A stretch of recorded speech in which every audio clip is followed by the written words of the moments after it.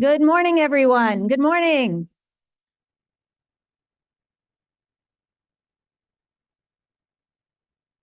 It's fantastic to see you all here today. And certainly on behalf of Governor Hochul, I want to welcome you to Syracuse for the New York State's Future Energy Economy Summit.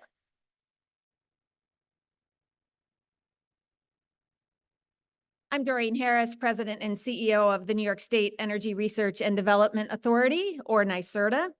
And I certainly do want to thank you all for joining us today to discuss a critical path forward for our state, specifically how we can have economic growth and clean energy deployment at scale all at the same time. And certainly I want to recognize NYSERDA's board chair and chair of the summit, Richard Kaufman, who is here today with us as well. Richard.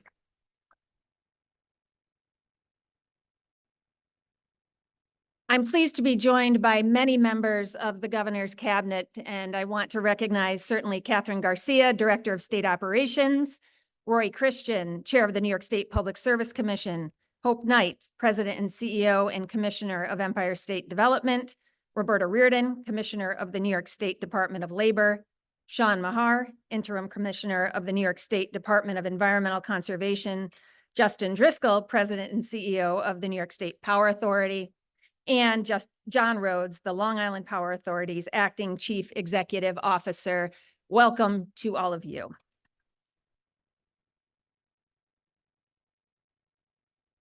You'll see today many of us acting in various capacities as the day proceeds. And the fact that 8 state agencies are represented here today is reflective not only of the commitment from Governor Hochul, but our commitment to carry through on the actions coming out of today's summit.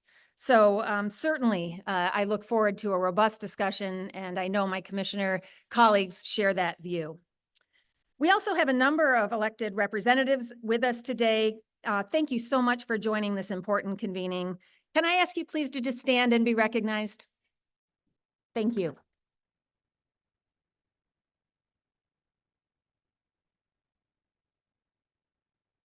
I do hope everyone enjoyed last night's reception and got a good night's rest, because we certainly have a full day before us. It is no secret that new technologies and associated strategies are necessary to both accelerate renewable energy deployment, but also ensure that we are able to meet future energy demands. Additionally, we have representatives here from the federal government, and it is also true that the IRA, the IIJA, CHIPS, and other federal policies and programs are creating opportunities for growing our economy here in New York. And certainly, I would say, creating new dynamics to inform our planning work, even beyond the planning work of our Climate Action Council. With that said, this Future Energy Economy Summit is all about starting to map the future, the mid and longer term future of our state, to accelerate renewable energy deployment, to consider the new technologies that may complement those renewables, and to do so in the context of this growing economy.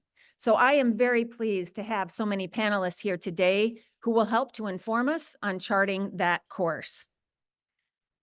I would also note that the need for this summit is a testament to the progress already made here in New York toward our Climate Act goals and the positive impact these actions have had on our economy. And I have to say, there is a very specific reason we are here in Syracuse today, because when we think about the impact we are having on our economy, certainly the announcement of Micron investing $100 billion in the town of Clay is certainly one of the largest economic development projects in U.S. history, but also reflective of the ability to do so in a manner that reflects our Climate Act goals at the same time. And certainly, thanks to Governor Hochul, Green Chips is the first major economic development program in the United States that requires sustainability standards to be included with each project. And Micron has made that commitment, and we are pleased with their partnership to realize that future here in Syracuse and beyond. So I'd say this demonstrates what I would call a real opportunity, an opportunity when it comes to clean energy technologies and facilitating this economic growth. They simply go hand in hand. And when the Climate Act was passed in 2019, we set very aggressive climate goals. Goal setting itself is very important because it sets a marker. It says, here is the scale of what we are seeking to achieve. And I do have to say, when we think about this, it really comes down to upside for all parties, all industries, and all technologies that can contribute to these outcomes. And New York certainly remains committed to our Climate Act goals, and we need to make necessary refinements as we plan for the future as well. So we just passed the 5th anniversary of the Climate Act. And I have to tell you, that market signal that our climate law provided is reflective of the market growth that we are now seeing. Let me give you a few metrics. This is how I know. Electric vehicle sales are now over 10% of car sales in New York, which is a 412% increase since 2021. Over the last 2 years, heat pump installations outpaced gas furnace sales nationwide, an increase of over 23%. And in 2023 alone, New York commissioned over 1 gigawatt of new solar capacity and is the top community solar market in the nation. We now have 2 major offshore wind projects under construction, and the nation's first utility-scale offshore wind project is already producing clean energy for New Yorkers. And add to that, the 339-mile Champlain-Hudson Power Express project is under construction and will deliver clean electricity into New York City in 2026. And our Public Service Commission has demonstrated a commitment to all of these technologies, including energy storage, recently approving a nation-leading 6 gigawatts of energy storage by 2030. So to suffice it to say, our work continues apace. But what are we here to talk about? We're here to talk about the acceleration of all of those activities and the resources that are necessarily complementary to those renewables. And also to start focused discussions on what we as a state need to be doing to realize that clean energy future. So our goal for the summit is to gather further input on technologies such as advanced geothermal, advanced nuclear, clean hydrogen, long-duration energy storage, as well as other emerging technologies that can contribute to meet this future demand. We need to start these discussions now, even with many of these technologies needing more innovation to become commercialized. It is important because these years are not far away, 2040, 2050, and beyond. The timing for today's summit becomes even more important as Governor Hochul has called to begin our state energy planning process. The State Energy Planning Board will be convening on September 9th to take up these points, to plan for our long-term future, and to realize these mutually beneficial outcomes.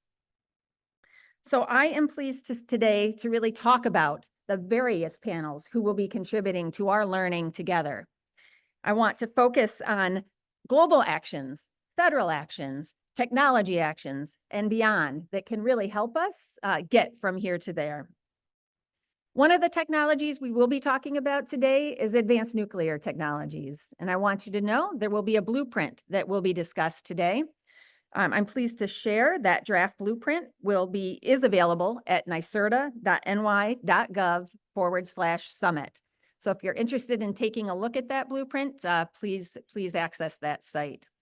It's also available for those in person via a QR code on your tables. I would also say our expert panelists are representing state, federal, and global perspectives, as well as the business community, power producers, labor, environment, and technical experts. So I want to thank all of our panelists for lending your expertise to today's summit. New York is in a fantastic position to demonstrate that we can do all of these things at once. We can have economic growth, we can attract businesses and industries across our state, and those businesses and industries understand the importance of clean energy and climate action. All of these things can happen at the same time. So I encourage your active participation and engagement as we move through today's schedule and certainly beyond. Our virtual attendees can find our full agenda online at nyserda.ny.gov/summit. And for those of you attending in person, the QR code on your table can provide you not only access to the agenda, but the speakers and their bios as well. Last but not least, we'll be taking questions from those here in the room through the Slido app.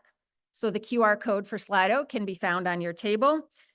We will be working to answer as many questions as we possibly can, but I want you to know that this is the beginning of a dialogue, and one that I hope you will use this opportunity to engage fully, both here at the summit and beyond.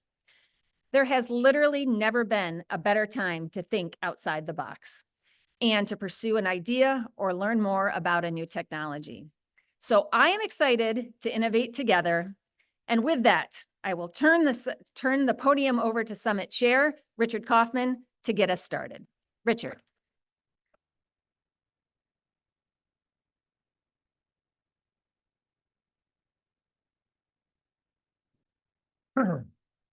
Thanks very much, Doreen.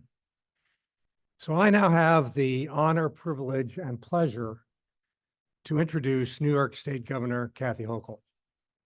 Since being sworn into office in 2021, Governor Hochul has established a bold vision for New York State. And this certainly applies to New York's climate policies and initiatives.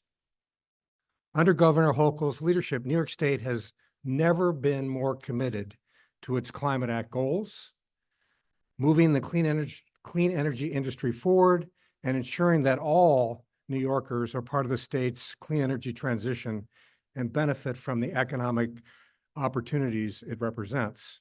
So here are just a few examples of her leadership. Increasing the state's distributed solar target from 6 gigawatts to 10 gigawatts, making New York the #1 community solar market in the country, doubling our energy storage target to 6 gigawatts, championing the historic investments in transmission, supporting the largest offshore wind awards in U.S. history, and proposing significant clean energy climate legislation, including all electric new construction and the historic Environmental Bond Act funding. And I could go on. This summit has been Governor Hochul's idea, prompted in part by her work with the semiconductor industry. The industry plays a major role in New York State's green energy transition and is a major driver of economic development in the state. And thanks to Governor Hochul's commitment, New York's first in the nation green chips legislation is working side by side with the Federal Chips and Science Act to ensure that this multi-billion-dollar manufacturing industry makes its home here in New York. In my opinion, there's no one who represents New York's can-do attitude better than Governor Kathy Hochul. And just on a personal note,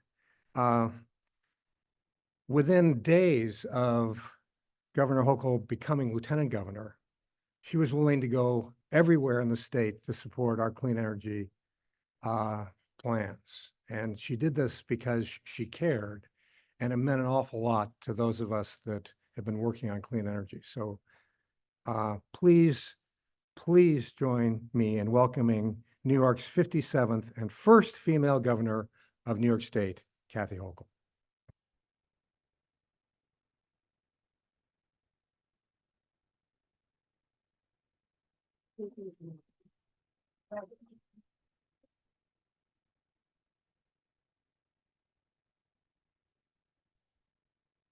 Thank you very much, everyone. Thank you. Thank you. It is great to be here in a historic building. Did anybody know that they just celebrated the 100th birthday of the Hotel Syracuse? Who knew that? Okay, now you do. Now you do. It's also part of my history. This is the place my parents brought me after I graduated from Syracuse University many decades ago. And we had a lunch here, and we didn't come from means. And so for my parents to be sitting in a hotel that actually had white tablecloths in a restaurant was very fancy to me. And I remember being a kid and just being awestruck by the grandeur of this building. And this building has a way of calling us back to the past. And we think about the great past of New York State and how it was powered. Communities along the Erie Canal and the rivers we have and the Great Lakes all had the mills that generated the power that allowed New York State to emerge as a not just national, but a global powerhouse. So when I come back to Syracuse, I think about that history. And I'm so delighted to be here with my energy champions, my environmental champions, my administration.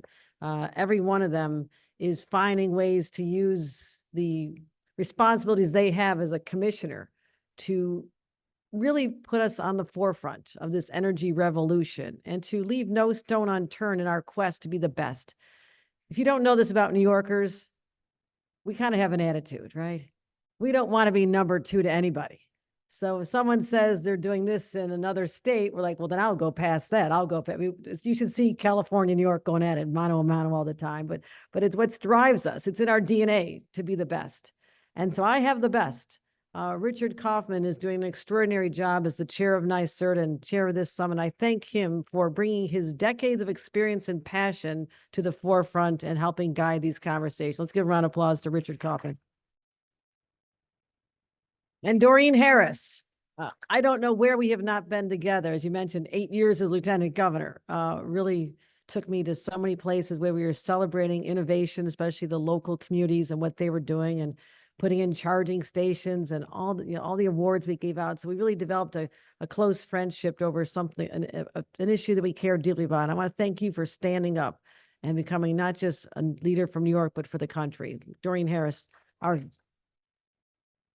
President and CEO of NYSERDA.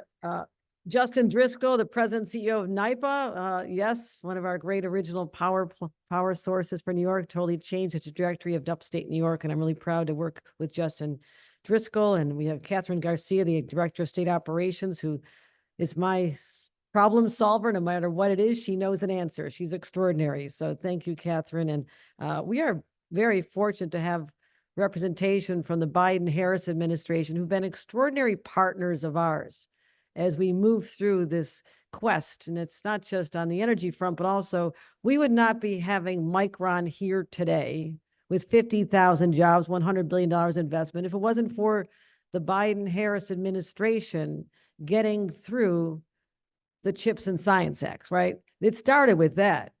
Then we followed through with our own $10 billion because, again, we're not going to lose to any other state. Some other state might be 2 billion, then we're going to go 10. That's how we operate. But that was what gave us the leverage to be able to attract not just Micron, but other companies here. But it was the federal leadership that we needed in Washington, and Majority Leader Chuck Schumer and others who stepped up for us that got us to this place today. So to have David Crane, the Undersecretary for Infrastructure, Department of Energy, I want to welcome him. Make sure you hear from him today as well. Many great ideas he's going to bring to us. And also our labor is in the house. I will not ignore the fact that we are creating thousands of jobs, but a lot of them are construction jobs. And the labor community is the ones that they're putting the pipes in the ground and putting the buildings up. And Greg Lancette, representing the Central and New York Building Trade Council, I appreciate them as well. All the members of my cabinet, you heard their names, they're extraordinary, and all the local officials who are here today. So let's go back a little bit. New York State has been an energy pioneer for 150 years. I'm saying that because it's true. 1882, Thomas Edison built the nation's first commercial power station in Lower Manhattan. And not many years later, 1901, the Pan American Exhibition in my hometown of Buffalo. Guess what?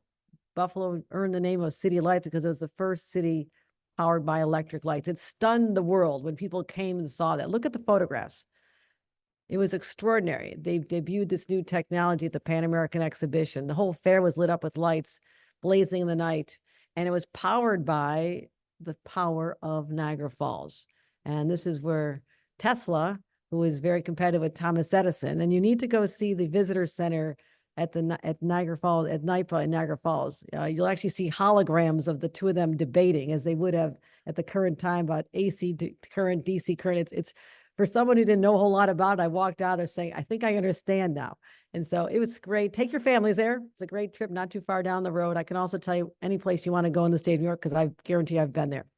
But when you think about it, Niagara Falls, and then New York's harbor, electricity was made here. And so many places looked in awe at us at that time that, wow, New York has something special. They have the smartest people, the innovators, the risk takers. And when you think about, there's no modern tech industry, there's no financial industry, there's no modern way of life at all without electricity that started here. So today we're called to do something not unsimilar to the challenges that they faced as they're trying to figure out how to power the industrial revolution so we could seize those jobs, those opportunities.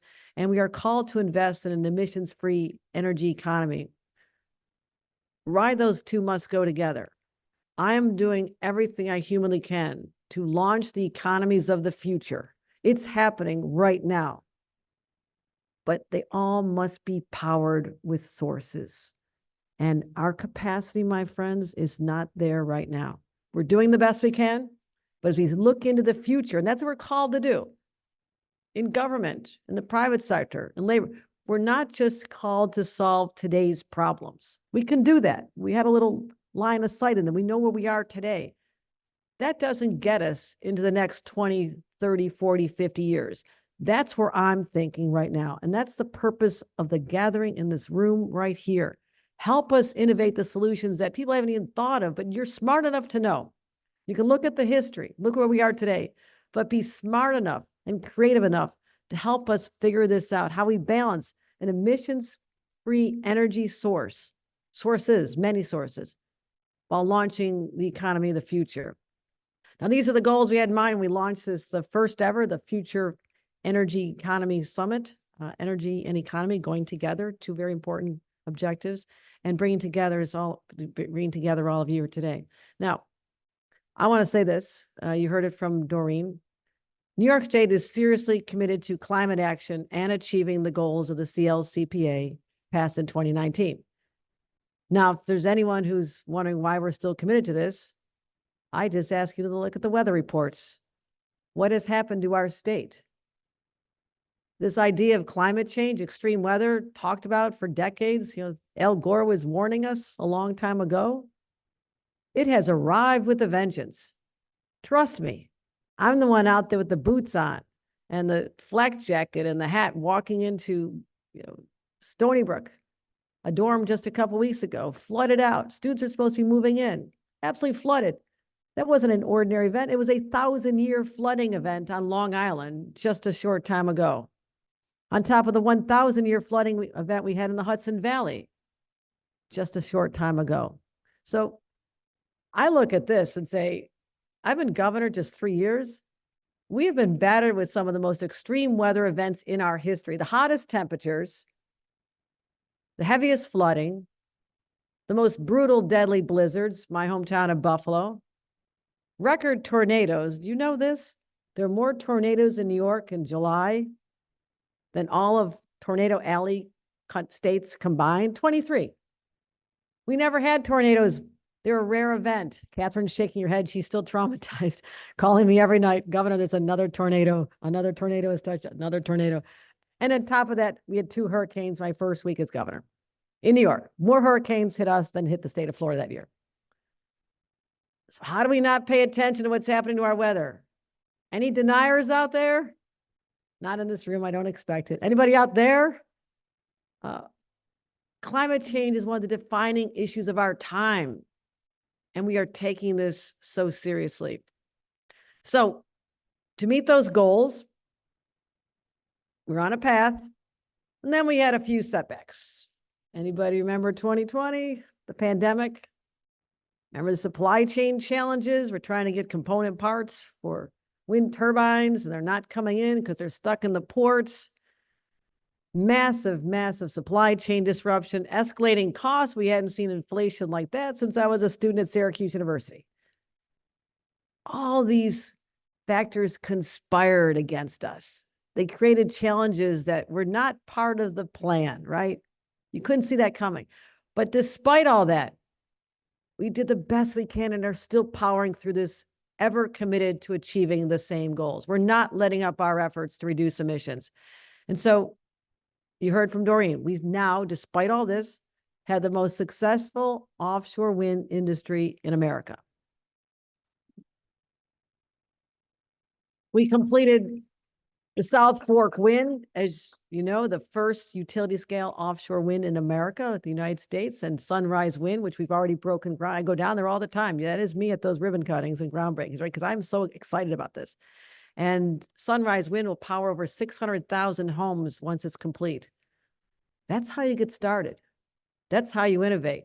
And we're also creating the largest port in the nation dedicated to servicing the offshore wind industry. You can't just say all of a sudden, wake up and they're there. There's a lot involved in this.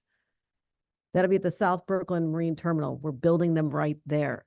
And we're taking on the transmission challenges too. Just last year, anybody remember the wildfires from Quebec? The air quality in Syracuse and New York City on one day were the worst on the planet.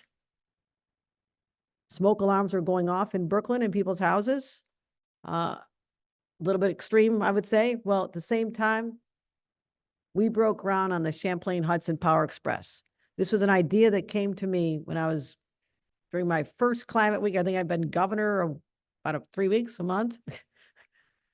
I make quick decisions.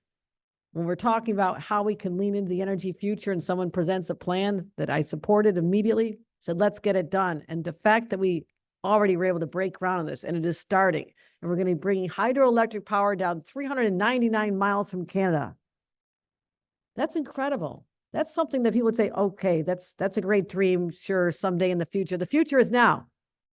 That's what's so great about this. The future is happening as we speak. This will power 1/5 of New York City's homes.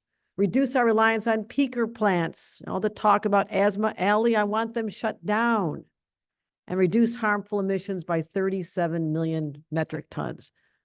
That's a good project. That is a great project. And that's not all. We are also increasing the rate of construction of transmission lines across the state. Now, it normally takes 10 years. I'm the most impatient person on the planet.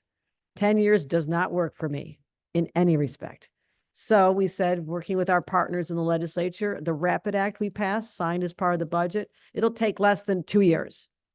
We're going to build power lines literally 5 times faster than the national average. We're doing that here in the state of New York because we sense the urgency and it's real. And I want to make sure that everyone benefits from the clean energy investments. We also authorized the Power Authority, New York NYPA, to build more renewables. Yes, they're leaning into this as well, spending $25 million each year to support a just transition for energy workers. We can't leave anybody behind. That's not what we do here in the state of New York. We need their talents. It's about retraining. This is what didn't happen when I lived in Buffalo and the steel plants shut down and 20,000 people, my neighbors and my family, were out of jobs. Nobody retrained them and said, here's the path forward. We're not going back to that. We're saying we still need you. Let's retrain you, help you transition. We're really supporting this transition for our energy workers. And also the bills for our customers in disadvantaged communities. We have to make sure they have credits to help them pay for their energy bills. So while we're building up our clean energy infrastructure, we're in the midst of an exciting economic and technological revolution. Investing in the industries of the future, as you mentioned, microchip manufacturing, advanced nanotechnology, and AI. Is anybody following what we're doing with artificial intelligence here in the state of New York? Nobody else is doing it. Nobody else is doing it. We announced it in our State of the State just in January. The legislature, thank you, supports the partnership that we've created. Extraordinary. We're going to build the nation's largest supercomputer here in upstate New York that'll be dedicated to responsible AI and make it more democratic.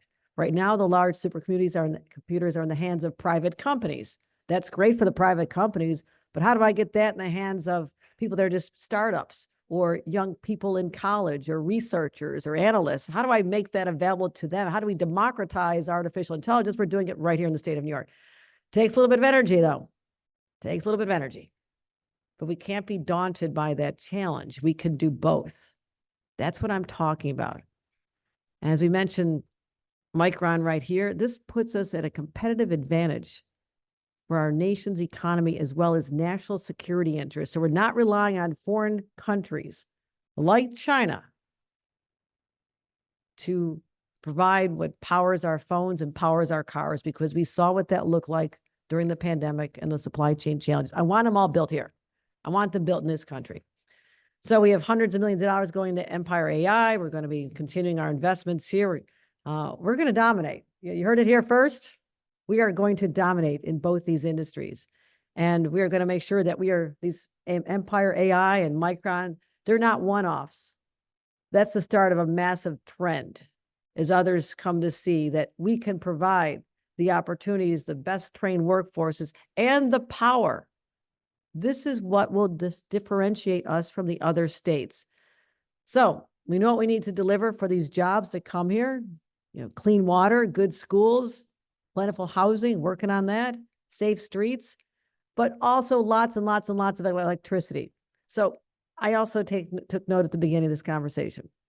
The Industrial Revolution began along the waterways because the power to run the mills was generated right there. And that's where we all come from. That's why this Erie Canal corridor was a powerhouse. We're going to bring it back in our lifetime. It's happening right now. And that's what I love about this initiative. So we have a complex challenge, but a simple equation. Bringing together people who know how to innovate, to bring together the clean energy infrastructure and build it at an incredible pace, because we are going to need more and more power. And also, I want to make sure we don't overlook our customers. People are struggling. It's hard to pay bills.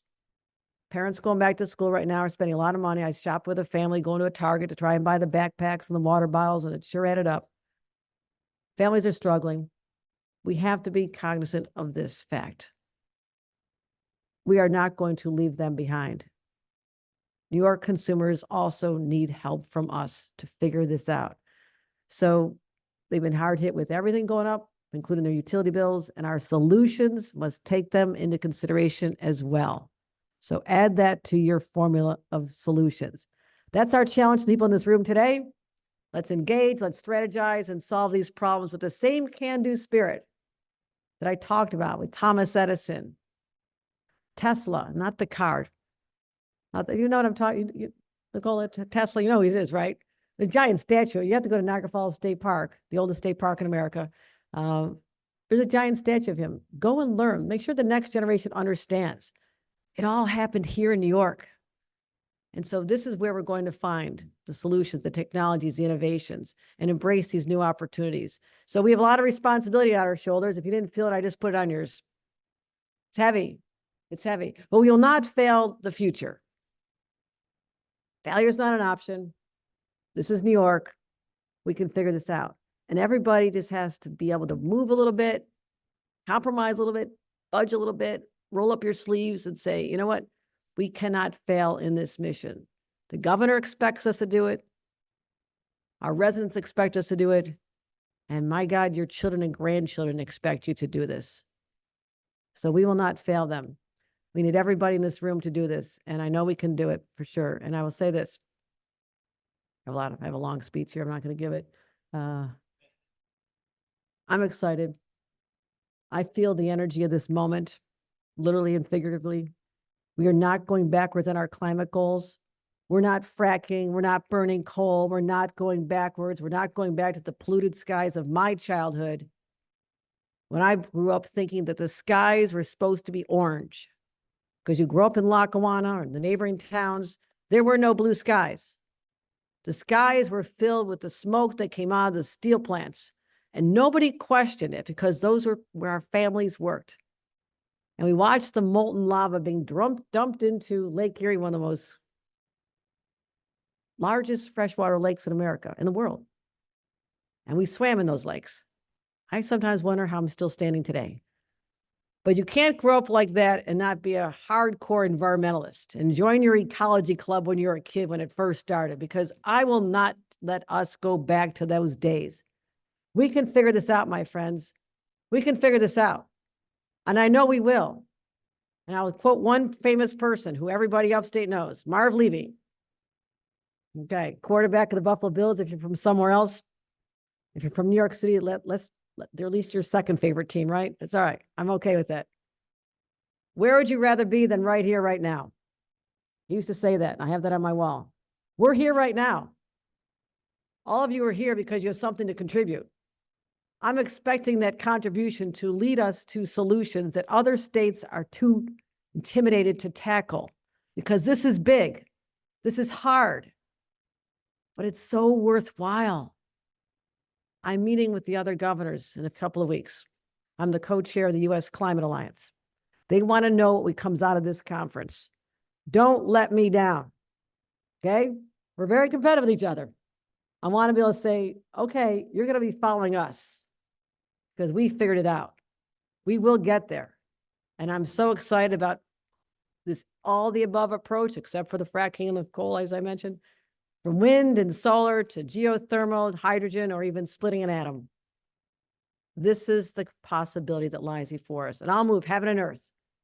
I'll move heaven and earth to make sure we have the strongest economy with the strongest energy plans that protect Mother Earth from this long, long assault by mankind on Mother Earth. I'm tired of it. I don't want to be putting on my boots every morning when I wake up to go to some other climate disaster. We have to stop that. Our kids demand that. Your grandkids demand it. So we'll get it done. Who's with me on this? We're going to get it done? All right. I'm putting it on all of you. Let's get it done, everybody. Thank you very much.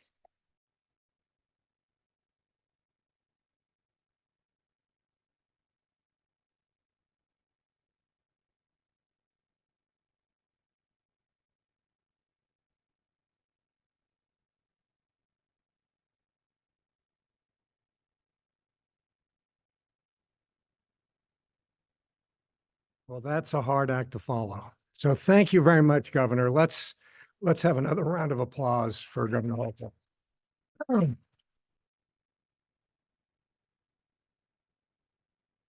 So I'm pleased to introduce U.S. Department of Energy's Undersecretary for Infrastructure, David Crane. I've known David for over 20 years, and he is been a long advocate for rapid decarbonization and is now helping lead the federal government's effort to develop a strong U.S. clean energy supply chain by utilizing funding from the IRA to encourage advances in hydrogen energy, long-duration energy storage, and other technologies.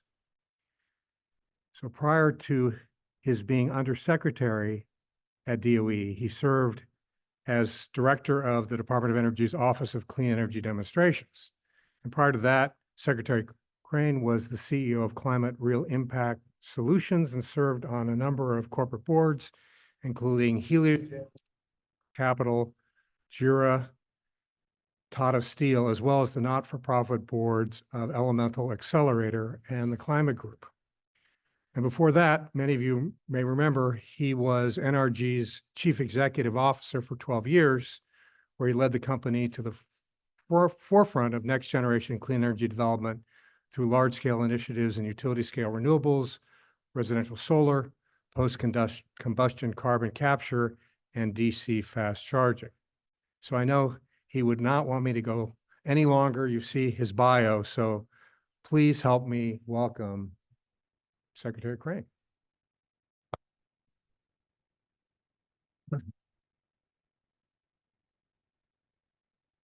See, that's far.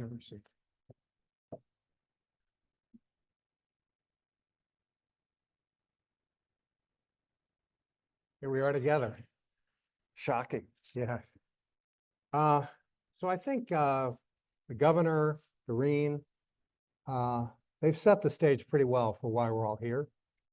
You know, we set ambitious, what we thought were ambitious renewable energy goals.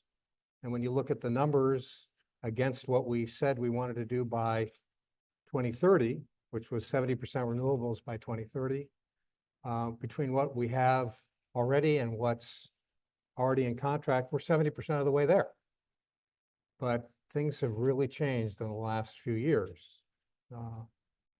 All the onshoring for manufacturing that we've talked about, the need that these companies have for load following clean electricity, that's changed.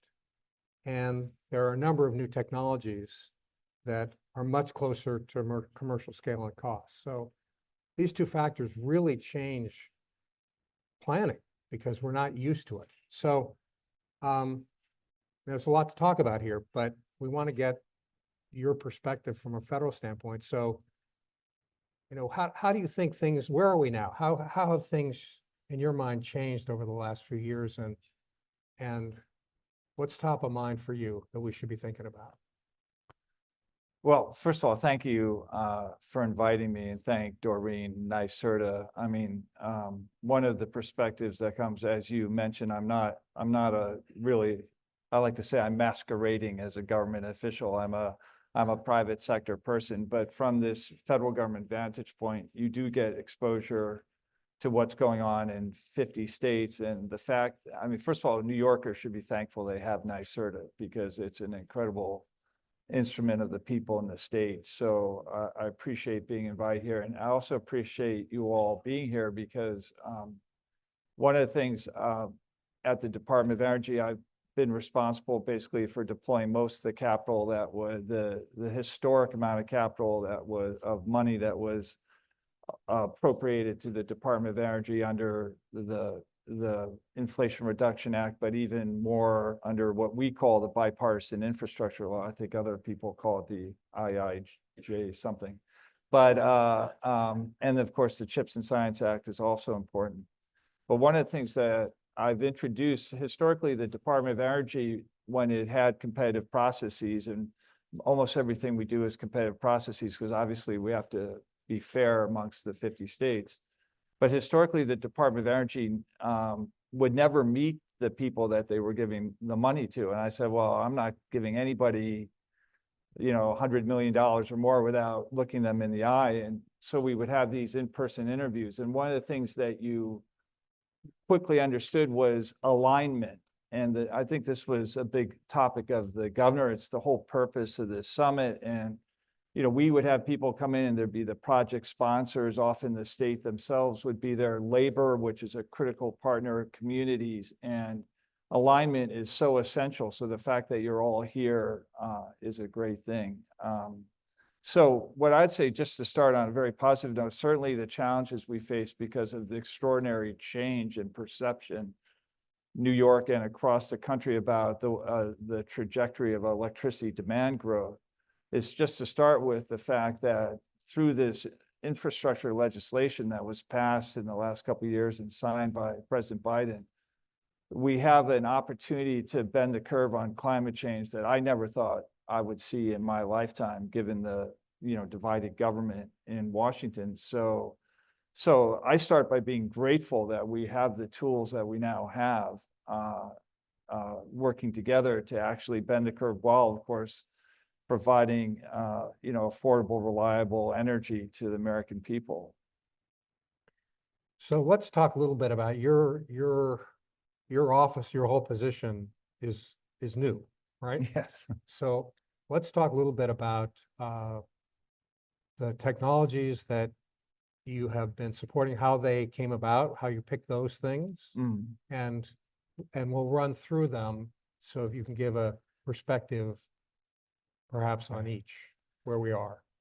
Yeah, I don't expect anyone in the room much cares about how a federal agency is organized, but if I simplified it, first of all, I'm an undersecretary, which is the government equivalent, federal government equivalent of being chief operating officers. But because, like, the Department of Energy has such a broad mandate, we have 3 of them. So there's 3 undersecretaries. One does nuclear weapons, one does the national labs, and then there's me that does infrastructure. The nuclear weapon part is so contained. I've never actually had a meeting with the undersecretary, They don't trust you. Yeah, they don't. No, it's funny. They gave me top secret security clearance. I'm like, I don't want it. I'm just like, I don't want to know things that you all know. Anyway, but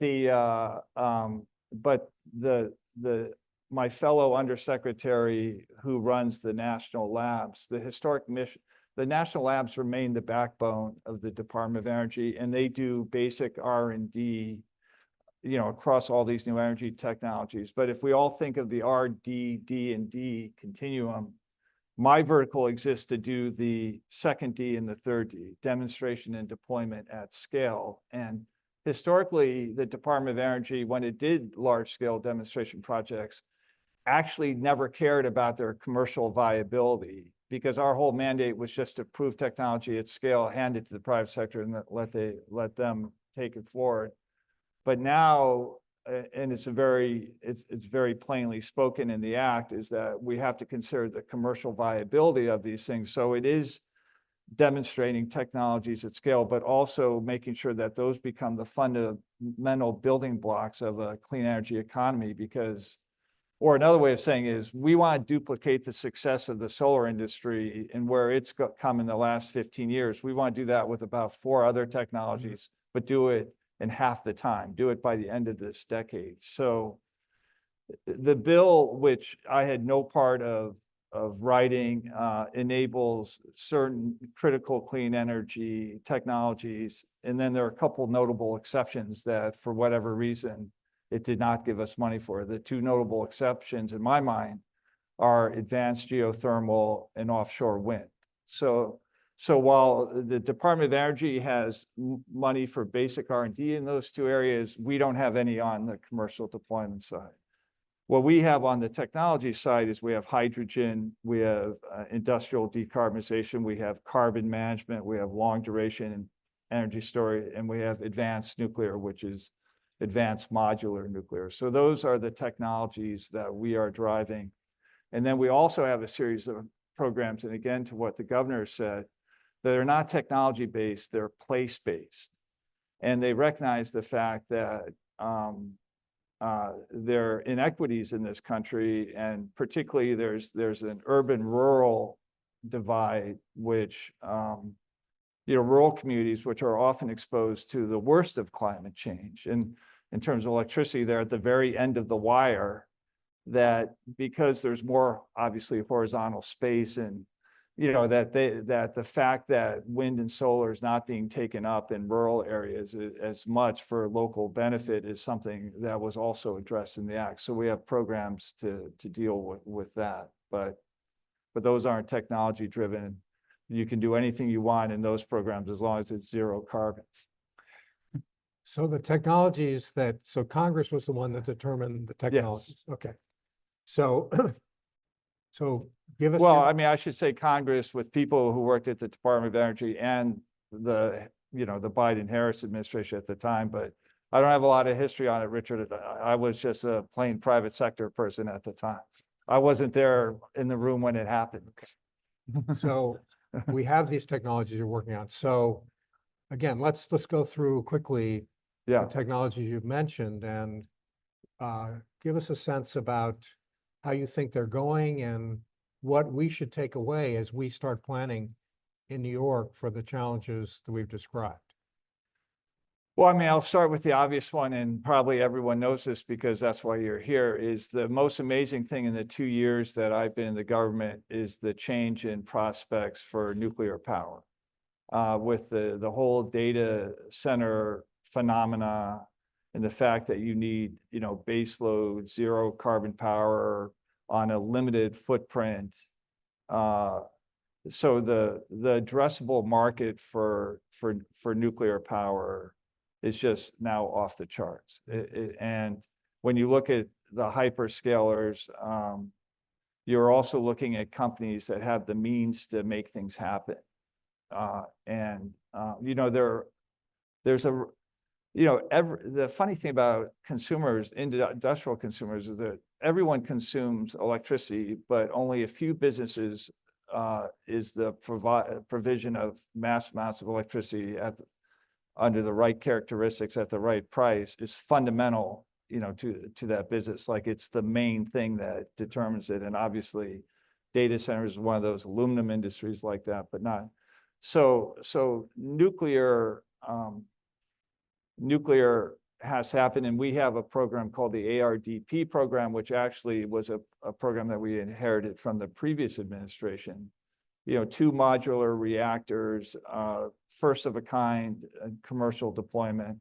One is positioned to be built in Wyoming and the other in Texas. And then there's another program coming this fall. Those 2, so in nuclear terms, those are 2 Gen 4s, and then there's a Gen 3+ solicitation that's underway right now that we just got money for. And so the way I would describe nuclear is, and yeah, I'm going to try and be very candid, with folks is, I mean, nuclear is expensive Mhm. and first of a kind is very expensive. And the general role that we play at the federal government is to de-risk first of a kind, both financially, to use federal money to try and reduce, if not eliminate, that premium. But also there's plenty of other regulatory risks. There's lots of things that de-risking that we're trying to work hand in hand with that industry to do. But the fundamental issue that nuclear has faced in the last 23 years, like with the Vogtle plant in Georgia, is they built the first of a kind, and it's so expensive and it's so late that there's no second of a kind. So one of the areas where we have to work with the states and the private sector is to try and line up a clear line of sight to units 2 through 5 or 2 through 10. And so I think you're going to see a lot of developments in the nuclear world over the next year. So that's very exciting. That's a longer answer than you want. You're like, David, could you please keep it shorter so that we don't spend that amount of time on it? Then let me tell you about long duration energy storage. No. I want to stand, for somebody that hasn't been in government that long, you figured out how to filibuster. It's very good. Yeah. Look, I don't think anyone's filibuster when they're talking about nuclear. Nuclear used to be the most sensitive topic that you could talk about. So, when you talk about the challenges of the cost and first of a kind and so forth, and I think about what we did in New York State with offshore wind, where in contrast to, say, other states that tried to just build one project, we thought about what it would take to build a whole industry. And we were surprised by doing that we actually wound up enlisting other states. Eliciting? Well, something like that, eliciting other states' interests. Uh-huh. And so that we turned out to create a whole East Coast market through this friendly competition. And so when we talk about lining up 2 to 5, I mean, what you described is a very large potential market.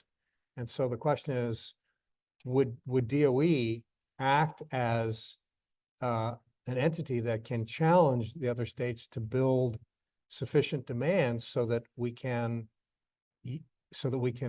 start having a line of sight to reduction of costs? Well, so a couple things. First of all, it depends on when would the DOE do that, because once we announce a solicitation, we're actually legally not allowed to help people put together, bids, again, all in the level playing field fairness. But certainly if you look at the guidelines around the solicitation that we've undertaken right now for Gen 3+, we've tried to make it very clear in the solicitation document that we were, even though the legislation itself says, you're going to use this $900 million to build, I think it either says 1 or no more than 2 units, but in the thing we say, well, look, that's what the legislation says, so that's what we're going to spend the money. But a key determinant of who wins this money is who can show the clear line of sight. And if that's multi-state, regional, all the better. Okay, good. Okay, so now you can go to long duration storage. I can tell your pent up interest. Well, long duration energy storage, we hit 9 bids. We're talking about, we all recognize now that it's not just 4-hour storage, that we need 10 hours plus. We have a range of technologies going in across, the country. And so it's on track. The thing about nuclear, what I would say is long duration storage, of course, is a critical enhancer of other technologies. Well, if you look at what are the key energy sources that we rely on in the United States, the ones we've historically relied on, the ones we want to rely on in the future, energy storage is enabling others. Nuclear is a fundamental building block, hydrogen be a fundamental building block. And so we're very happy with all where LDES is going.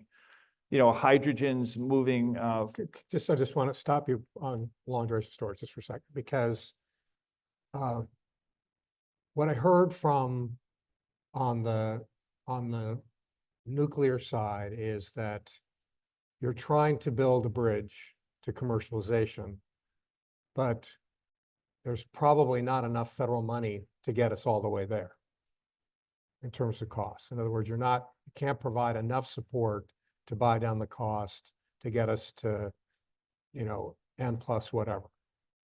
So maybe I'm being too controversial. There's more work to be done, in other words. There's some missing money.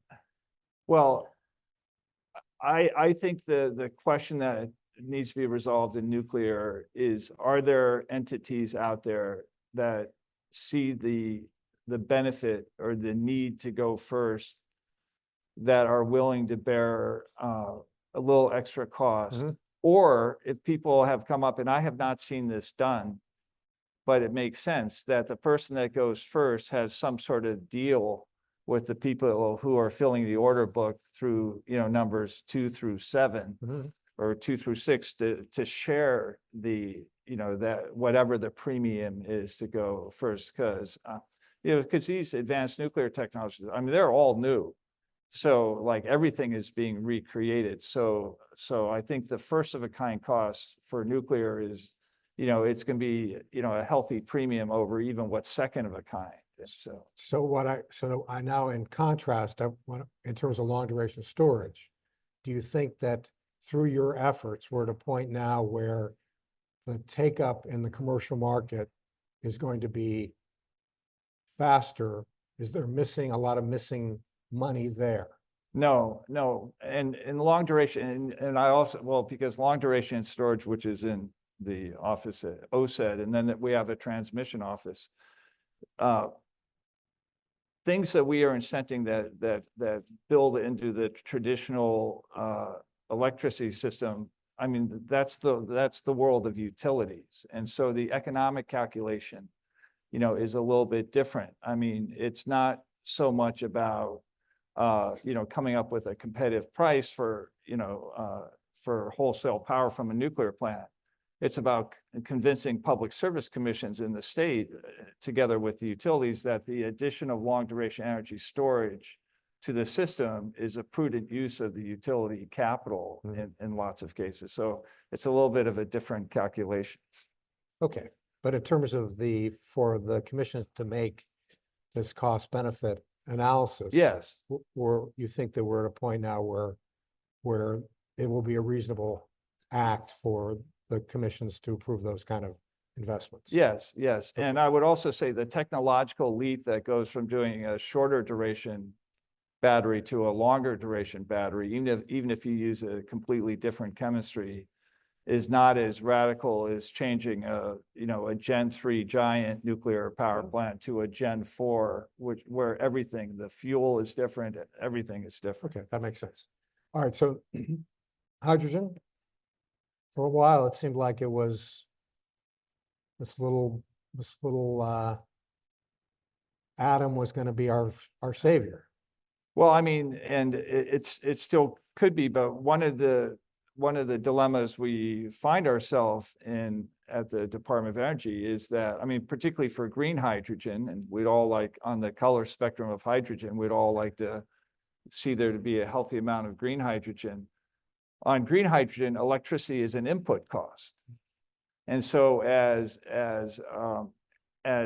the view around the country is that baseload electricity is going to become more expensive under demand pressure, we're actually adding to that demand with green hydrogen. So the production tax credit that exists in the, and then there's the question that remains, you know, the government still, Treasury still finalizing the 45V regulation on the hydrogen tax credit. So there's just an unknown out there. But I mean, the governor mentioned your friendly competition with California. I was just in California last week where they introduced the first hydrogen-powered ferry, you know, from Oakland to San Francisco in the world, not just in the United States. And so the fact that hydrogen is fundamental to getting to zero carbon and is the key technology for heavy duty land transport, maybe for heavy industry, I think that's still on track. I just think, as you say, there was such extraordinary, I would say, there was sort of unrealistic expectations 2 years ago, but I think it's still coming. It's still on track, but it's just, people are moving a little more prudently and waiting for 45V to finish. Or do you want to talk about any other technologies? I've got other questions for you, and we're, Well, there is one technology, because I know, we're here at a state. One of the, I mean, when I joined the government, that, that's what I was, all excited about, hydrogen, nuclear and things. But what's become one of the most exciting programs for me, and is really unique in the world, is this industrial decarbonization, the 6 billion we have. If you do talk to the, the Microsofts, the Googles, the folks that are really committed to go zero carbon, like super fast, is like, when they talk about embedded carbon as being their biggest issue for, 2030. And when I got in government, having been a power industry executive, which is a pretty conservative group of people overall, historically, I thought, well, we're probably more progressive than steel, aluminum, and concrete, leadership. And then I started meeting the CEOs around this country in those spaces, and they all recognize that whether they like it or not, their product has to go zero carbon. And so the 33 projects that we announced around the country for the 6 billion of industrial decarbonization, to me, is tremendously exciting. And one area where like states and federal government can work together is on market creation, the buy side. There's this amazing fact that the federal government pays for 60% of the cement that's consumed in the United States. But when you go through how that cement is procured, it's like the federal government collects the highway tax, they give it to the state government gives it to their highway authority, the highway authority puts out procurement to general contractors to redo highways. And so the actual person that's deciding on what cement is like 6 steps removed. And I don't know if you've experienced procurement in the federal government. It's a very hard thing to change. And so that's just an example of an area where if we worked with the states because there's amazing things going on in zero carbon cement, but it needs a market. So I think this issue of how we can work better, New York State can work better with DOE would be useful. I mean, I think that having had my own experience at DOE, sometimes the Congress in its wisdom creates certain silos and gaps, therefore, in programs. And so what are the gaps that you see perhaps the state can fill, and how can the state partner better? I think this idea of, I mean, we've certainly learned that, talked about offshore wind, that reducing soft costs is something that the state has meaningful control over, more control over than hardware costs, because we're not big enough, even New York State. So any thoughts you have on where there are gaps and things that we could do better, particularly in the realm of reduction of soft costs? Well, I don't want to say there's anything that New York State can do better, but I will sort of just generally say where I think are there areas for federal state collaboration. But I mean, don't take this as an implied insult to the state of New York, because, we in our department, the whole, Biden-Harris administration value the collaboration with the state of New York. So I would just make a couple observations. One, I mentioned the importance we put on these rural and remote programs. One of the things that we've faced is, Congress gives us this money, and then how you get it out to like remote communities. It's just, we start with that the standard template government solicitation document is 450 pages long. I work with my group, and for this rural remote program, proudly deliver it to, Secretary Granholm. It's 80 pages. Like, I've gotten 370 pages out. She absolutely freaks out. She's just like, 80 pages, might as well be 1,000 pages. And then we get it down to 10 pages, and we have one program for smaller bits of money where the main part of the application is a 3-minute video. that you can submit. So we've put this Herculean effort into making the federal government, the Department of Energy, more accessible to people who need our help. But we're not nearly as close to the people that need our help as a state government is or a local government is. And, you know, it doesn't matter how long the application is or what form it takes if the people have no idea that it's out there. So one thing is some federal agencies like the Department of Agriculture, I think they have field offices in every state. The Department of Energy is not organized that way. We're more centralized. And so one area for our place-based programs is just to work much more closely on outreach to get the people who need our help the opportunity to apply for it. The second thing I mentioned was just the market creation, and then an aspect of that, this bipartisan infrastructure on Inflation Reduction Act. This is the most inspired legislation I've seen, maybe the only infrastructure legislation I've seen out of Washington in my lifetime. But because of divided government in Washington, it's all carrots.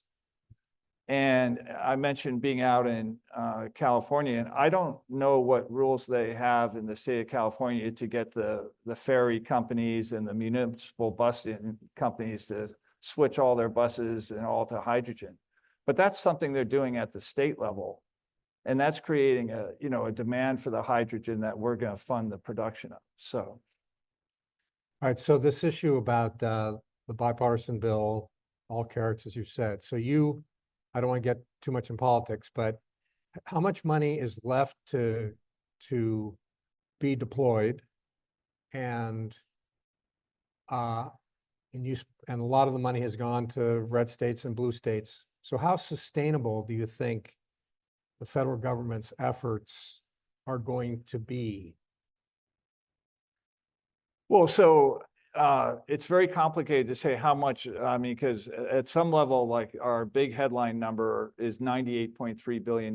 That's how much money the Department of Energy, but some of that is for future budgetary years. So because we've been very focused on the question, our denominator as to what we could get done before the end of 24 is $80 billion. Mm-hmm. And we expect to have something like 97% of that selected and about 2/3 of it awarded. So the selected is you've gone through a competitive process and we've announced that you're the winner. And then, you know, with the government, 6-9 months go by and we negotiate with you and that's awarded. And now,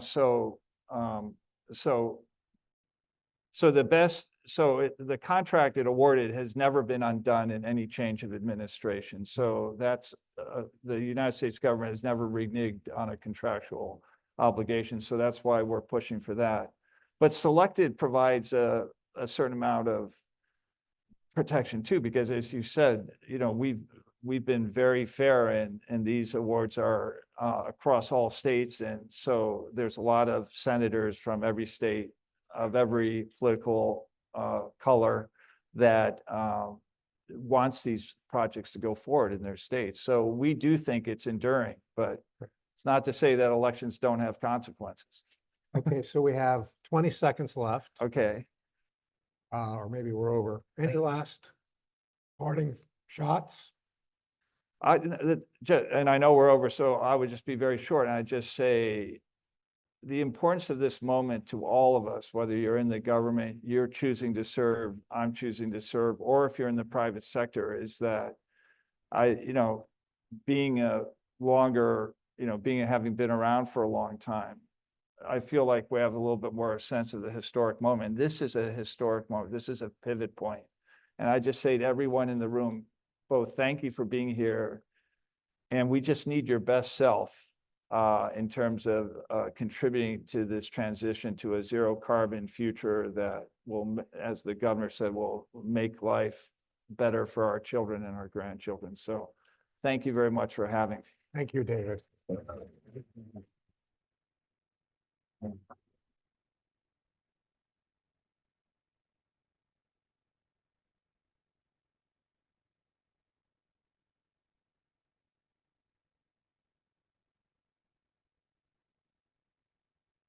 Well, thank you, Undersecretary Crane and Chair Kaufman, for the conversation. We certainly very much appreciate you coming here to Syracuse and to provide our summit with the context from the Biden-Harris administration, certainly supporting and growing renewable energy, committing to the research, development, and demonstration of new technologies, and fundamentally maintaining America's economic leadership. So your perspective certainly helps set the stage for the remainder of the summit today. So as I think about it, together, we are fundamentally charting a path toward what is possible, setting an example for others as to what a transition to that brighter future looks like. And so as we proceed with our agenda and welcome our first panel to the stage, I'd like to share a video that I hope you find as inspiring as I do. This is New York's path towards what is possible, the charge we continue to lead, the fight on climate change, fueled by new technologies and innovations, new strategies, and a relentless commitment. Together, all of us continue to pave the way for cleaner communities across New York, toward hope, toward opportunity, toward realizing a cleaner, more sustainable future, so that tomorrow and the next day and the day after that, New Yorkers will have smarter choices about how we use energy. Hopefully, the examples we set will help lead others, and our road less traveled will just become the way. The path to a clean energy future is a long one, but with the help of everyone here, our path is a path to possible.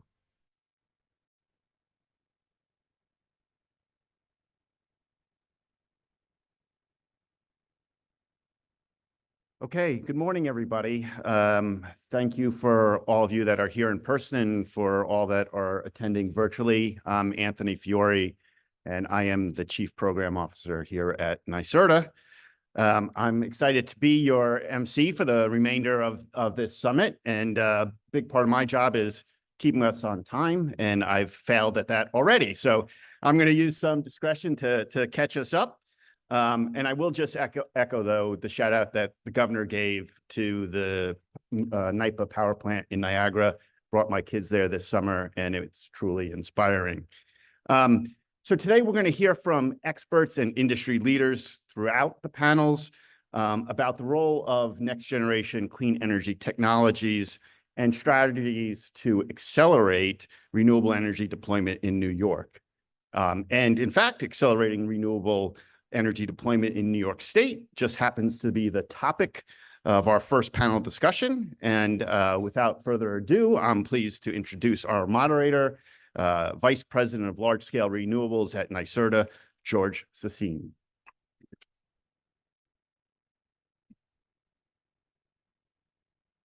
Thank you, Anthony. Good morning, everybody. I'm not sure if my mic is on yet. But good to see you all. I'm happy to be moderating the first panel.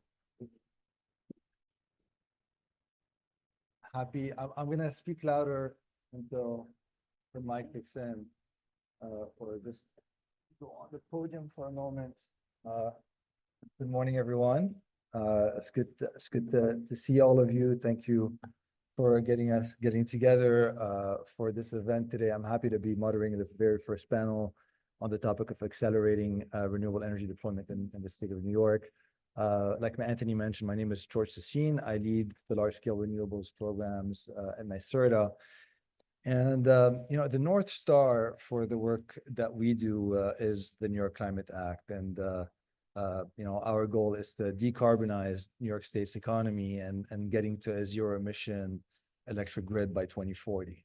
And there's been a lot of talk about these near-term targets to get to a 70% renewable grid. But, my goal today is really looking beyond these near-term goals and looking to the end goal, the end vision, which is a zero-emission grid by 2030. And what does it take to get us there?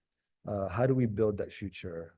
How do we manifest that vision and bring it to life? And you know, as the New York Climate Action Council got together to envision different futures and how do we achieve these clean energy goals? How do we achieve these climate goals? We've modeled a variety of different scenarios through our scoping plan. And, you know, one of these scenarios give us a good, you know, order of magnitude of what it's going to take to achieve these goals going forward. And what it's going to take really is the doubling and the tripling of the installed capacity needed to get to a zero emission grid by 2040 and beyond. And that's going to be a portfolio of a variety of different technologies, whether it's hydro, whether it's solar, whether it's wind, onshore and offshore, but also to enable that renewable energy future, we're going to need other technologies as well to enable that. That's going to be the topic of the subsequent panels for the rest of the day. That are going to talk about these other enabling technologies that are going to enable that renewable future going forward. But building that much renewables at that scale is going to require overcoming several challenges. You know, whether it is you know, like enabling technologies that are going to help us build this future, whether it's building the transmission infrastructure, the energy storage infrastructure, that's really going to help us get there. But it's also, there are other barriers that we're going to need to overcome. We're going to need to attract the right levels of capital to invest and finance these projects. We're going to need access to the right equipment and build the right supply chain to build these projects, but also we're going to need the workforce to build these projects, and we're going to need to build things in a more efficient and faster way and reform our permitting process, et cetera, et cetera. So there are a lot of various challenges that we're going to need to overcome to build that renewable future. And in order to do this, it's going to require a level of collaboration that's unprecedented. You know, all of you represent a variety of different stakeholders across, you know, the industry, and we're going to require a level of collaboration that's never been seen before. So what I like to call hyper collaboration. We need to take our collaboration to the next level, and I think our panel today really represents a variety of different perspectives that are going to be much needed. You know, starting with Laura Bean, who's the president and CEO of Vestas in North America, that's going to be helping us provide the perspective of the supply chain and what it takes to build that supply chain and provide the perspective of an OEM. But also Laura Bird, that's going to provide the perspective of a research and environmental NGO representing the World Resources Institute. And Eric Cohen from JP Morgan is going to be providing the perspective, you know, of the banking industry and how do we attract capital to finance, you know, these projects going forward. Frank Macarola, who's representing the American Clean Power Association, is going to, you know, provide the perspective of the renewable energy developers and how they see the world and their role in this transition. And Jonah Wagner, that's joining us from the Department of Energy Loan Program Office, is also going to be providing the perspective of the federal government and the tools that they have in hand to support us going forward. So I think our panel today really represents a variety of different perspectives, and that hyper collaboration and conversation that we're going to need to figure out how do we overcome these barriers. So without further ado, we're going to open up the conversation today for the next hour or so. We're going to talk about three key themes. Number one, what are some of the key trends that our panelists are seeing in the industry, in the renewable energy industry that matters to New York? What are some of these challenges that they're seeing to help us scale and achieve that vision that we're collectively working on? And number three, what are some solutions and recommendations that they have that they think New York State should consider going forward as we're looking to scale and accelerate the deployment of renewable energy? So with that being said, I'd love for each panelist to take a minute to introduce themselves and their organizations and their roles there, and then we can kick off the conversation. Laura? Thank you. My name is Laura Bean.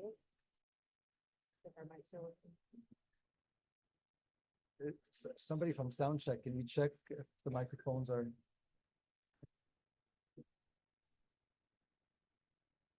My name is Laura Bean. Can you hear me?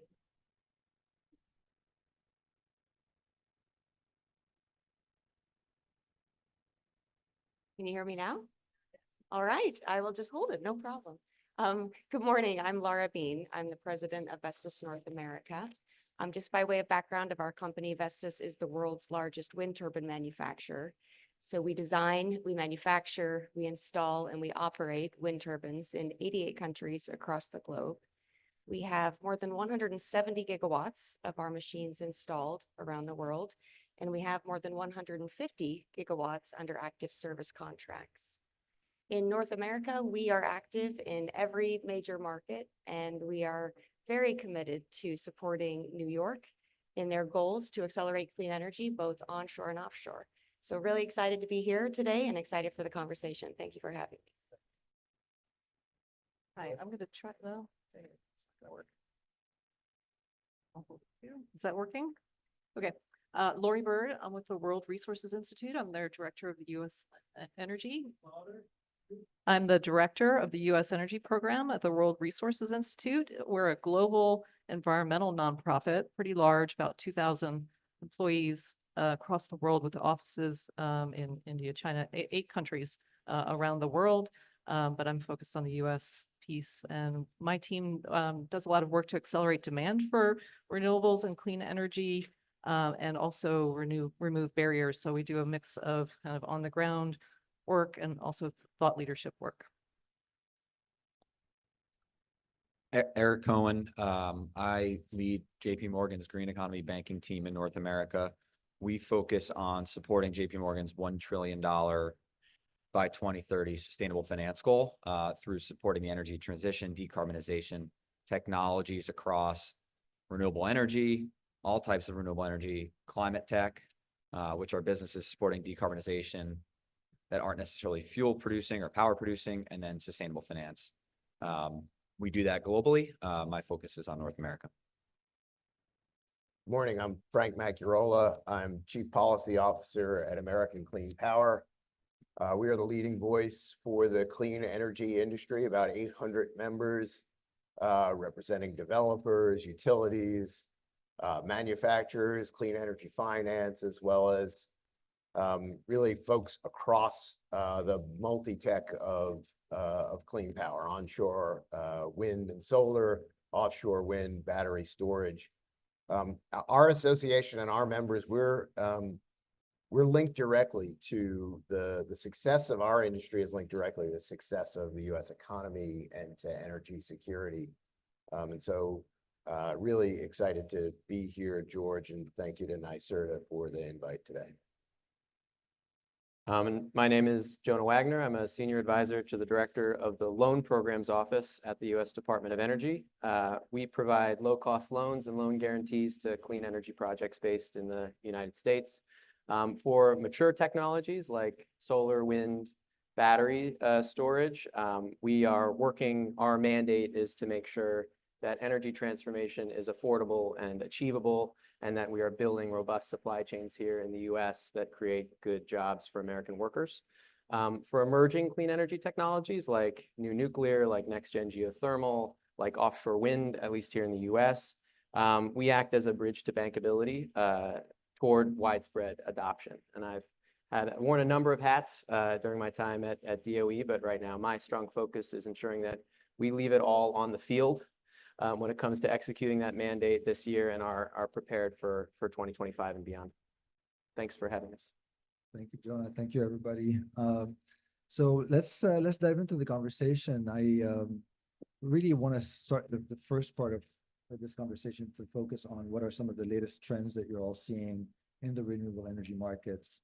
And I'd love to start with Frank.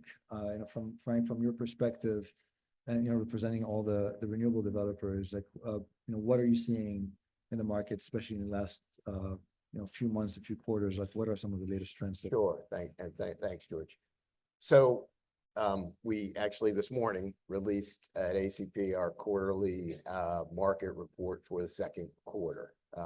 What we've seen is record setting in terms of the level of addition to capacity in the US. So 11 gigawatts of added clean energy capacity, a 91% increase over second quarter 2023.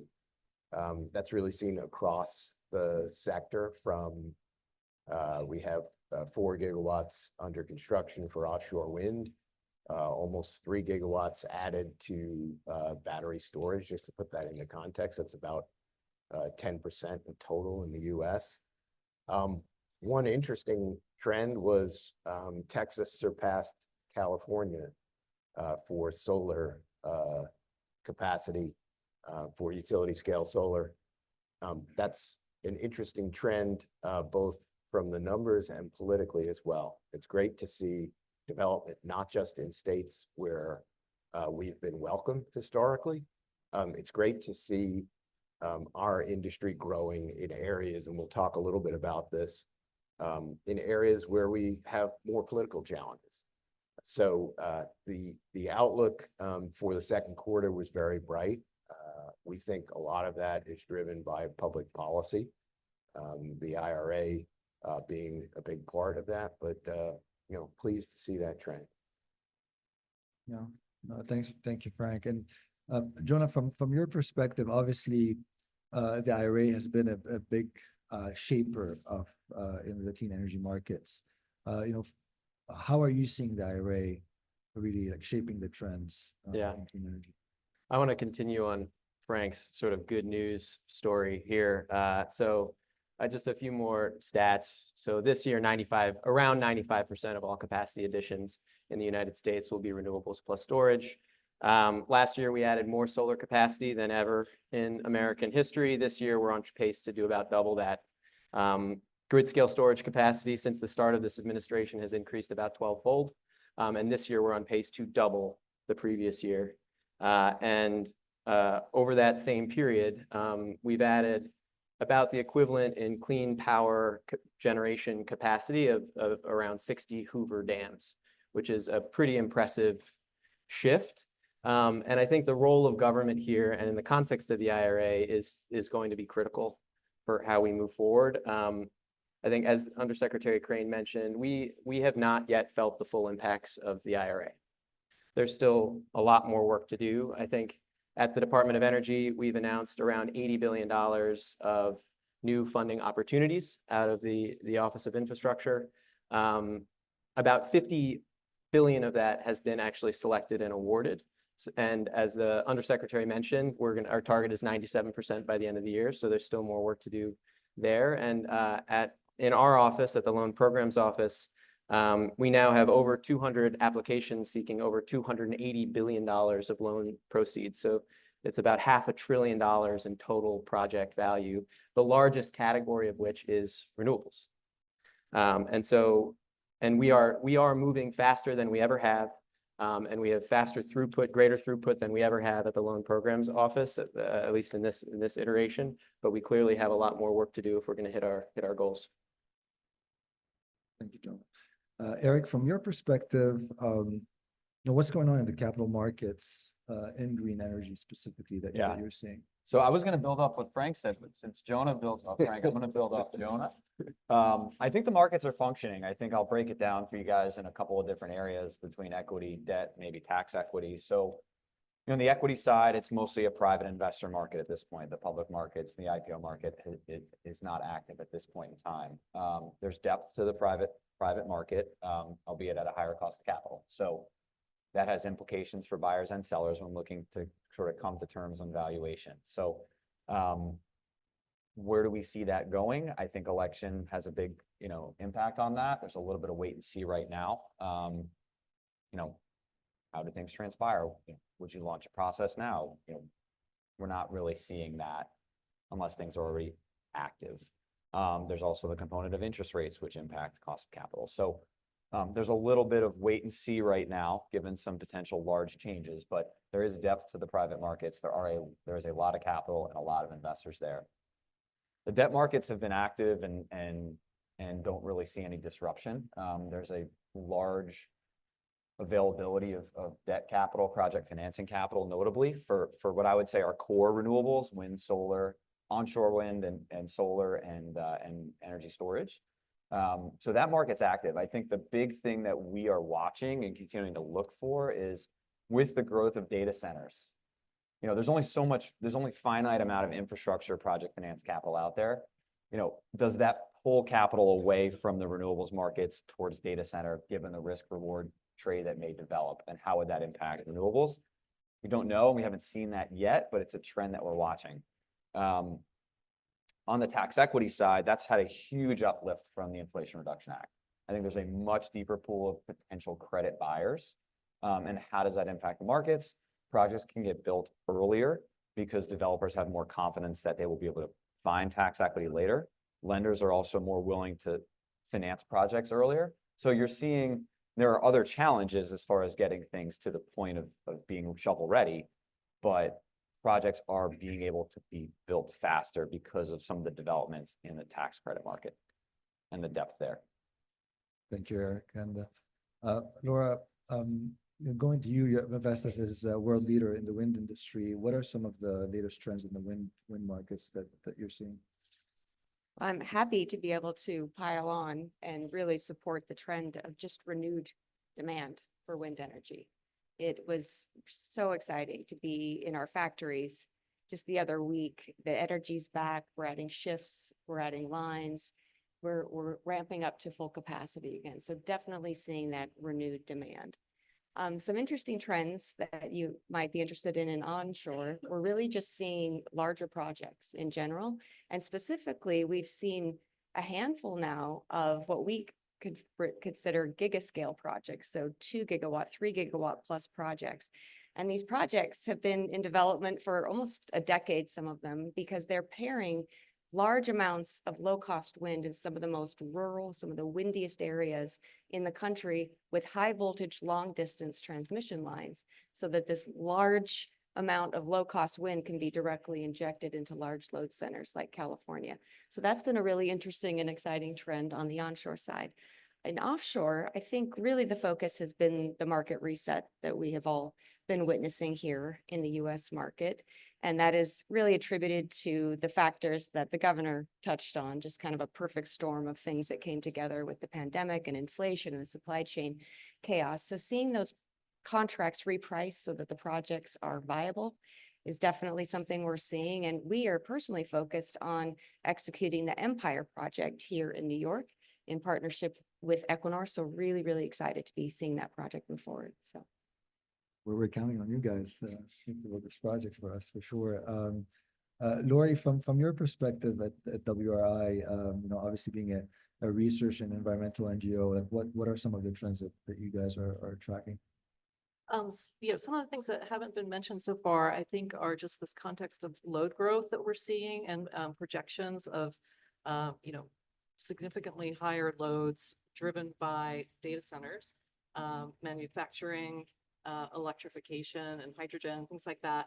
That's a real issue. And just piling on to the connection with the data center piece, I think it's also, we have a lot of large companies, tech companies out there that are interested, and also they have very ambitious clean energy goals. There's a lot of demand for clean energy. I think we may be, we have a lot of demand for this clean energy, and it's difficult to build it fast enough, I think, at this time.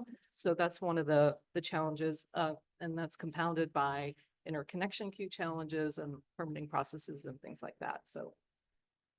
No, I completely agree. Listen, this theme of load growth goes with economic growth, and this is why we've named this summit the Future Energy Economy. And with load growth comes more opportunities for renewables, and I think that's the key theme for us today. And we're going to have to build even more renewables than we originally thought to meet the climate goals, which is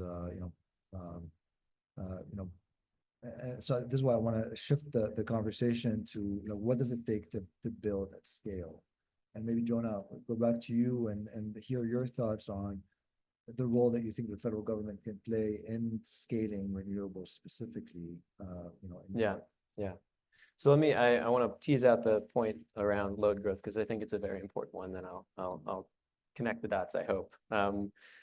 So one thing, just to be clear, the Department of Energy, we've been out there very publicly saying there's going to be load growth for years. This is not new news from where we sit in the federal government. Now, I think the shape of the load from data centers is a little bit different than what we've been anticipating from electrification, of transportation, from end industry, and from some of the manufacturing we're seeing, hydrogen, chips manufacturing. All of these different pieces have a significant potential uptick in demand. And we were anticipating this, which is why DOE has been so focused on technologies like building out transmission as well as grid enhancing technologies that enable faster interconnection of renewables. It's why we've been so focused on virtual power plants and creating a grid interactivity between distributed energy resources that Americans are investing in anyway, that we can actually turn the battery in your home as a battery, your car as a battery, into flexibility on the grid that can match weather-dependent energy generation sources like renewables. And it's been why we've been so focused on clean, firm, emerging technologies like new nuclear, like geothermal, like long-duration energy storage that are complementary to the build-out of renewables. And in fact, the more renewables that you build, the more of those types of technologies you need as well. And so I think the Undersecretary did a wonderful job sort of laying out our support for those technologies. So I'll just speak to the Loan Programs Office specifically for renewables. I think our office, I mean, we provide low-cost debt. So when we talk to when developers get interested in us, right? And we've gotten a lot of interest from developers in New York State, and in no small part thanks to our partnership with NYSERDA. But usually it's because they're looking for ways to lower their cost of capital and improve their project economics.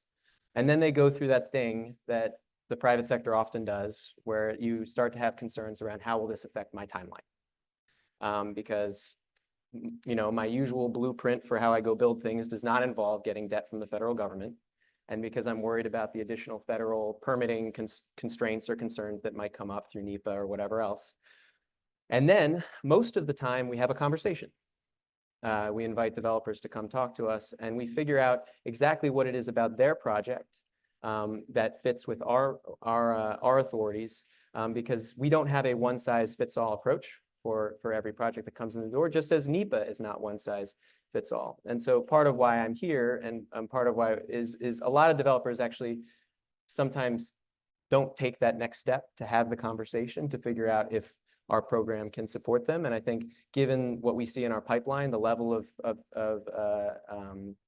renewables projects that we have, I think it is clear that at least a significant portion of the development out there does see value in our programs as a complementary source of capital. So I hope that continues. Thanks, Jonah.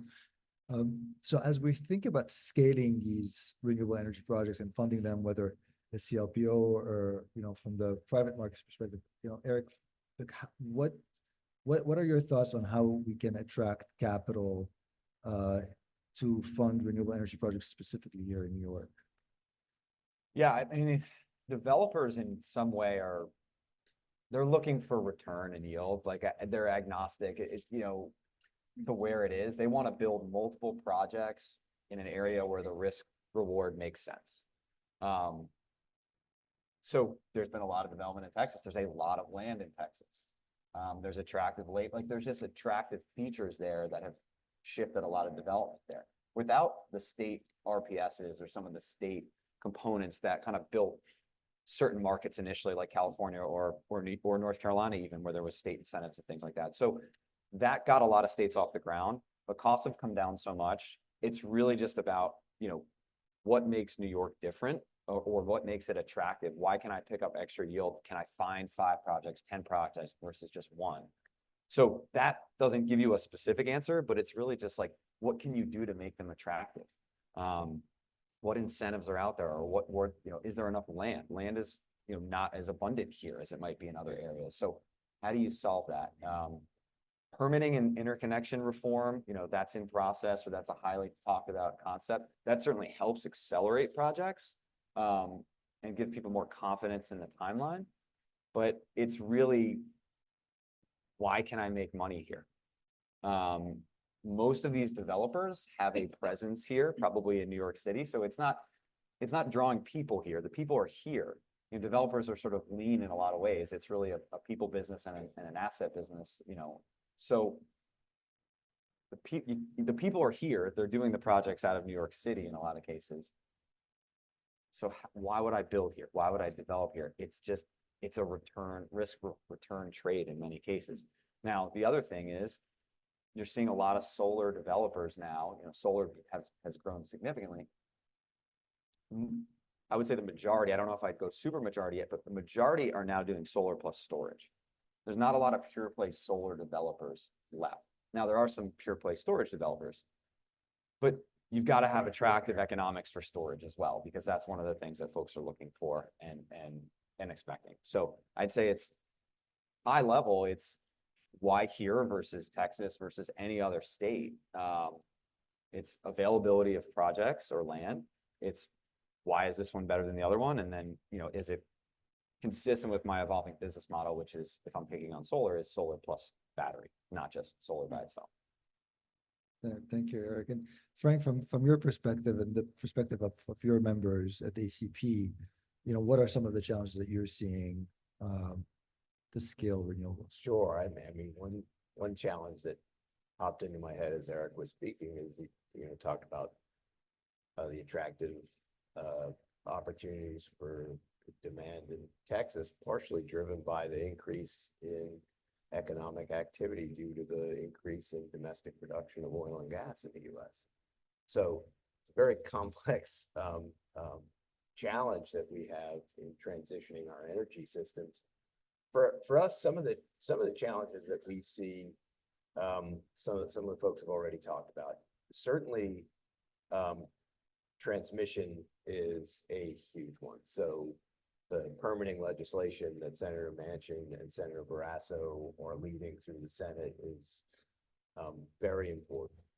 And it is not just something which is supported in the renewable space, it's supported across the economy and across sectors within the energy space.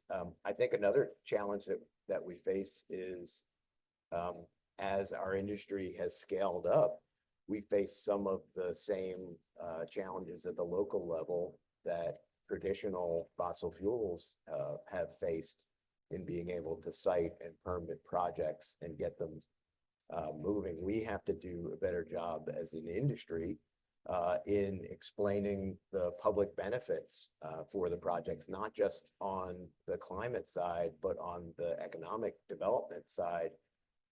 The IRA is a perfect example of the benefits that can flow from greater use of renewable energy.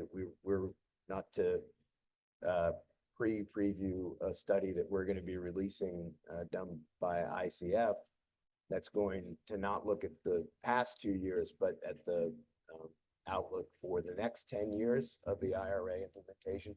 Just in New York State alone, we anticipate $100 billion in economic activity as a result of direct result of the IRA. And so, you know, I think it's incumbent upon our industry to make that case to people. Most of the benefits of the legislation are in red states. So it is not a partisan, clean energy is not a partisan issue. But, you know, I think those are some of the challenges, George. Thank you, Frank. Laura, I want to talk a little bit about supply chain. Governor Hochul talked about how excited we are that Micron is going to be sited here in New York, and the importance of building the semiconductor supply chain here in the U.S., here in New York. But similarly, you know, we have ambitions to build the clean energy supply chain in the U.S. and in New York. And from your perspective, what should New York do to attract the clean energy supply chain to come and localize here?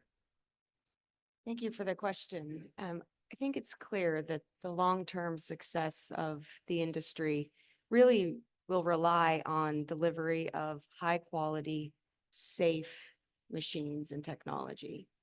And the industry has gotten into a bad habit of very rapidly introducing the next platform of technologies. And that really challenges the industry's ability to ensure that the machines that are being delivered are fully tested, that they are industrialized, that they are optimized, that they are safe, that they are high quality. And so we have been really focused at Vestas in the last few years on just absolutely drawing a line, dialing in on our V236 15 megawatt offshore machine. And we are testing it. We've had a prototype spinning for a year and a half now. It's fully type certified. We are absolutely committed to ensuring that our machines will spin, that they will deliver the energy that people are expecting from them in a safe and reliable manner. And I think for the supply chain itself, if we can do this, if we can create long-term demand, if we know that we are going to have consistent projects being delivered and executed year after year, that's the trigger. That's when it makes sense to actually localize a supply chain, because nobody wants any, if you announce a big factory, you hire 1,000 people, you spend the time and energy training them, people are excited about their new careers, and then you have this pause in project deployment, you end up with empty lines, layoffs. It's not good for anybody. It's not good for the industry. It's not good for the state. So I think really just focusing on this quality, really doing exactly what we're seeing New York do in the New York 5 solicitation. I really want to applaud New York for the focus that they have put in this new solicitation on project readiness, ensuring that what gets bid into these projects is actually a commercially viable machine.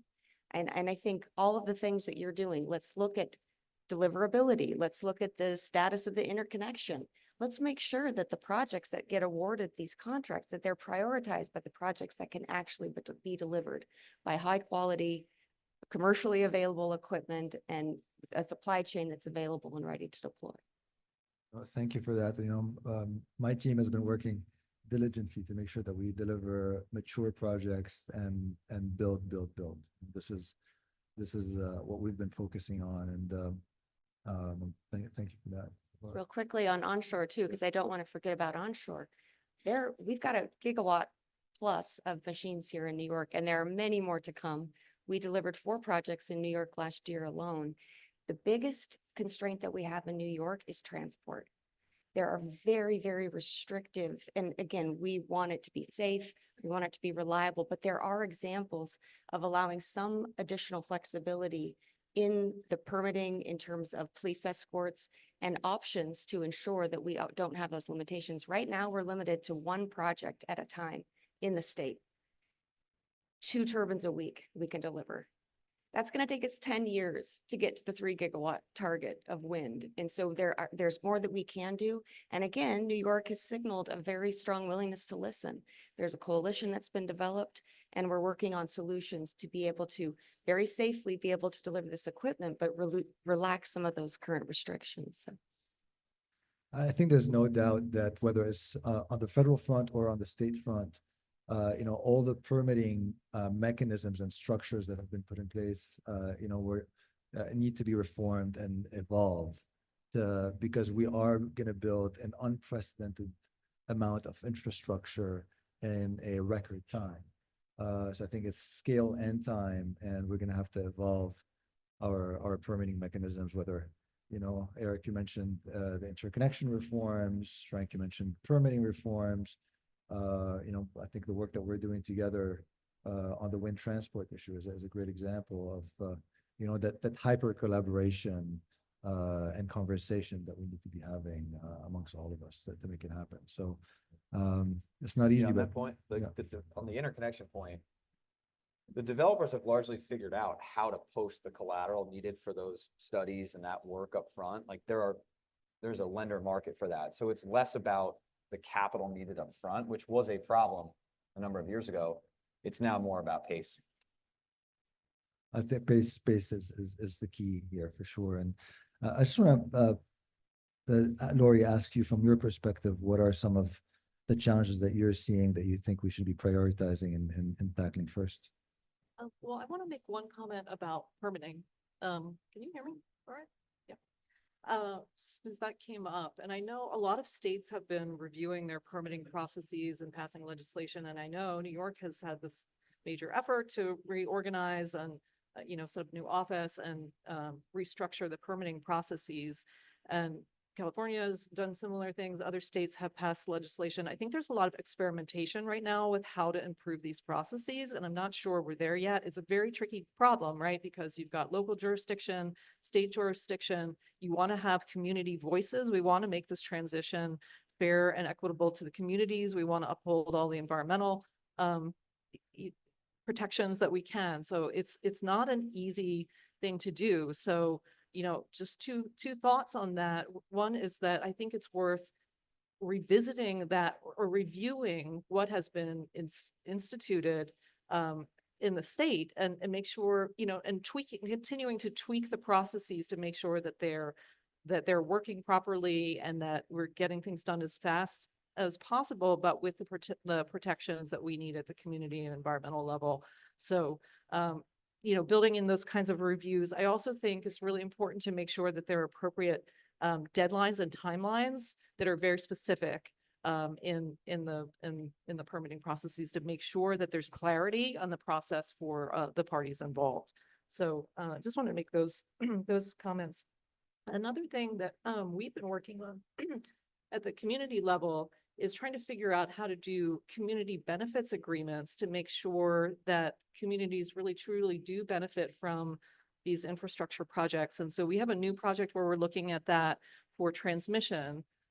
So we're actually collecting community benefits agreements from all over the country and developing a database of how they've been done for all kinds of infrastructure projects, including renewables, but also convention centers and all kinds of things, right? And how do you do this for transmission and make sure that communities really do get the benefits that they need from these projects, and that we're building this infrastructure, but we're doing it in a way that's great for the communities and jobs and the energy transition broadly. So, and I will mention that Colorado also has some principles that they've been developing in this space too, that might be worth taking a look at. But I think that's a really important part of this process, is making sure that we're benefiting everyone as we're going through this process. I totally agree with that. I think the scope of the challenge that we face is, we're trying to transition our entire energy economy at a time. And I've spent 20+ years on energy policy in Washington, D.C. For really the first time, we're talking about demand increases on the power side. And at the same time that we're talking about that historic increases, we're also trying to transition the economy. And for many years, the discussion around energy policy was that the U.S. was threatening our national security by being so dependent on foreign sources for our energy, which drives our economy. Now, the challenge that we face is that we can't get the energy that we need from where it is to where it's needed. And that's the backbone of our entire economy.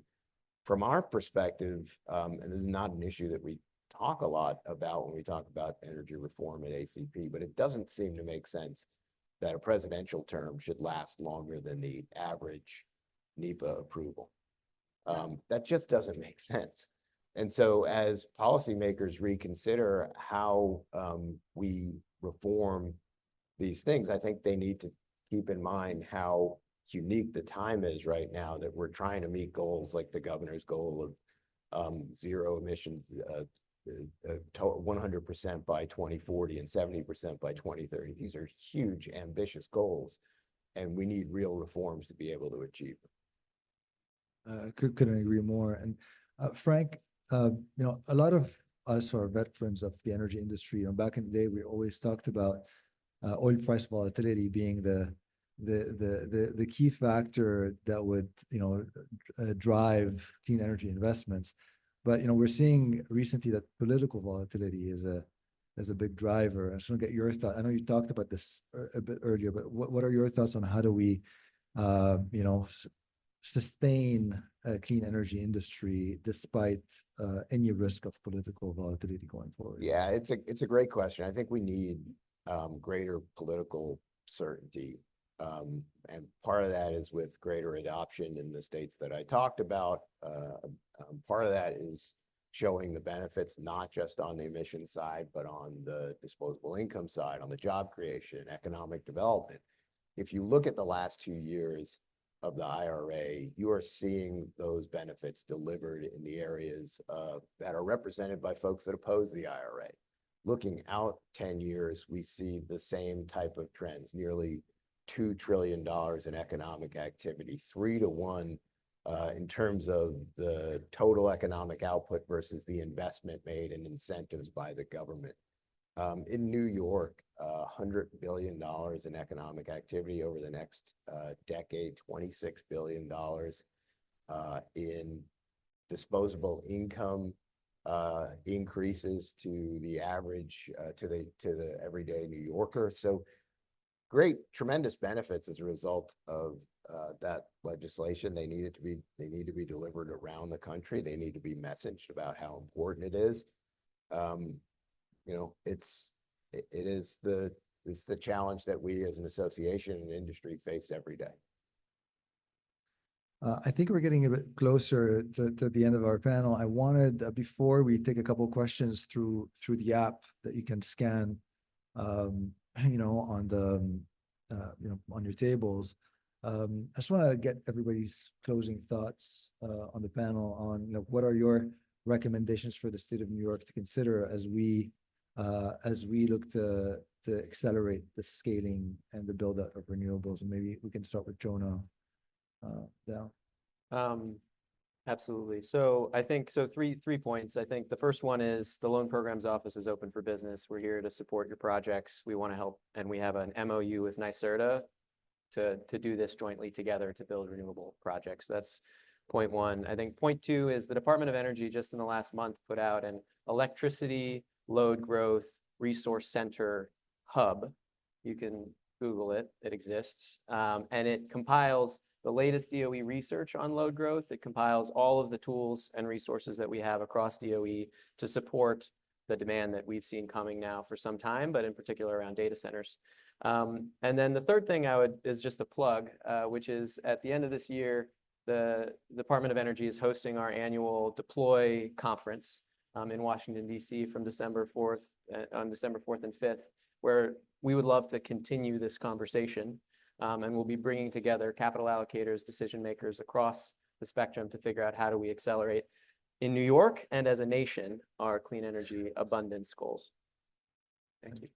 Frank. Okay, I'm going to plug our conference. We have one in the end of October in Atlantic City on offshore wind, and we do a clean power conference every year. So would love for you all to attend that.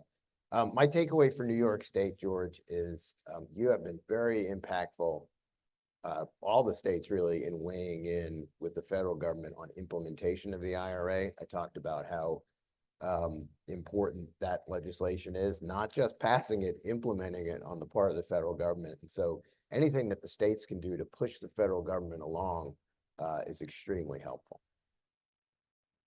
Eric. Yeah, I'd say it's about action. I think when you look at project development and project developers, they're going to sprinkle around, you know, bets everywhere in a lot of ways, building off Atlantic City. But so they're gonna sprinkle bets around everywhere around the country. I think for people to get really serious, they're not gonna move unless there's action, not just announcement, but like action that they think they can capitalize on. So it's good to have conversations and thoughts, but to get people really here and serious, I think it's going to be, you know, actual action. And I would also say, like, you look at, you know, Governor Hochul mentioned community solar. Frank, you would know better than I would where the rankings are, but New York's very clearly up there, if not number one.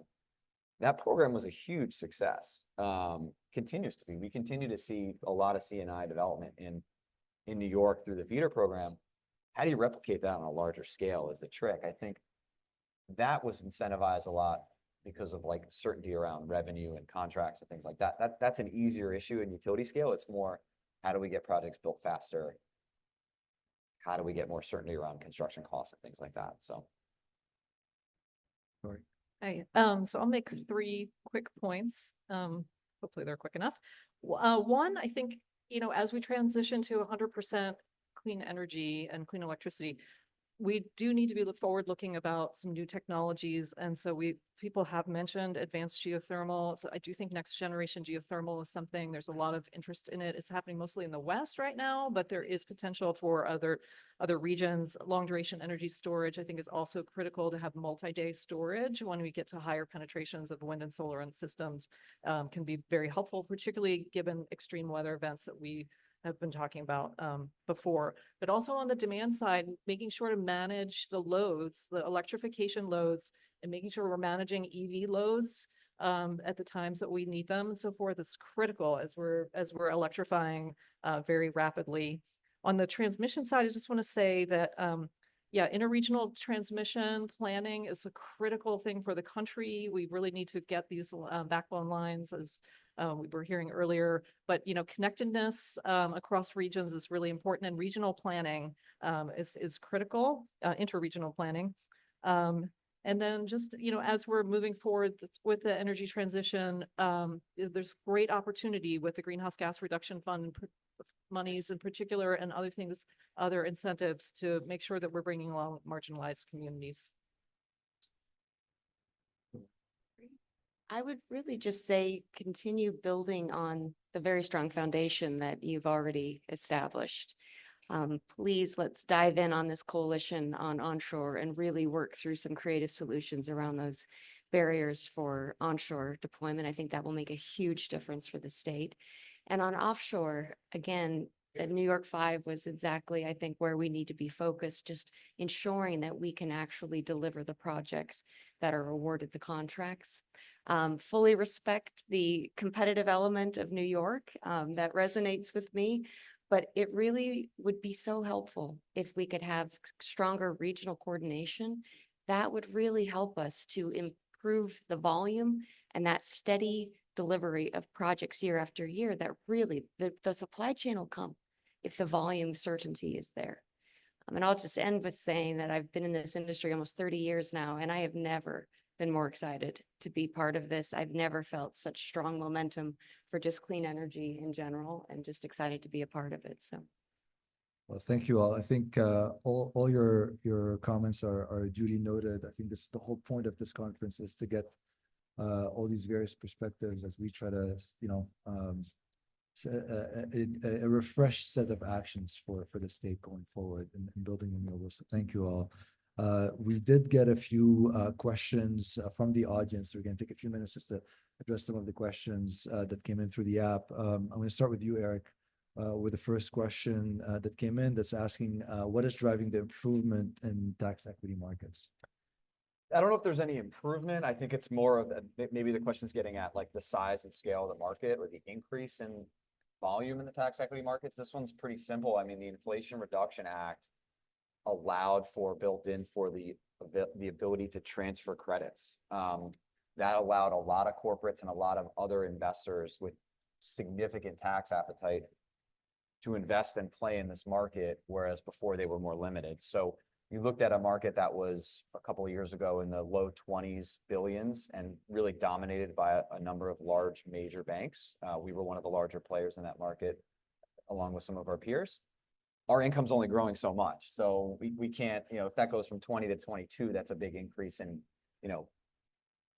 for us in net income, right? So the tax credit transfer brings in not what was largely financial institutions, brings in non-financial institutions, large corporates that have tax capacity that can invest. Without getting too specific why, it was predominantly driven by the Inflation Reduction Act. Thanks, Eric. The second question that came in, Laura, probably directed to you, is what is the biggest hurdle when trying to establish the infrastructure for wind energy specifically? I think it's a combination of all the factors that we've been talking about today. And it really, I mean, transmission, I think, is the most important piece. That's the largest barrier that we see to just full scale deployment of the projects that could be built out today. When you're talking about offshore, the port infrastructure and that whole supply chain, I think just, again, having that steady demand and that volume, that is really what will help companies like ours be able to make those commitments and be able to create that local supply chain so that we're not relying on factories across the world to be able to import all of these components. So I think forums like this and doing what New York's doing by bringing all of the parties together to say, how do we coordinate and collaborate, and how do we create a system that will allow full deployment of all these technologies? I think that's the key. So. Can I ask Laura a question? Go ahead. Because there's been some recent, news about certain wind farms around the country, and I'm just curious because we see some of it in the media, but like, how much are you facing like local resident feedback as it relates to offshore wind? Because you see one or two articles, and that doesn't necessarily tell the whole story. But like, what? I mean, I think we've seen broad local support for offshore. There was a period where there was so much momentum, I think, for offshore, and then we had the pandemic and all the things that happened. So in general, the developers are doing a lot more in the local communities, and rightfully so. I mean, we have to be focused on the communities where these projects are being built. I am really pleased to see, and I spent 25 years of my career on the development side, there is a huge focus on having people on the ground in the communities, meeting with all of the stakeholders, really working to say, we are going to be responsible stewards of this equipment. We are here for the long term. We are members of this community. So I still think there's very broad support.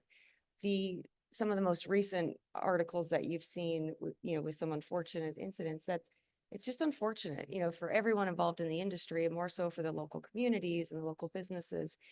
I think that this is an opportunity for the industry to come together and say, we have got to really ensure that we have the right protocols and systems and containment measures, and use it as an opportunity to work together.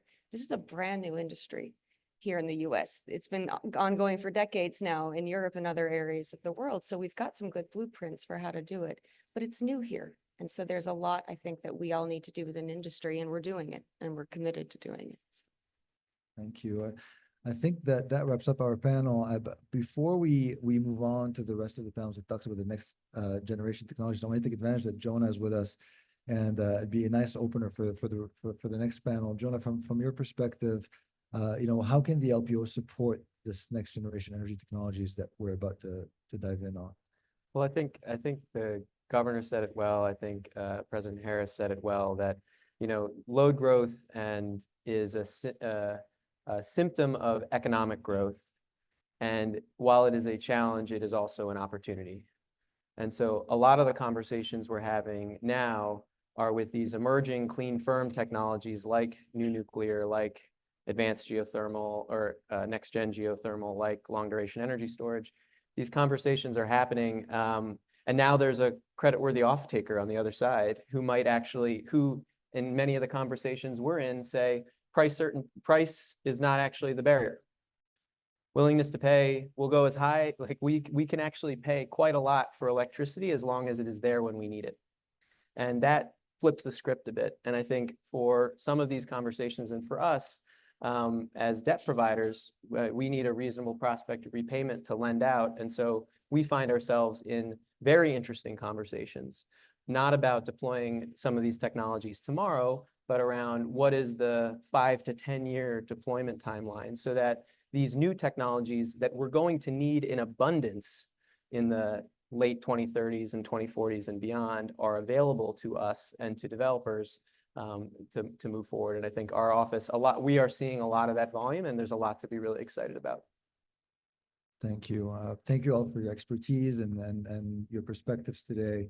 From where I sit, I think there's no doubt that the future of the renewable energy industry in New York is vibrant, and I'm very excited about what comes next. So please join me in thanking our panelists, and welcome the next panel.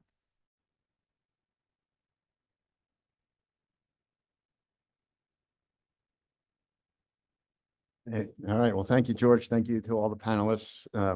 Very interesting discussion. I heard coordination, collaboration, and signaling, and I hope that this conference is doing just that. I'd like to now bring up our next panel. I'd like to introduce Brandon Owens, our Vice President of Innovation at NYSERDA, and the moderator of the status of next generation energy technologies. Brennan. Thanks, Anthony. So my name is Brandon Owens. I'm the VP of Innovation here. So I lead our innovation and research program. It really focuses on innovation around these technology enablers. I'm actually relatively new to NYSERDA. And when I heard about this summit, I was super excited to be part of it. So I talked to the team and I said, they said they wanted me to present. Fantastic. What am I presenting on? Is it renewables, nuclear? Those are the hot topics. No, you're going to cover other technologies. So I'm in the other technologies bucket. Yeah. Cool. I'm being a little facetious here because the other technologies is really where all the action is. We feel like we know that renewables are going to play a significant role in realizing New York 0 by 40 goals. Yeah. But we also acknowledge that renewables can't go it alone. Absolutely. That'll be a major topic. And you should join. We have these sort of closed door, professionally facilitated dialogues that we call deploy dialogues. I just want to get you. Yeah. So Do you have, my card. here, let me give you my information. Yeah, it would be great to have you there. There's only a handful of projects like yours just out let there. them that go. Sort of. Is it? It'll be there. I'm going to have to talk louder. These other technologies are needed to enable renewables to fully scale and reach their potential in New York. We're talking about energy storage, hydrogen, advanced geothermal, thermal energy networks, advanced grid technologies, technologies that we call dispatchable emissions-free resources. So they're really the key, the linchpin of holding all this together. They're needed to store renewable energy when we're producing. They're needed to discharge when we need it most. These other technologies are needed to stabilize the grid, make it more reliable, to enable increasing amounts of renewables. So in this panel, we've put together the A team. We have a ton of capability and experience on stage to discuss these options. So let me start just by asking them each to introduce themselves, starting on this end. Good. Can you hear me? Show the mic's working. Bill Acker, Executive Director of New York Battery Energy Storage Technology Consortium. Testing, so it's working here. So Monterey Gardner, I'm a chief engineer at the National Renewable Energy Laboratory. Monterey Gardner at the National Renewable Energy Laboratory. I'm a chief engineer working with hydrogen strategy and partnerships. Hi, I'm Jack Lunard. I work for the DOE as well. I'm in ARPA-E, which is a fairly new organization, fairly small organization. Our job is to identify disruptive technologies and then fund technologies that would be too risky for the private sector or even some of the other government agencies. I'm Jeffrey Priest. I'm a director at EPRI, leading our research efforts in low carbon fuels, CCS, and advanced generation technologies. I'm Julie Tai. I'm president of the New York League of Conservation Voters. We're a statewide policy advocacy organization that's been working on offshore wind, renewable fuels, clean technologies, sort of in general on climate change. Thanks, guys. We've got a lot of ground to cover, so let's get started. I want to remind the audience to enter questions along the way, and we'll take Q&A the last 10 minutes of this session. So Bill, let's start with you. Let's talk about energy storage. Just to make sure we're on the same page, let's start with some definitions. Help us out. What is short-term or short duration storage versus long duration? And why is that even important for this discussion? So energy storage can mean a lot of different things. It can mean everything from a battery that does very fast frequency response on the grid to a battery that shifts energy in the time of day, like 4 hours, to different kinds of energy storage, which can be batteries and other things that can shift energy over days, weeks, months, long times. And that's very important because the grid has those needs that span all these different timeframes. And when you saw on the chart that George Sasson showed earlier about the distribution mix, you saw energy storage as a very large chunk of that. That was the intraday storage. That was the kind of 4 hour, 6 hour lithium ion batteries typically. There are other pieces there that we need longer storage, long duration storage, as we talked about earlier, to shift for multiple days. And that will be a topic that we'll be talking a lot about, I think, in this panel and in the future. All right, thanks so much. You know, when I started at NREL about 25, 30 years ago, we were developing the renewable energy technologies, and we thought, geez, if we could just solve this energy storage problem, if we had lower cost batteries in those sorts of solutions, we would have, you know, that'd be like the magic bullet. We would have solved the problem. Lo and behold, lithium ion battery costs have plummeted an astounding 99% in the last 30 years. The energy and density has increased fivefold. We've now seen the spread of battery applications from consumer electronics to transportation and now stationary. So Bill, have we solved the energy storage problem? Well, I mean, we certainly have come a really long way. There was an article this past weekend from The Economist that called energy storage the next $1 trillion industry in the clean energy industry. And we're really seeing that happen. We're seeing energy storage being deployed very rapidly across the country. And New York State's making amazing steps, as we heard earlier from the governor, from Doreen and others. So we really are on the right track. We're on the right track for the intraday storage, the 4-hour storage, the 6-hour storage. We're not there yet for the long duration storage, and we really need to get there for the long duration storage. So we have work to do and various different things to make the markets work better. We have work to do to bring out these further technologies. So I wouldn't say we're there yet, but we're really on the right track. All right, thanks for that. So really long duration storage is an area where we need to focus. And why is that important? Can you just sort of explain why that's important as we get to the higher levels of penetration? Sure. And I don't want to lose sight of the short duration either, because it's very, very important, but I think we are on the right track there, and we'll talk more about that. But when you look at the long duration storage, what's going on is that, you know, we frequently model days at a time, but you can't just look at a day at a time. You've got to look at weeks at a time. You've got to look at the longer times. You're going to see times in the wintertime where you might have 3-4 days of very low renewable production. You're going to have other times where you're going to have multiple days of very high renewable production. We really want to shift that energy. I mean, it's important to recognize that it's not just a matter of making up the resource adequacy where the gaps are. It's also a matter of taking up the extra energy from the renewables, because that's not just getting rid of curtailment. That's increasing the price for renewables. That's making renewables more economically efficient. So the ability to shift multiple days becomes important. And that can happen with combinations of short-term storage, vehicle to grid, and long-term storage, all working together to do those things. Makes a lot of sense. So now let's talk about short duration storage one more time. Lithium ion's the dominant technology there, but there are some supply chain issues. Are there other battery chemistries at play right now? And where are all of those other technologies in terms of the development cycle? Yeah, and I've got to make a plug for New York State here for a second, because New York State has some of the best research in the world in energy storage. Stan Whittingham, the inventor of the lithium-ion battery, is a professor at SUNY Binghamton. We have a lot of great research going on in these areas. Lithium-ion batteries have dominated, as Brendan said, the cost has come down, but we have a lot of new chemistries being developed that are also very, very effective. So I think we'll continue to see different chemistries come out that continue to improve. Part of the cost coming down has been manufacturing prowess, and it's also been continued technological improvement of these batteries. Thanks for that. And you just mentioned New York in particular. I was going to ask you about that. What sort of special capabilities or opportunities do you see in this state so we can advance the technology and make sure that energy storage is really maximizing its potential here in the state?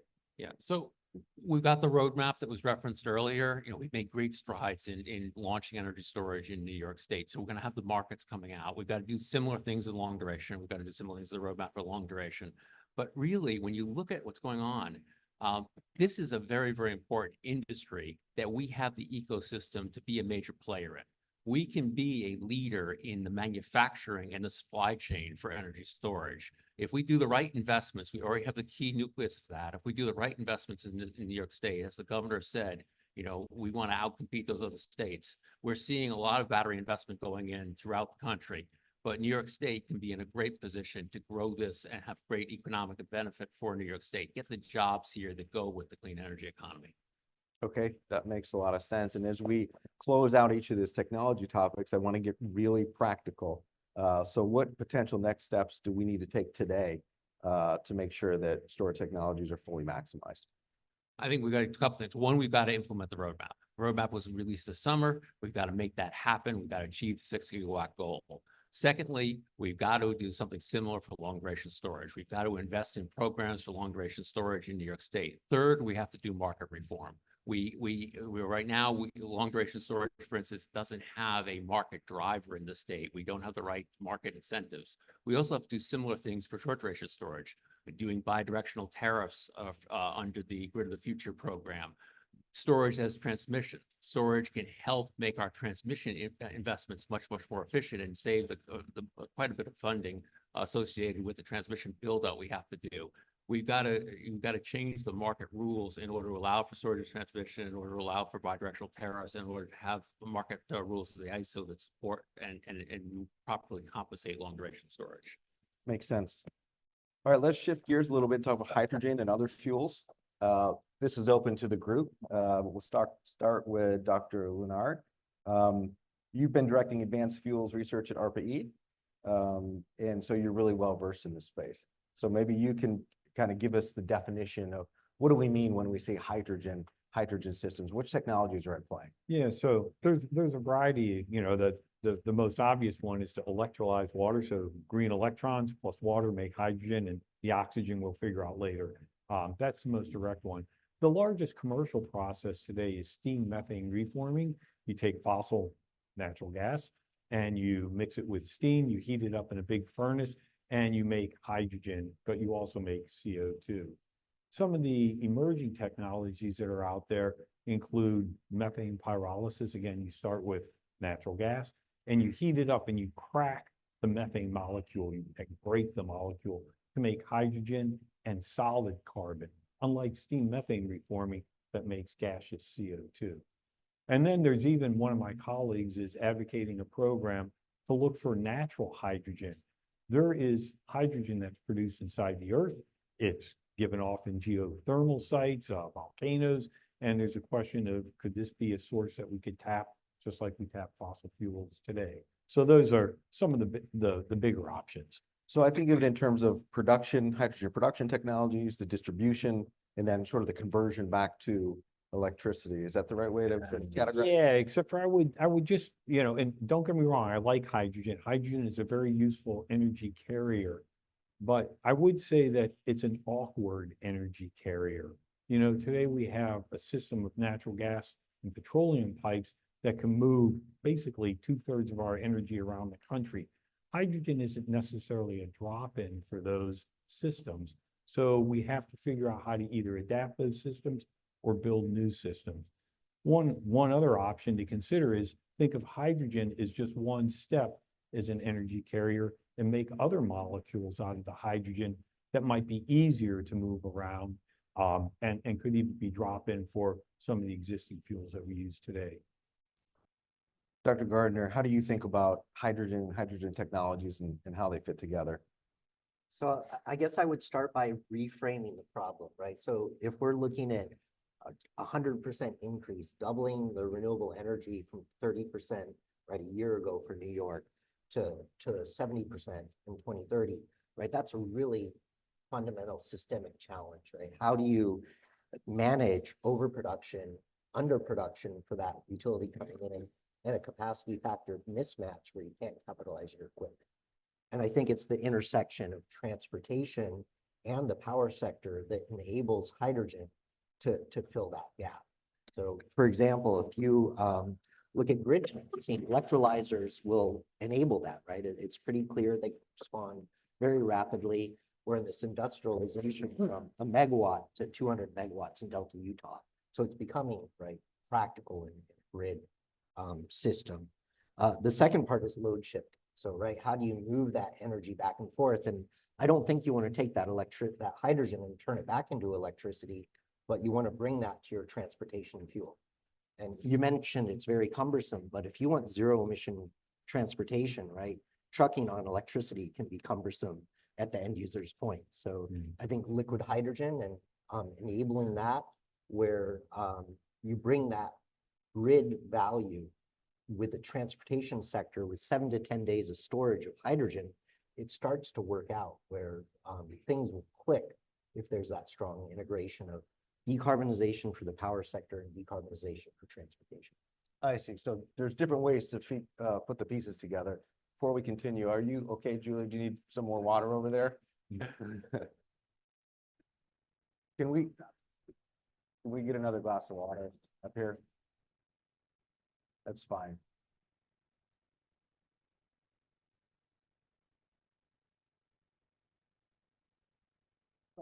Yeah. Oh, thank you.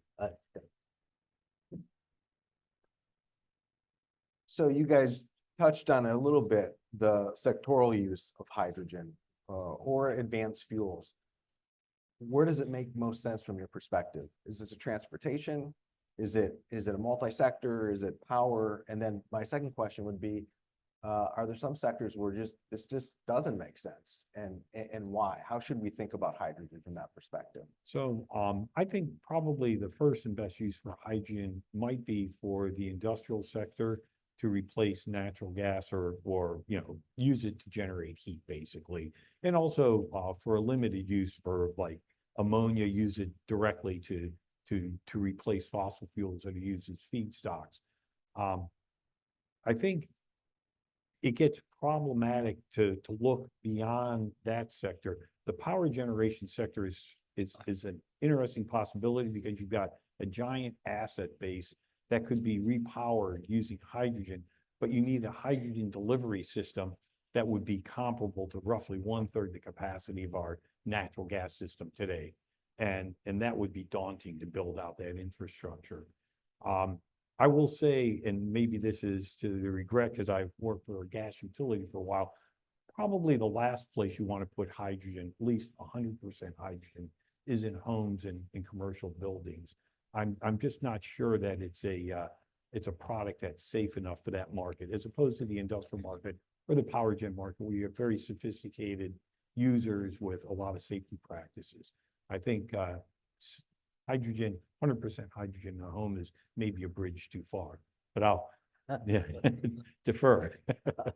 I don't know that we could go all the way there. I think in Honolulu, the gas company is putting in 10-20% hydrogen into their gas grid.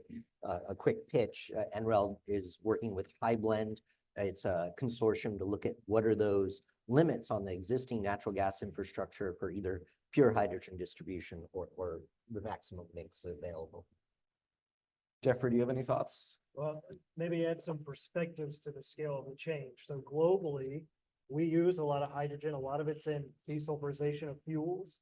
So it's not part of the clean energy transition. It's not part of that low carbon future, but we use a lot of it. We use it in fertilizer and manufacturing chemicals. If you take the global production of hydrogen, nearly all of it is fossil fuel based, non-CO2 abated. And you transfer that to make it from a clean electrolyzer base, you would need 90% of the US electricity's grid to do that. So already the market for hydrogen, let alone if other industries are changing from natural gas or fossil fuels to hydrogen, just today that change is pretty significant. And so we do have to be careful about looking at hydrogen, the role it plays. It's very regional, it's very specific, it's resource driven. But if we talk about it as if it's solving all of the problems, you quickly become inundated by the scale of that change. So some perspective. Okay, that's super helpful. Let's drill down in the electric sector for a second, shall we? Jack, when we met yesterday, you talked about kind of two different pathways for the use of technology pathways for the use of hydrogen in the electric sector. Can you, at the risk of getting in the weeds, let's get in the weeds just a little bit. Yeah. Just sort of describe those two pathways. Sure. So to decarbonize, the existing electric fleet, say natural gas or coal plants, you really have an option. You can try and do carbon capture on the back end, which, we'll just leave that aside for a second. Or you can try and decarbonize the fuel that you put in. And there's kind of two options there. I mentioned starting with fossil natural gas, because I agree with you. We don't want to use electricity to make hydrogen to make electricity. That's probably not a good path. But you can start with a fossil fuel like natural gas. You can do steam methane reforming, and then you can put the hydrogen into the power plant and generate electricity. The flip side is you now need to deal with the CO2. You need to find a pipeline to take the CO2 away. You could also use methane pyrolysis, which is not as mature a technology, crack the methane, put the hydrogen into the power plant, and now you have a solid carbon. And the beauty of solid carbon is you can use a truck, train, a barge. You can move that solid carbon much easier than you can move gaseous CO2 when you don't have a pipeline. So those are kind of two ways hydrogen could play in decarbonizing the electrical sector and starting with a fossil fuel, so we don't steal all the energy off the grid just to make the hydrogen in the first place. So differences on how you produce the hydrogen, where you produce the hydrogen, what you do with the CO2.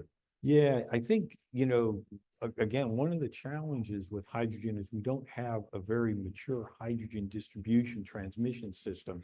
So one of the thoughts is that you could just build methane pyrolysis systems right at the site of the power plant and crack the hydrogen, or at some central location where you have multiple users, so you don't have to build out quite as extensive a hydrogen distribution system. Yep. And are there some overriding challenges associated with both these technological pathways?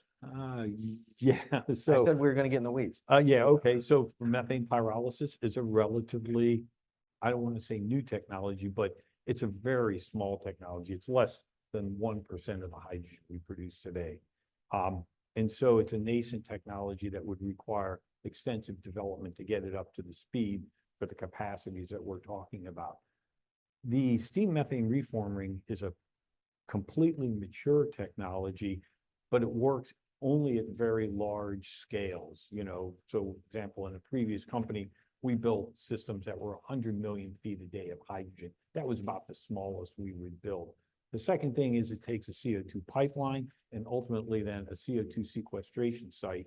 And the development of that downstream infrastructure is moving maybe slower than we would like to see today.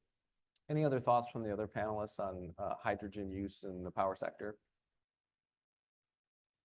So, Jack, when we spoke yesterday, you mentioned the phrase, which I'm going to steal from you at some point, beyond hydrogen. And so maybe hydrogen is not the right solution given these challenges. What are some of the other options out there? Yeah, so you know, we talk about energy storage in the context of electricity, 4, 6, 8, 12 hours. In the United States, we store 2 months of energy. We have sitting right now in pipelines, in tanks, in underground storage, 2 months of energy. And that can be moved anywhere in the country in less than 24 hours. And what's amazing is the private sector pays for this. It's the arbitrage to know that the cost of no energy is so high that you'll pay to keep 2 months of inventory sitting around. Nature doesn't like to store electrons. I know you guys have made tremendous progress, and I applaud you, but nature doesn't really store electrons. What nature does is it stores energy in chemical bonds. So one of the things to think about hydrogen is not just to use it directly, but use it as an intermediate to create drop-in fuels that are compatible with the existing transportation, distribution, and end-use infrastructure we have today. There's a number of candidates that get kicked around. Ammonia, which has some issues. Methanol is the latest target for the shipping industry. There's other molecules. But I think one of the things we should think about is, are there other tools in our toolbox besides electrons and hydrogen for storing and moving and using energy? We still start with renewable energy.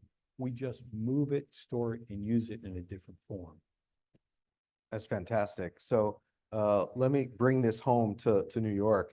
Are there any, from your perspective, kind of unique opportunities or capabilities here in New York that we can leverage to ensure that we're maximizing the potential of hydrogen and other advanced fuels? So I'll just open this to everyone. You can start. Hey, I'll just offer my thoughts. So RPE's job is to be disruptive, so I'll try and be a little disruptive here. Whenever we take, you know, biological materials and we make a product like paper, or we take corn and we make it into ethanol, half the carbon gets wasted as CO2. But that CO2 is really precious CO2. It's biogenic CO2. It doesn't count against the greenhouse gas inventory. It's already in circulation. You could capture that CO2 And you can make small molecules like methanol or renewable propane. We know how to do this. You can make these molecules out of CO2 and all the hydrogen that everybody's going to be making for us. You can store those molecules for a day, a year, or 100 years. You can distribute them in the existing infrastructure, and a lot of these can be drop-in fuels for the hardware we already have. So you don't have to replace your furnace or your car. Maybe long time, 50 years from now, we'll all have a heat pump. But today we don't all have a heat pump. So this is a way to allow us to have a green transition that is more affordable for everyone, and it gets us on a path that we want to be on, where we wind up with 100% renewables. But again, I ask you to blur your eyes. New York State used to have a very vibrant forest products industry. Got a huge agriculture industry here. You have a lot of biogenic carbon.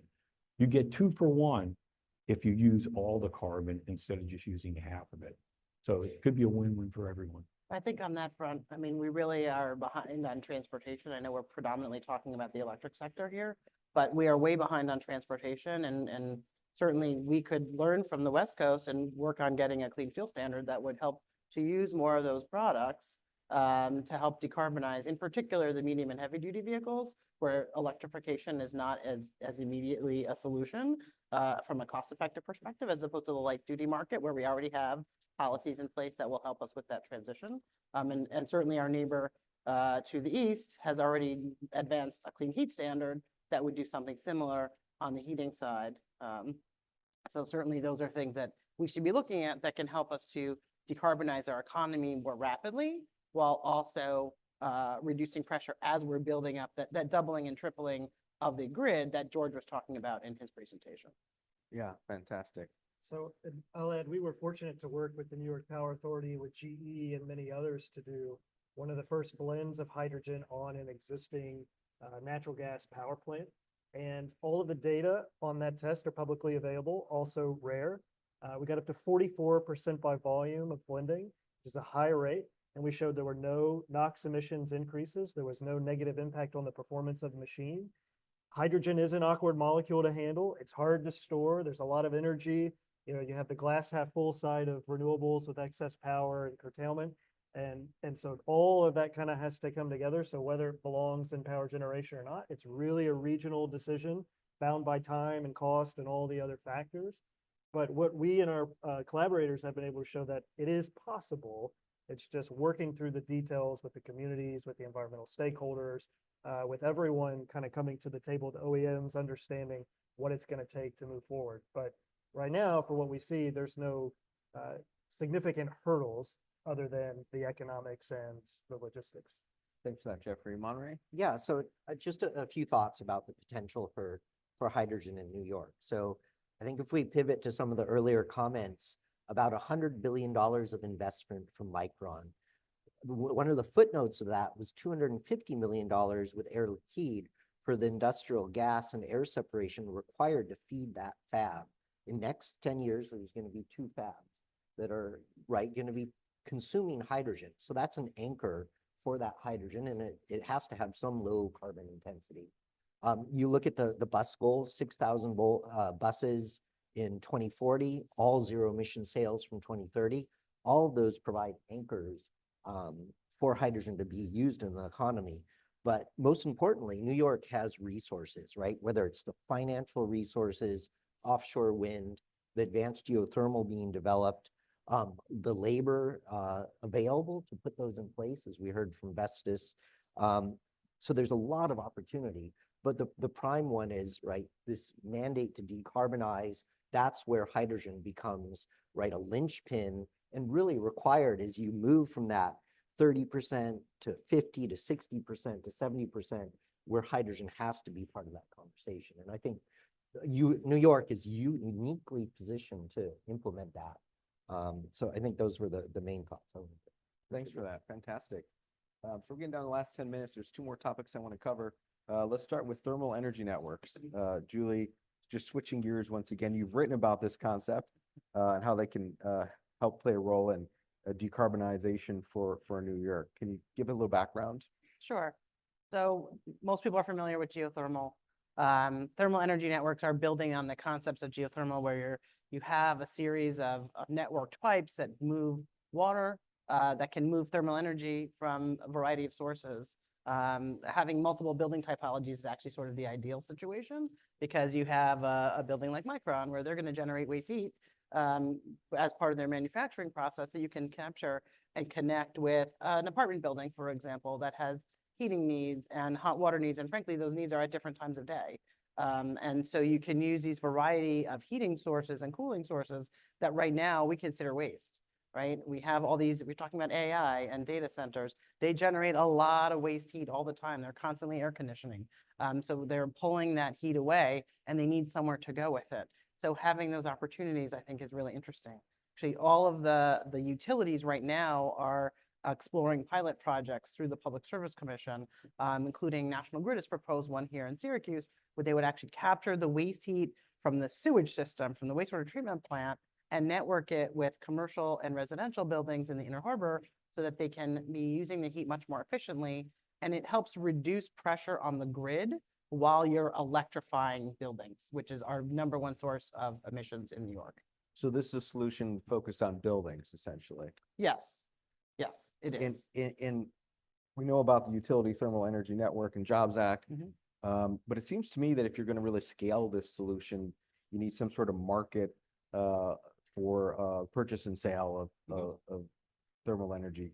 What policy is missing to make that happen? How do we make this come alive? Well, I think that's why we're doing this pilot first, right? So the Public Service Commission is actually purposely choosing a variety of different approaches and technologies to see what works and figure out how do we pay for everything. You know, there's a model in Troy where the city of Troy will own the geothermal well field, but National Grid is going to be distributing it. There's a proposal in New York City where Con Ed is going to put in capturing the heat from data centers and connect it with a niche housing facility. So I think they're trying to figure out what the model is so we can figure out how then you pay for it. And, you know, the MTA, for example, could generate revenue that way. I know we're always looking for non-fair revenue for the MTA. So there are a variety of different tools that are out there. And it's like, how do we have to figure out how we can monetize that and how we do it in a way that is reducing burdens on ratepayers, which we've heard about, people are very concerned about, affordability. And again, reduce the amount of infrastructure we have to build out as part of that. So as we're looking at those various pieces, that can help dictate where it makes sense. Obviously, like everything we're talking about today, there's no one single solution, but this, in my mind, and the collaboration I've been working with, we think that this is an important tool that we need to be looking at to reduce pressure on the grid while we're decarbonizing. Yep. Could I add? Sure, go ahead. Just to add on to Julie said, a number of the member companies in New York Best are developing and deploying thermal energy storage. And you know, it ties to this because there are now markets being created in New York City with Local 197 for the carbon intensity of buildings to be a driver for putting thermal energy storage at buildings. And you know, instead of running the air conditioner in the afternoon, you're shifting the energy use to the night, a little cheaper power, cleaner power, et cetera. So this is a really exciting area, in my opinion. It is. It's a great opportunity. It's something that can also help us build jobs and help us to employ folks from disadvantaged communities to make sure that we're getting multiple benefits from these thermal energy networks. And it's something that's not new. It's newer to the United States. Obviously, there's a lot of district heating that's used elsewhere, but in Europe in particular, most of the infrastructure there is already using this. So it's highly efficient. It's much more efficient than the combustion that we're doing right now. Makes sense. Can you broaden the discussion a little bit just to talk about policy? What's sort of the missing piece for any of the technologies that we've talked about today? And might there be some next steps for the state of New York? Sure. Well, I think the state of New York needs to advance, you know, a cap and invest program that is technology neutral and driving to transition really by setting goals and having declining emissions out there. So that is like first and foremost what we need to do because that's going to cover the entire economy. We need to make sure that the pilots that NYPA is doing, or NYPA and the Public Service Commission are doing, advance relatively quickly so we can figure out what changes we need to make in how we do rate structures, because that is definitely an issue right now with how how we're getting our electricity and how we can get it to be more affordable by changing rate structures. So that to me is really important network component of this. I think that we need to make sure that the state is leading by example. Last year, we were able to get some funding for the SUNY Albany for them to be able to decarbonize their air conditioning. But we need to be doing that in many more places to demonstrate to others in the private sector that this is something that can be done that will be beneficial. And we need to create incentive, I think, frankly, for our manufacturers and maybe require it for the data centers and the AI folks that we capture all that waste heat so that we're productively using it instead of just venting into the environment, which is what happens right now. My favorite example is that there's a mail sorting facility south of Penn Station in New York City that is 2 full city blocks. They generate 8 megawatts of waste heat every year. That is a lot of waste heat that can be much better reused, and they are looking at connecting that with an apartment building nearby. So there's examples of that over the entire state, and so we need to look at where it makes sense and how we can deploy that. Awesome. Let's switch gears one last time. Jeffrey, talk about a new old technology. Geothermal power has actually been around for 120 years. But we've heard about advanced geothermal, supercritical geothermal, hot dry rock. What's new here, and why might this be of interest to the state of New York? Sure. Yeah, so let's terminology wise, we hear about geothermal and thermal energy systems. The geothermal power is all about the amount of energy you can get, which is driven by temperature and pressure, which is driven by how deep you go under the Earth's surface to get that energy.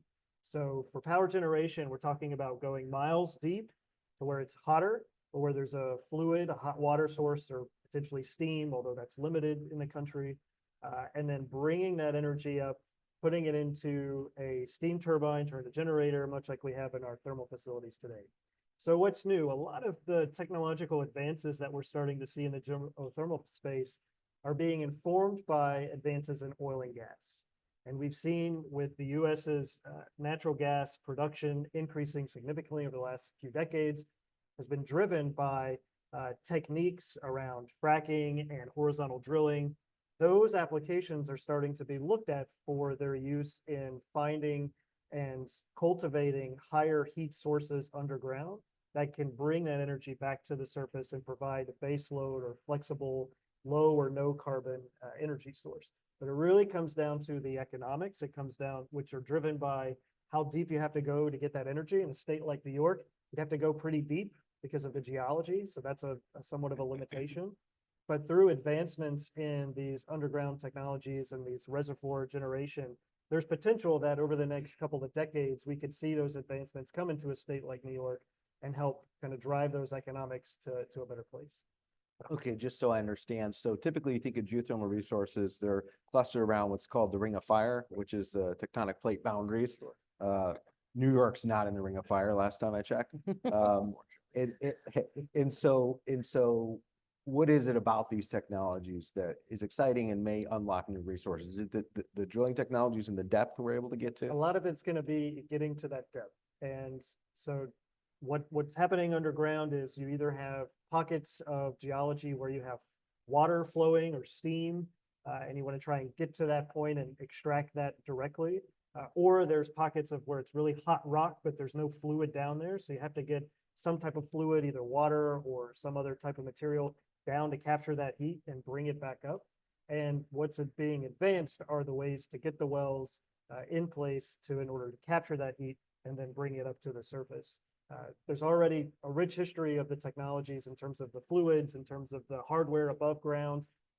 There's already projects that are looking at retrofitting existing facilities inside the fence line where you already have transmission, you already have cooling water and other water sources. So retrofitting existing facilities is always a good option with these technologies if you can get the right geology and the right depth, again, at the cost. So what do we need to do here in New York to take advantage of this opportunity? Well, I think this goes across all of these technologies and what you'll hear about in advanced nuclear in the next session. Deploy. So we say in our example, the history of the data that we show is that for energy technologies to advance, we need at least 10 deployments of the technology performed in a way that the learnings from each of those projects can support the next.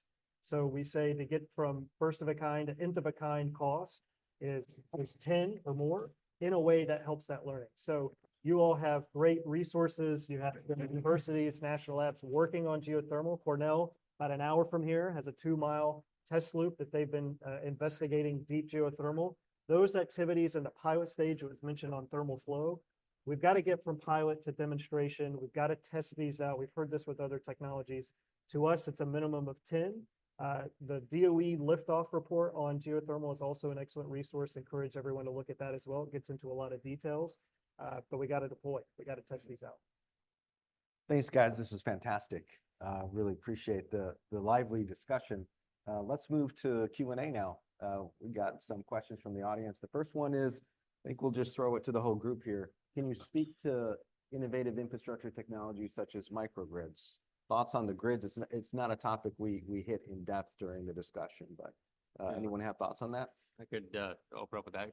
Many New York Press members are working on deploying microgrids right now, and one of the areas that particularly of interest is the idea of tying together electric vehicle chargers with distributed energy resources like solar and batteries together to balance out and to reduce the demand charges that are associated with electric vehicle chargers. And you can do this at scale of a single building up to, a town. So we're seeing that at campuses, we're seeing it, so some things happen at various different areas. One of the interesting things with that, one of the big challenges is actually the interconnection.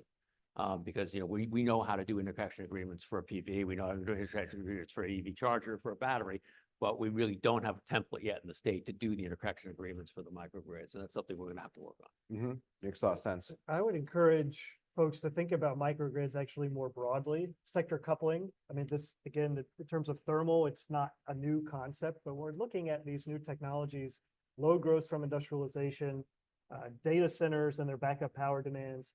They're asking for, and their businesses depend on having a low carbon reliable fuel source. And oftentimes they're willing to ask the question, what will it take to invest to make that happen?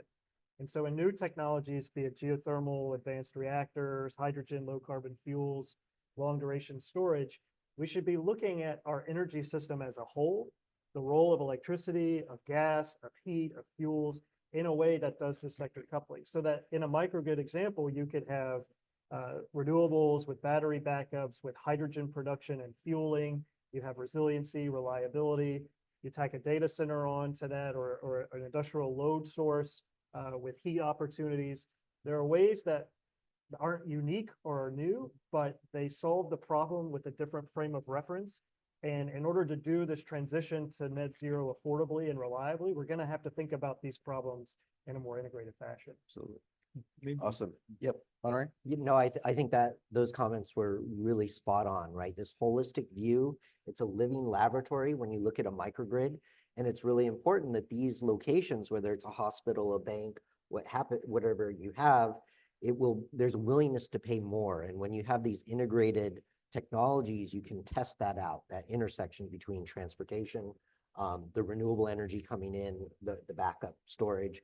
Recently, I've been looking at some of the technology. It's well understood, but basically biomethanol and reforming that, where you can have an opportunity and you can hedge your bets between the electricity production or hydrogen production for fuel or for backup to that grid.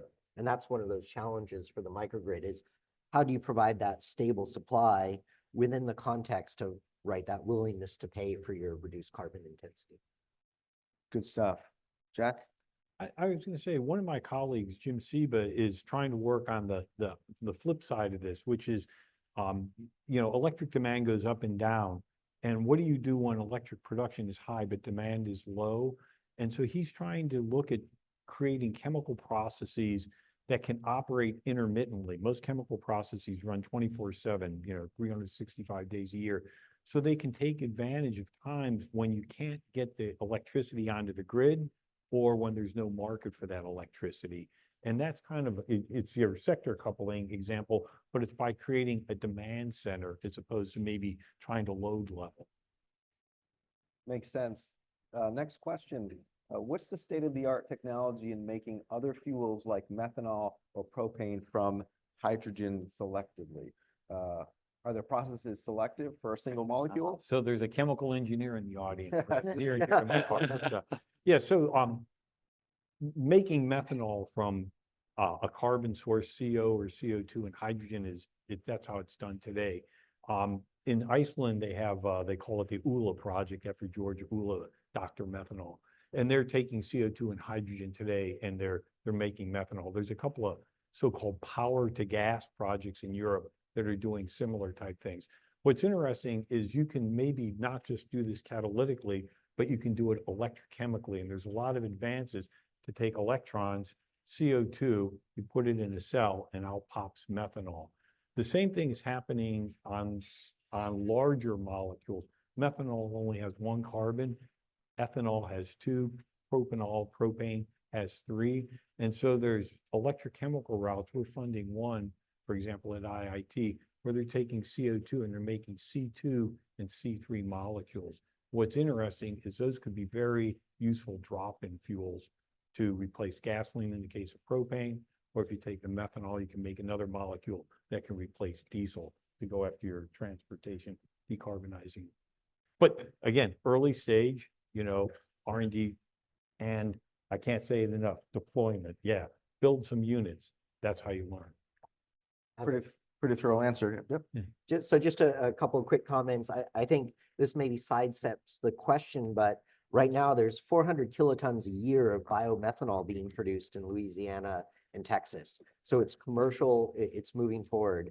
Topsoe in Denmark is producing 10 kilograms a day of biomethanol from waste streams, and they have a ESMR process where they have a catalytic converter, and it's 1/100th of the volume of that manufacturing size. So I think distributed methanol production, whether it's from biomethane or directly from solar resources. NREL has an entire program. We're building up a trailer now, right, a 20-foot ISO trailer that can produce those, methane particles or compounds directly from solar and sunlight and water and CO2 captured.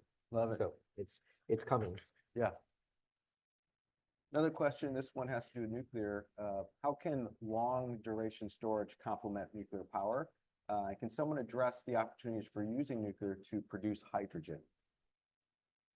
Any thoughts on that? Well, there's some advanced reactors that are looking at integrating molten salt technologies or other thermal-based efforts. And my colleague Steve Changelis is here. He's on one of the next sessions on nuclear power, so he can elaborate more. But a lot of the same kind of technological advances that we're seeing in thermal storage and heat management for these advanced reactor designs could also play a role capturing heat or either through electrons or directly from a steam source. So in terms of a complement from a technological perspective, there already is some potential overlap. Our work looking at nuclear and hydrogen, today's nuclear fleet, typically low pressure, low steam temperature. So to drive the steam-based process to make hydrogen, you need a little bit higher than what today's nuclear fleet tends to operate. So generally, we're looking at today's nuclear fleet as being an electron source for the splitting of water. But certainly there's some of these advanced reactor designs that could operate at higher temperature, higher pressure, that then you could use that steam. And there are large industrial manufacturers looking at deploying advanced small modular reactors specifically for that purpose of having dual productions of heat, electricity, and then going to hydrogen or having another source. Still in early stages of development because hydrogen's got still a bit of a ways to go when it comes to electrochemical production at scale, but certainly part of the conversation that's happening around the country. Any other Yes, I thoughts? would address the complementary between nuclear and energy storage. I recall the former CEO of PJM had the quote, "If you like nuclear energy, you should love energy storage," because nuclear energy really is a baseload technology, right? It's something that's gonna solve a baseload issue. You're still gonna have fluctuations on top of that. So we still need to have something to deal with the fluctuations on top of that. And you also want something to be able to absorb excess renewable energy. So these are truly complements. It really is a situation where if you have nuclear energy, it can be a good thing for baseload, but you still want to have something to take up the extra renewables and to have dispatchability to follow that. And that's where the long duration energy storage shines. Important topic, Monterey. So just 3 quick points. So Richard Boardman at Idaho National Lab can speak more coherently to this, but there are advanced high temperature cycles with sulfur iodine to produce hydrogen at relatively low cost. As far as nuclear power, right, I think Michigan just announced they're restarting a mothball nuclear reactor. So, right, the more low carbon energy on the grid. And the last bit is, like you mentioned, this base load. You still, if you're running that, you don't want to turn it down. Why not make big liquid hydrogen if transportation decarbonization is a priority, as DOT and DOE are looking at for a national network? Yep, makes a lot of sense. Last question, guys. We got 1 minute left. Let's talk about something we haven't talked about today. Next generation demand side technologies. Are there any out there, and how do they complement battery storage and hydrogen? I mean, we've certainly seen reliability alerts increasing across the country, parts of the country where we don't normally see them. And the response has been cut back. You get a text on your phone from your utility saying, we expect a high load. We need you to cut back on your power use over this amount of time. And the responses have been pretty good. But that doesn't happen in every part of the country. Those programs don't always exist. But the number one technology that we didn't talk about, but probably is the most, is the cheapest and the best one to deploy is energy efficiency. Because every bit of energy we don't use is the energy we don't have to replace in the future. So examples of integrating, doing the sucker coupling, it can't be understated that energy efficiency has to absolutely be a part of every transition, a bit of our transition moving forward. And I would add, don't lose sight of the fact that we're gonna put a lot of batteries on the grid, but we're gonna have 10 times that many batteries rolling around the state in electric vehicles. And when you have that many batteries rolling around the state in electric vehicles, you have the ability to shift, charging on Tuesday versus Thursday. You have the ability to have vehicle to grid back. That demand side piece from the vehicle sector is gonna be huge. I'll throw out one, so there's a lot of interest in trying to decarbonize the industrial sector. And in terms of chemical synthesis, a lot of chemicals that we make today, it's a formula: feedstock, heat, catalyst, product. If you use electricity, you can potentially generate those chemicals, which with a much lower energy footprint and a lot less waste heat, to your point. And so it's not exactly a demand response, but it's a way to reduce the intensity of an industry. Last word. Yeah, just very, very briefly. At the end of the month, University of Colorado has a webinar looking at hydrogen combustion in distributed engines. So basically having that backup. So demand response. Another project that they're working on is looking at electricity coming in, splitting water and going through a reactor to boil water, and it can be more efficient than resistive heating. So these kinds of technologies, beyond just low-fi, as you talked about, refrigeration, heating, right, demand response.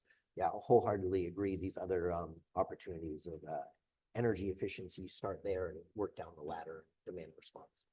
Thanks, guys. Phenomenal insights. I really appreciate it. Could you guys join me in giving our panelists a round of applause? Thank you. Thank you, Brandon. Thank you to all our panelists. It was certainly a robust discussion. And I think, the theme that came through for me is really identifying the best use case for each of these technologies and making sure that we have the market signals that support it. We are going to break for lunch now. I ask you to please join us in the grand ballroom on the 10th floor. We have staff outside to kind of help everybody get up there. We have 4 elevators that will bring you up there. So just be patient. We'll get everybody up there, and we hope you enjoy lunch and our keynote speaker. And we will be back in this room at 2 p.m. for the next panel, exactly 2 p.m. Okay? Thanks, everybody.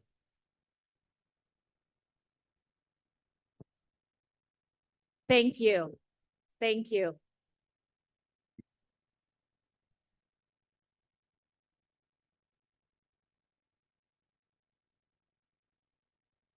Again, good afternoon, everyone. It is fantastic to see everyone enjoying their lunch. And I have to say, what a great morning as we transition into the afternoon. I'm thrilled here to let you know that we have a wonderful program for you while you finish your lunch. So please do continue to eat. But I am here to introduce next a fellow colleague, a friend, and a champion for workers across the state. At the New York State Department of Labor, she is helping to protect workers, assist the unemployed and displaced, and connect job seekers to opportunities, especially those being created as part of New York's clean energy transition. She served as a member of the state's Climate Action Council and co-chaired the Just Transition Working Group with me. And I am here with a distinct pleasure to welcome to the stage Commissioner of the New York State Department of Labor, Roberta Reardon.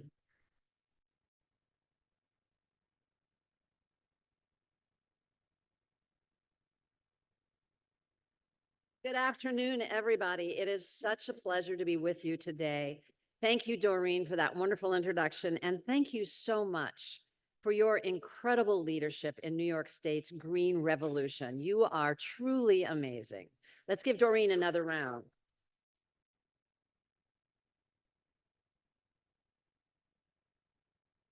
So it's so nice to be in this beautiful room with so many stakeholders. And, this has been a really exciting conversation this morning. I was on the Climate Action Council and, it was a number of years of a lot of listening and hard thinking and wondering if, when it was going to start happening. It's happening. We're here. People are driving electric cars. We're having this conversation. It's no longer what's in the future. It's now. So to have this conference at this time is really, really important. As you heard this morning, Governor Hochul is filled with enthusiasm about the clean energy expansion. I thought she was marvelous this morning. She really is so committed to this effort, and she is so focused on New York State being a global leader in this burgeoning sector. She wants to ensure that New Yorkers are prepared to seize the wide array of career opportunities that are coming online. That's what we do at the Department of Labor, helping to connect them to that. As a member of the Climate Action Council and the Just Transition Working Group, I have closely examined these issues with my labor lens, which is what I do. And I am so proud of where we are today. We went from discussion to action. And, I am just continually amazed by the progress that we make each and every day. Our governor understands that we have entered an important chapter in the state's clean energy evolution. New York State must continue its economic growth while also attracting a knowledgeable workforce that has the skills to support this energy sector. We also need businesses that stand behind the importance of our energy and climate vision. And we know that corporate commitments to increasing the clean energy supply is a vital part of this equation. And as a union state, New York must continue to lean on our partners in labor as we continue building out this very important sector. Partnership is absolutely vital to our success because our future is literally on the line. Our next speaker is a globally recognized expert on this topic. As CEO of the Clean Energy Buyers Association, Rich Powell has worked tirelessly to cultivate a clean energy future for all. He has also successfully navigated the toughest market and implemented policy solutions to support a carbon-free energy system. Rich previously was CEO at CleanPath, advising policymakers on investing wisely in breakthrough energy innovation to reduce global emissions. So now it is my honor to hand it over to Rich to hear more about his work in this area. So without further ado, please join me in giving a very warm welcome for Rich Powell.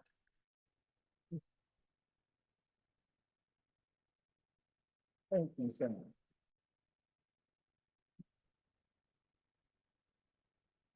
We're making you do that alone? Thank you.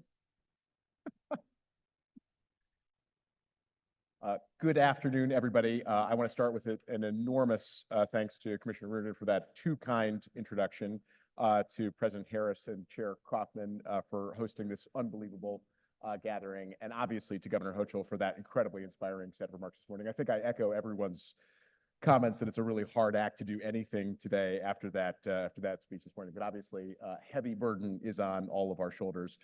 And lastly, I just want to say I'm very grateful and humbled to be here despite not being a New Yorker. I like to think I went to law school in New York and I married a New Yorker, so I could be sort of an honorary one, but I am unfortunately from Scranton, Pennsylvania, which is close to the border, but not actually in the state, but I'm absolutely delighted to be here with all of you today.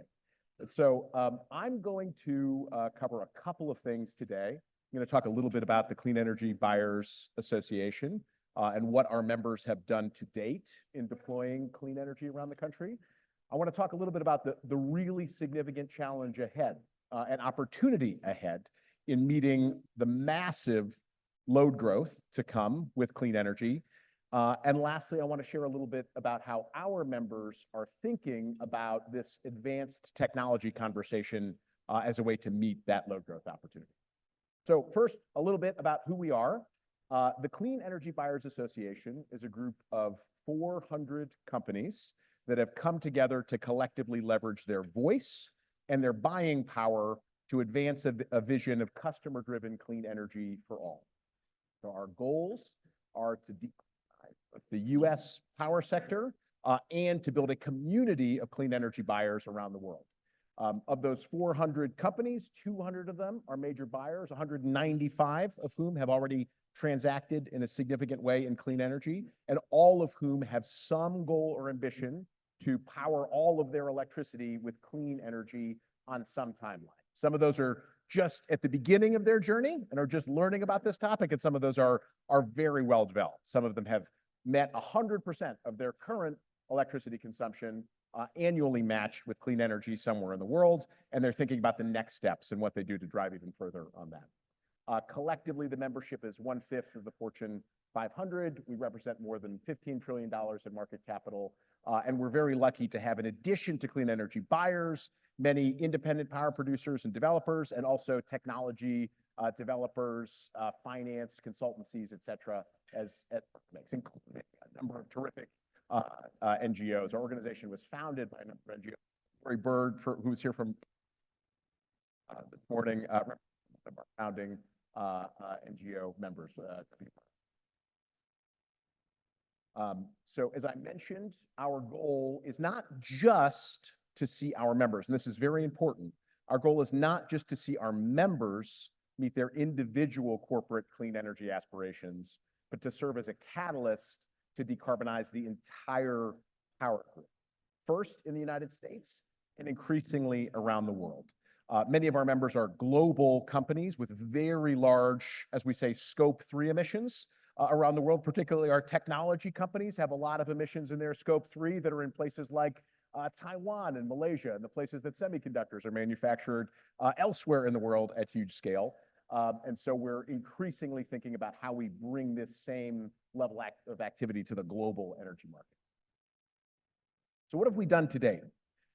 Collectively, CEBA's members, as of 2024, have contracted for 81 gigawatts of clean energy in the United States alone.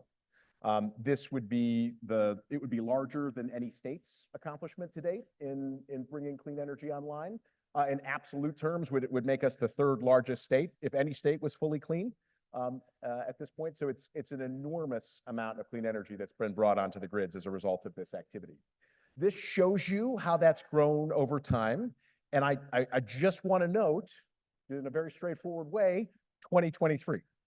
So just as the state, the reason we're here is because the state had some difficult years in accomplishing its clean energy transition and aspirations.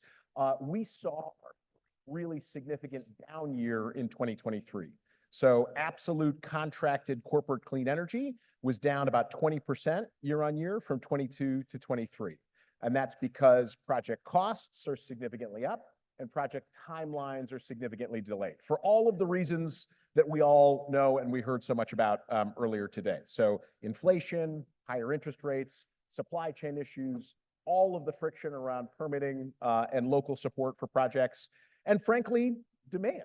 So our members initially set out to create a massive demand signal for clean energy. That mission is now accomplished. So demand for clean energy in this country now massively outstrips supply. And so our job now is to think about what are the actions that we could take collectively as buyers with our buying power and with our collective voice to drive and influence policy that would unlock more supply and do it more quickly and more affordably for our membership. You can see the first half of 2024 number is a little better than the 2023 situation. So we're on track to slightly outpace 23 if that trend continues for the remainder of this year, but probably not to get back to 2022 numbers. The situation remains challenging. It remains challenging. So as I mentioned, 81 total gigawatts. That would be 2 other small states out there that would be bigger than what California and Texas have accomplished together. Our members have accomplished through their procurements. So how do they do that? How does a company buy clean electricity? And I'm sorry if this is remedial for folks in the room that are very deep on this, but I think it's worth noting. So they use a variety of instruments to buy that clean energy that are based on the geography where they're buying it and the business model for the companies. So our members pioneered a structure called the virtual power purchase agreement. So that's the largest blue bar at the bottom. So that's where they're still relying on a local grid to supply the power to their facility, but they are then purchasing through a virtual transaction an equivalent amount to that generation somewhere else. Ideally in the same local geography, so there's some nexus, but not always. And some of our members are very focused on the carbon impact of what they're doing. So they rely on a measure more called emissionality, and they actually try to purchase clean electricity, often in jurisdictions that are far away from their actual load, if purchasing there offsets a lot of traditional generation. So purchasing there offsets a lot of coal and gas generation, unmitigated coal and gas generation. So that's the biggest blue bar along the bottom, the virtual power purchase agreement. The next bar along the top, that orange bar, is working with utilities. And so typically this is done through something called a green tariff, which many utilities offer. So that's where a utility sets up a separate specific rate for green or clean electrons, and then our purchasers can take advantage of it. Recently, several new transactions have also started to add significantly into that mix. And so we have a number of companies that are investing in community solar at scale. This used to be a relatively small part of the solution, and it's really growing very fast. We actually have members that are now investing in community solar at very significant scale, hundreds of megawatts, sometimes even low gigawatts in total procurements.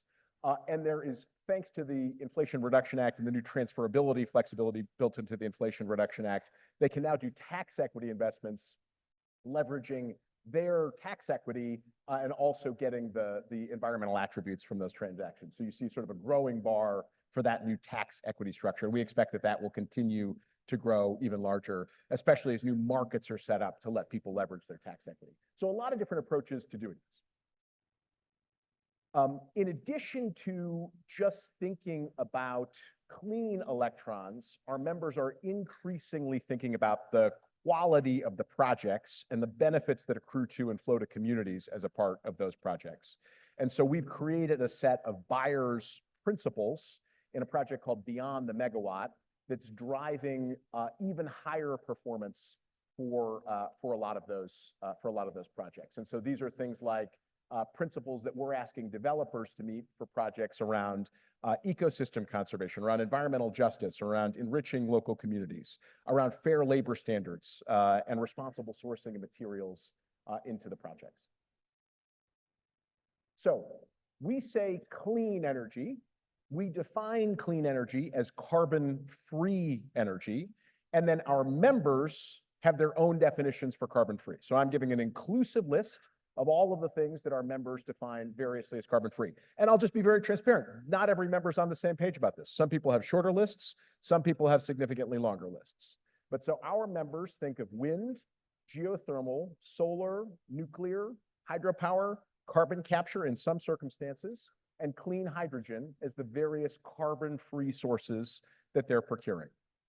The vast majority of what's been sourced to date are wind and solar projects. I'll talk a little bit about how geothermal is the next big one on the horizon, and that sort of started this year, but the vast majority of what's been sourced to date are wind and solar projects.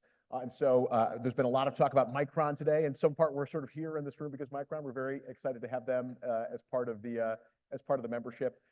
They and many other companies have used, especially those virtual power purchase agreements, through wind and solar transactions around the country to hit that 81 gigawatt deployment number earlier today. So that's where we've been. So we're now at an incredible moment of new opportunity. And so I want to talk a little bit about the future and what we think that holds for the power grid.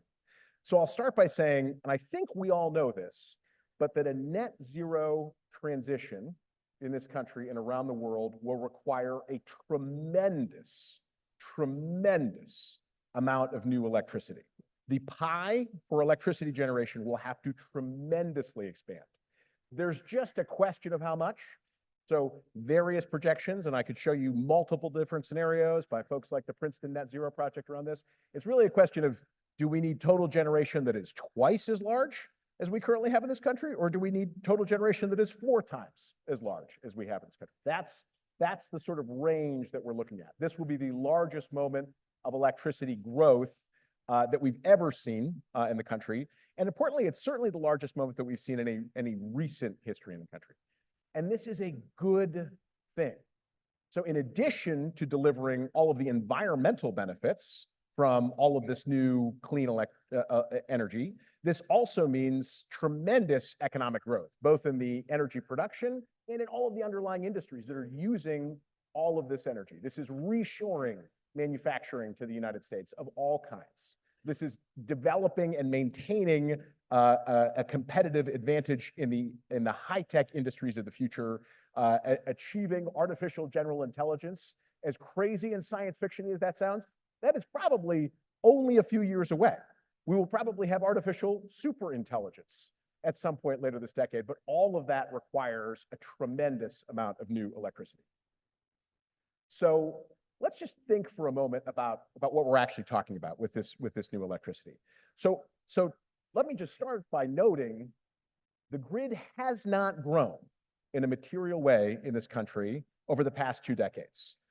So in 2007, an incredibly consequential piece of federal legislation was put in place, EISA 2007, that put in place world-leading efficiency standards implemented by the US Department of Energy. And that has done a remarkable thing. That has decoupled economic growth from electricity load growth in this country effectively for 20 years. So over the last 2 decades, folks can see it was already slowing down in the 2000s. And then in the 2010s, we grew at 0.5% a year of electricity growth. A huge outlier from every previous decade in US history. And we saw even smaller load growth over the past 3 years.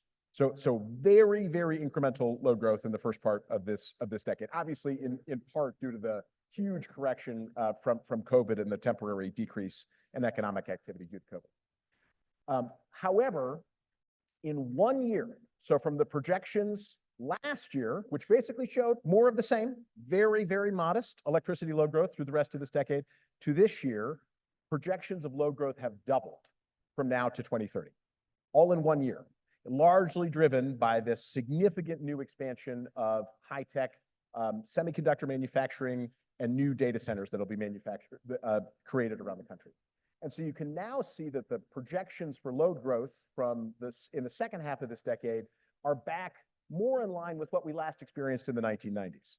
What I'll note about that, though, is in the 1990s, we were retiring significantly fewer underlying assets, though, as well. So in net terms, we're probably back more in the kind of build we last saw in the 1980s. And of course, that's relative growth. We've got a much bigger grid now than we did in the 1980s. So in absolute terms, might be back as far as the 70s for the last time that we actually built as much new electricity generation as we'll need to build every year now, probably going forward. Where's that all coming from?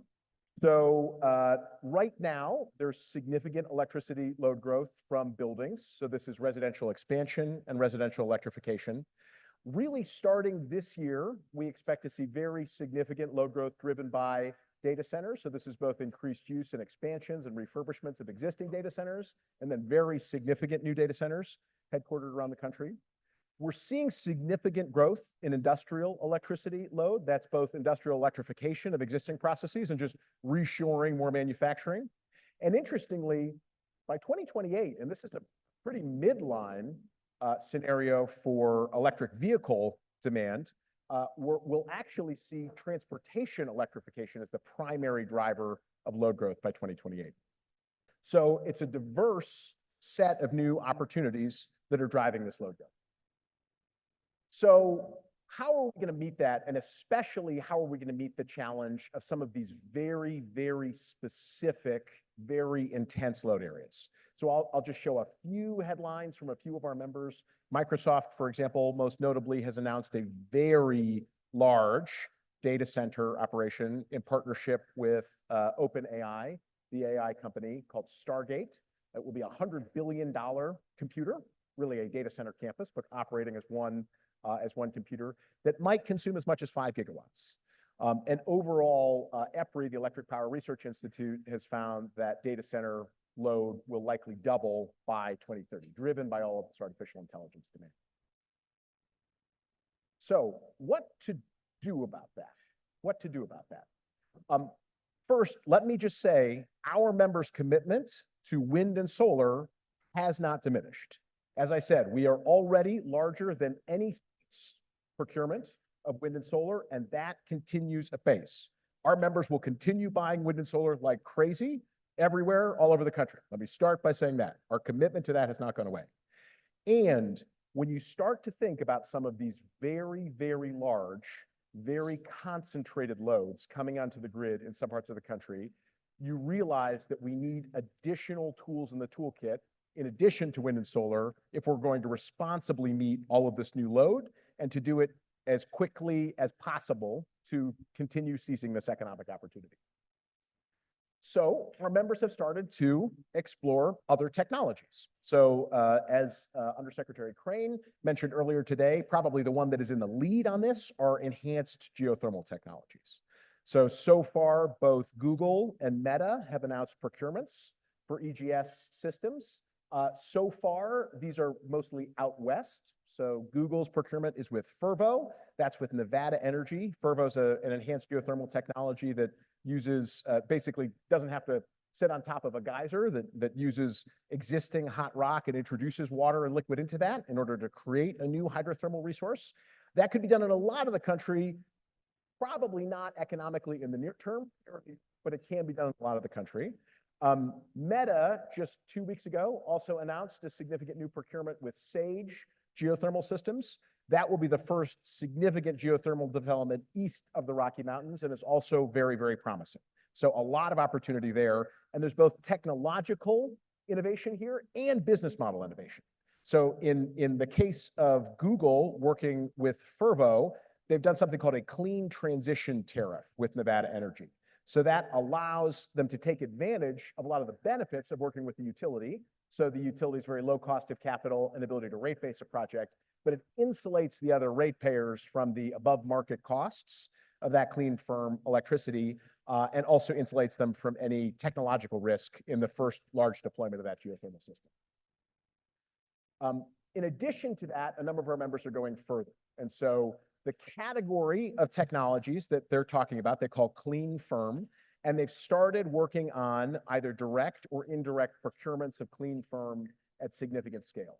So Google, Microsoft, and Nucor put out a major request for proposals earlier this year for clean firm technologies. They said explicitly that they were open to seeing proposals from advanced nuclear vendors, from enhanced geothermal vendors, from long duration energy storage vendors, and even from carbon capture and sequestration vendors as well. And they've received significant, serious bids in from developers and technology companies in every one of those categories at scale. I think it was more than 90 high quality bids that came into that. So they have their hands full trying to evaluate and figure out which of those things that they're going to start with.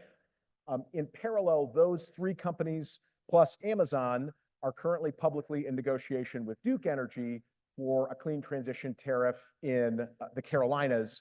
And that will almost certainly focus on a small modular reactor technology of some kind to try and stand up there. So let me just broadly stop here and say the clean firm conversation is now underway and normal around the country. Discussion of companies sourcing nuclear energy is normal around the country. This is now fully underway and fully internalized. And these companies have not seen this to advance their sustainability goals. They're doing this to advance their environmental aspirations. They've not seen significant negative reaction from doing this. In fact, by and large, they've seen really significant positive reaction from doing this. And it's part of the broad, I'm a swamp creature. I live in DC. In DC, full discussion of all clean firm technologies being on the table is now a totally bipartisan, completely accepted part of the energy innovation and decarbonization process in DC.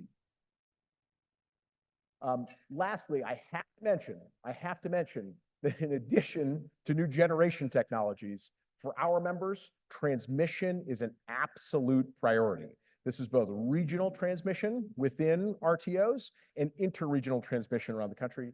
I think everyone knows this, but all net zero scenarios require really significant new build of transmission. They require a huge expansion of interregional transmission, so that would interlink different RTOs together to take advantage of the availability, primarily very low cost wind and solar in different jurisdictions. But even within regions, we need a very significant expansion. Probably a mainline estimate would be about a 64% expansion just of regional transmission. And this is both new wires and better use of existing wires. I know Jonah Wagner from LPO spoke this morning about grid enhancing technologies. We could get so much more out of the grids that we have today. So let me end on what we're looking for here as major corporate buyers by saying, historically, what our members, and particularly our AI members that are very focused on building these very large new loads, were looking at places around the country to put these data centers. They were focused on low latency, so how closely could they connect their data centers to some other data center, because they are trying to get everything to your phones and your TV screens as quickly as possible, and it helps to have things close together. They were looking for favorable economics, they were looking for real estate, and they were looking for electricity access. In that order. That order has now flipped. Electricity access is now the number one thing that especially our high-tech members are looking at. And clean, firm electricity access is now the number one thing that they're looking at for jurisdictions. So the states that find a way to crack the code and can quickly onboard very large amounts of new, particularly clean, firm electricity quickly, they stand to have the lion's share of this new economic opportunity. Today in high tech and in semiconductor manufacturing, soon in a much broader manufacturing renaissance, and over time in all of the industries of the future. Let me just end by saying two things. A few folks here, let me just go back. A few folks here in the room have spent a lot of time with me and a lot of other folks at the Aspen Institute in its energy convenings.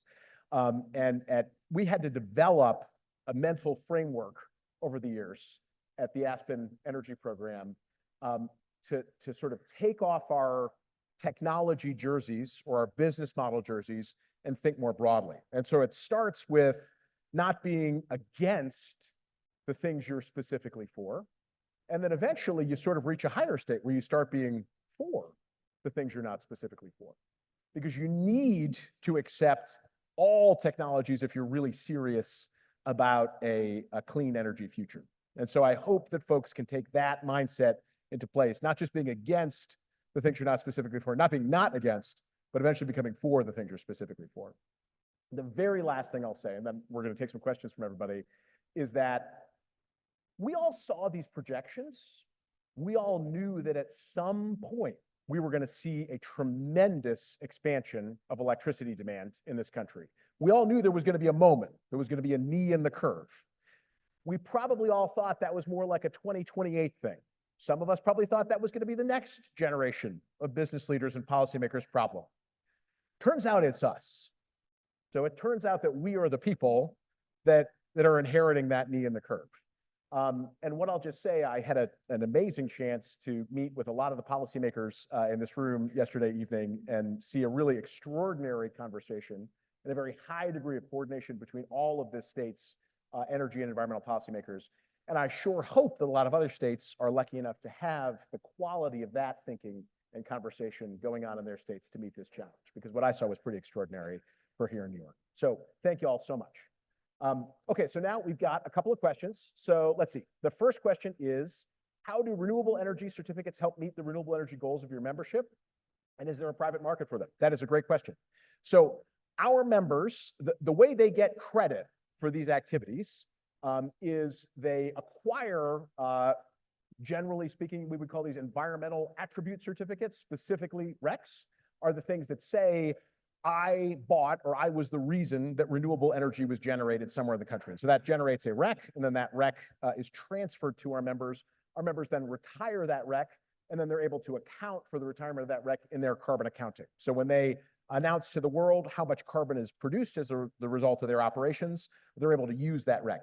There is a market for RECs around the country. It's a somewhat fragmented market, and there's a difference of agreement amongst many members about the degree to which you've got to be associated with a project in order to claim those RECs. Some folks, especially folks that are just at the start of their journey, buy what are called unbundled RECs. So those are RECs that aren't necessarily directly associated with the project, like they didn't necessarily invest in the project or offtake power from the project. Others amongst our members buy bundled RECs, and so those are things where they've got one of those virtual power purchase agreements in place. So they both have kind of a nexus of purchasing to the project, and they're also getting the environmental attribute certificate from it. So they're certainly very helpful in driving this behavior. So next, we've got how are buyers considering carbon capture as a solution, and how do they think about the level of efficiency of the process? So I'll say today, carbon capture is the least explored of all of these opportunities amongst our members. The members that have done anything with carbon capture to date are primarily thinking about carbon dioxide removal as a solution, and so they're buying carbon. So Microsoft, for example, has been a real leader on this. Microsoft has made perhaps the furthest reaching commitment of any company in the world, and have said that not only are they going to get their operations today to net zero, but that they're going to remove all the CO2 that they've ever been responsible for emitting back out of the atmosphere. This is a big, hairy, audacious goal. We should all applaud Microsoft for leading the way on this big, hairy, audacious goal. This is not an easy thing to do. So they've gone out and they've started buying carbon capture, largely carbon dioxide removal. They have started doing some point source carbon capture on a biomass plant in Europe. And so that effectively is a negative emission power plant in Europe. And so they're able to take some of the credits from that system. Okay, so next question. How are your members working with partners to ensure local and regional communities benefit from clean power? This is a fantastic question. Our Beyond the Megawatt program has attempted to create a structure where our members can put a set of criteria that they would like to see from the developers who bring clean power bids into them. And they include in those things like, what kind of benefits are you delivering to local communities as part of that? How are you preserving local ecosystems? How are you ensuring environmental justice is preserved or improved in the communities where you're siting these power plants? So they can then see all of those attributes coming into them when the bids come in for their power purchase. And we have found, I think, in the first half of this year so far, I think about 25% of all contracted deals so far this year are already using these Beyond the Megawatt procurement principles. And we just finalized the principles last year. So we're seeing a nice significant uptake in the use of these additional attributes for those projects. Next, we've got how are this is great. This is a lot of questions. Do we still go okay on time? 2 more minutes. Okay, great. So how are corporate customers balancing costs of new technologies with what are in many cases much more aggressive sustainability goals? This is a terrific question. So let me start by saying all costs are up, right? So the era of cheap clean energy is certainly at least temporarily behind us. It may be behind us for the long term. And so really they're thinking about, amongst many things, where they're going to be required to spend above market rates on buying clean energy, what's the most efficient way to do that as quickly as possible to have the greatest environmental impact? There are instances where they're going to have to do things that find bridges to a future. So one of our members, Amazon, most recently bought into an existing nuclear power plant in Pennsylvania. They wanted to site a new data center in Pennsylvania. Right now, PJM is very locked up. It's extremely difficult to bring on new wind and solar into PJM. The interconnect queue is stretched out not to more than 5 years in Pennsylvania. And so they will build wind and solar to offset the annual load of the data center that they put in, but they wanted a bridge in the near term, so they weren't just going to have to rely on the PJM grid. New load added to the PJM grid on average increases coal and gas capacity factors primarily. So basically, if you bring that into that grid, you know that you're going to be adding coal and gas. And so an efficient way for them to do that with a bridge was to enter into a power purchase agreement with an existing nuclear unit, basically in that case. And it's one of the ways that they're attempting to bridge that. Okay, I am told that we are out of time. Thank you all so much for your participation in this, and thank you so much for nice dinner. Thank you.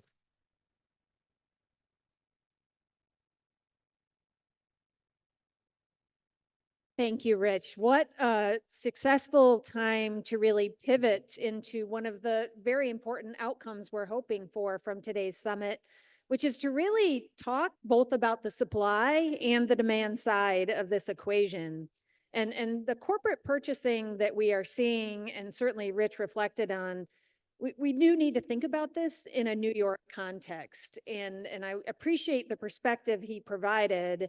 Our next panel, which will begin at 2 o'clock, really seeks to do that. You'll hear from Commissioner Knight of Empire State Development, who is focusing on just this, these large industrial loads that are seeking to establish themselves. We want them here in the state of New York.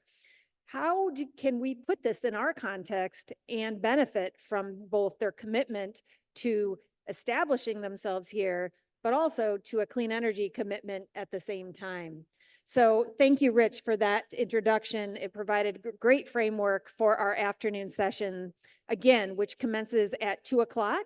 So if you could make your way back down to the ballroom from this morning's events, we will start right at 2 o'clock. Thank you again.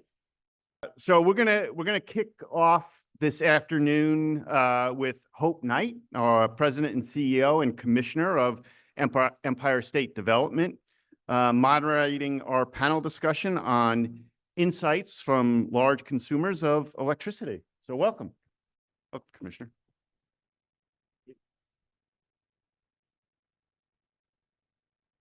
Thank you.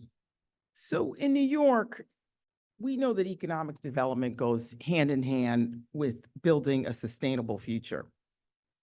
Under Governor Kathy Hochul's leadership, Empire State Development promotes inclusive growth that protects the environment, accelerates the transition to clean energy, and expands jobs and opportunities for New Yorkers.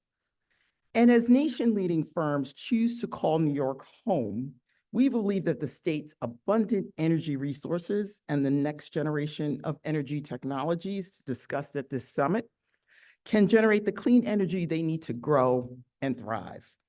This panel will explore the needs of large customers as they consider renewable energy and new technologies in meeting their corporate sustainability goals and the needs of their customers.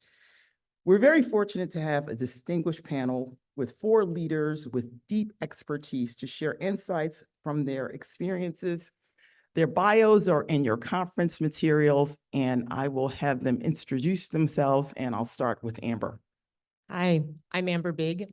I'm with Micron Technology, and I'm a lead senior program manager for global sustainability. And my job is to ensure that Micron can reach net zero emissions for our energy consumption. And I just want to say that Micron right now has invested or is investing $100 billion in this region, primarily because of the availability of resources such as clean, affordable energy and the partnerships with the key agencies that have enabled this to happen. Thanks, Amber. My name is Mo Bonder, and I'm a director of business development with National Grid Ventures. I've been in the renewables and energy space my entire career, and also almost exclusively working with large consumers of electricity. National Grid Ventures is the unregulated competitive business of National Grid, and we're involved throughout the clean energy transition. We're involved in projects, technologies, and partnerships, both in the United States and in the United Kingdom. Just to give you a flavor of our portfolio, here in the United States, we operate 3.8 gigawatts of power plants on Long Island. That's across 13 sites where we provide about 65% of Long Island's capacity. We're also in offshore wind. We formed a joint venture with RWE a few years ago, and we're currently developing an offshore wind project called Community Offshore Wind. We're also very involved in competitive transmission. We're currently pursuing a project with Con Edison Transmission in New Jersey. We were awarded one here in New York called New York Propel, and we also are pursuing a project called Energy Link New York to provide offshore wind inland. In addition, National Grid is also very involved in the clean energy transition, and they have made announcements for some of the biggest investments in the clean energy transition in over a generation, what they're calling Upstate Upgrade, which is a $4 billion commitment that includes over 70 projects between now and 2030. Good afternoon. My name is Jennifer Lupo. I work for the Raymond Corporation, which is a wholly owned subsidiary of Toyota Industries. We are an ODM of electric lift trucks here in upstate New York, just outside of Binghamton in Shenango County, moving into Broome County. Happy to say that we're here to talk about our experience as a large manufacturer in the region, our power requirements. My day-to-day job is Vice President of Energy Storage Solutions, so I run our division focused on providing advanced energy technology to our customers to aid them in their decarbonization journey. So as we think about things like transitions from lead acid batteries to lithium batteries to hydrogen fuel cells, all of those things, all the charging infrastructure, how we also assist them with their concerns such as peak shaving as they make their transition as well. We're very fortunate that inside the Toyota family, we have many of those complementary technologies we can bring together to provide those solutions to our customers. Good afternoon. I'm Varun Sivaram. I lead energy and climate at the Council on Foreign Relations, a foreign policy think tank. Previously, I was the Chief Strategy and Innovation Officer at Ørsted, the world's leading offshore wind developer. And before that, I served in the Biden administration as the Managing Director of Clean Energy and Senior Advisor to John Kerry. Looking forward to today's conversation, to talking both about the producer side and how offshore wind and future technologies can help to supply New York State's energy needs, as well as the demand side and some of the exciting developments, maybe worrying ones, that we're seeing from AI. Thanks. Great. So to kick things off, I want to start with sustainability and clean power. Could you provide an overview of the scale of energy needed to satisfy your corporate sustainability goals? And then tell us how the availability of clean power factors into decision-making when your company is looking to locate or invest in a project. So start with you, Amber. Sure.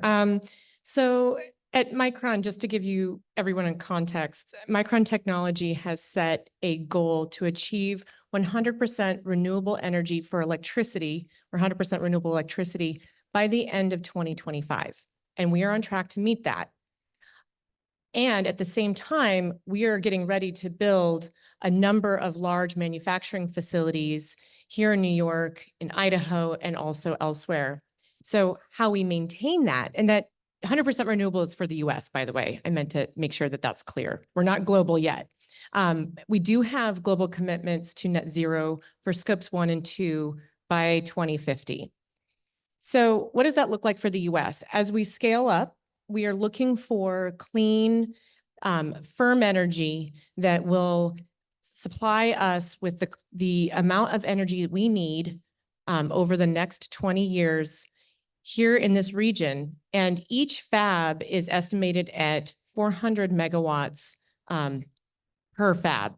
So at scale, over the next 20 years, we're looking at achieving or needing about 2 gigawatts of energy. And that's huge. So how do we get there? And this could be less because these are, estimates in the future. And if we can fulfill on our energy efficiency goals, which we're aiming for, we're looking at really optimizing our operations. Now, how we make decisions is really defined by where do we have the right resources? Where do we have affordable, clean energy? Where can we ensure uninterrupted power for our 24/7 operations?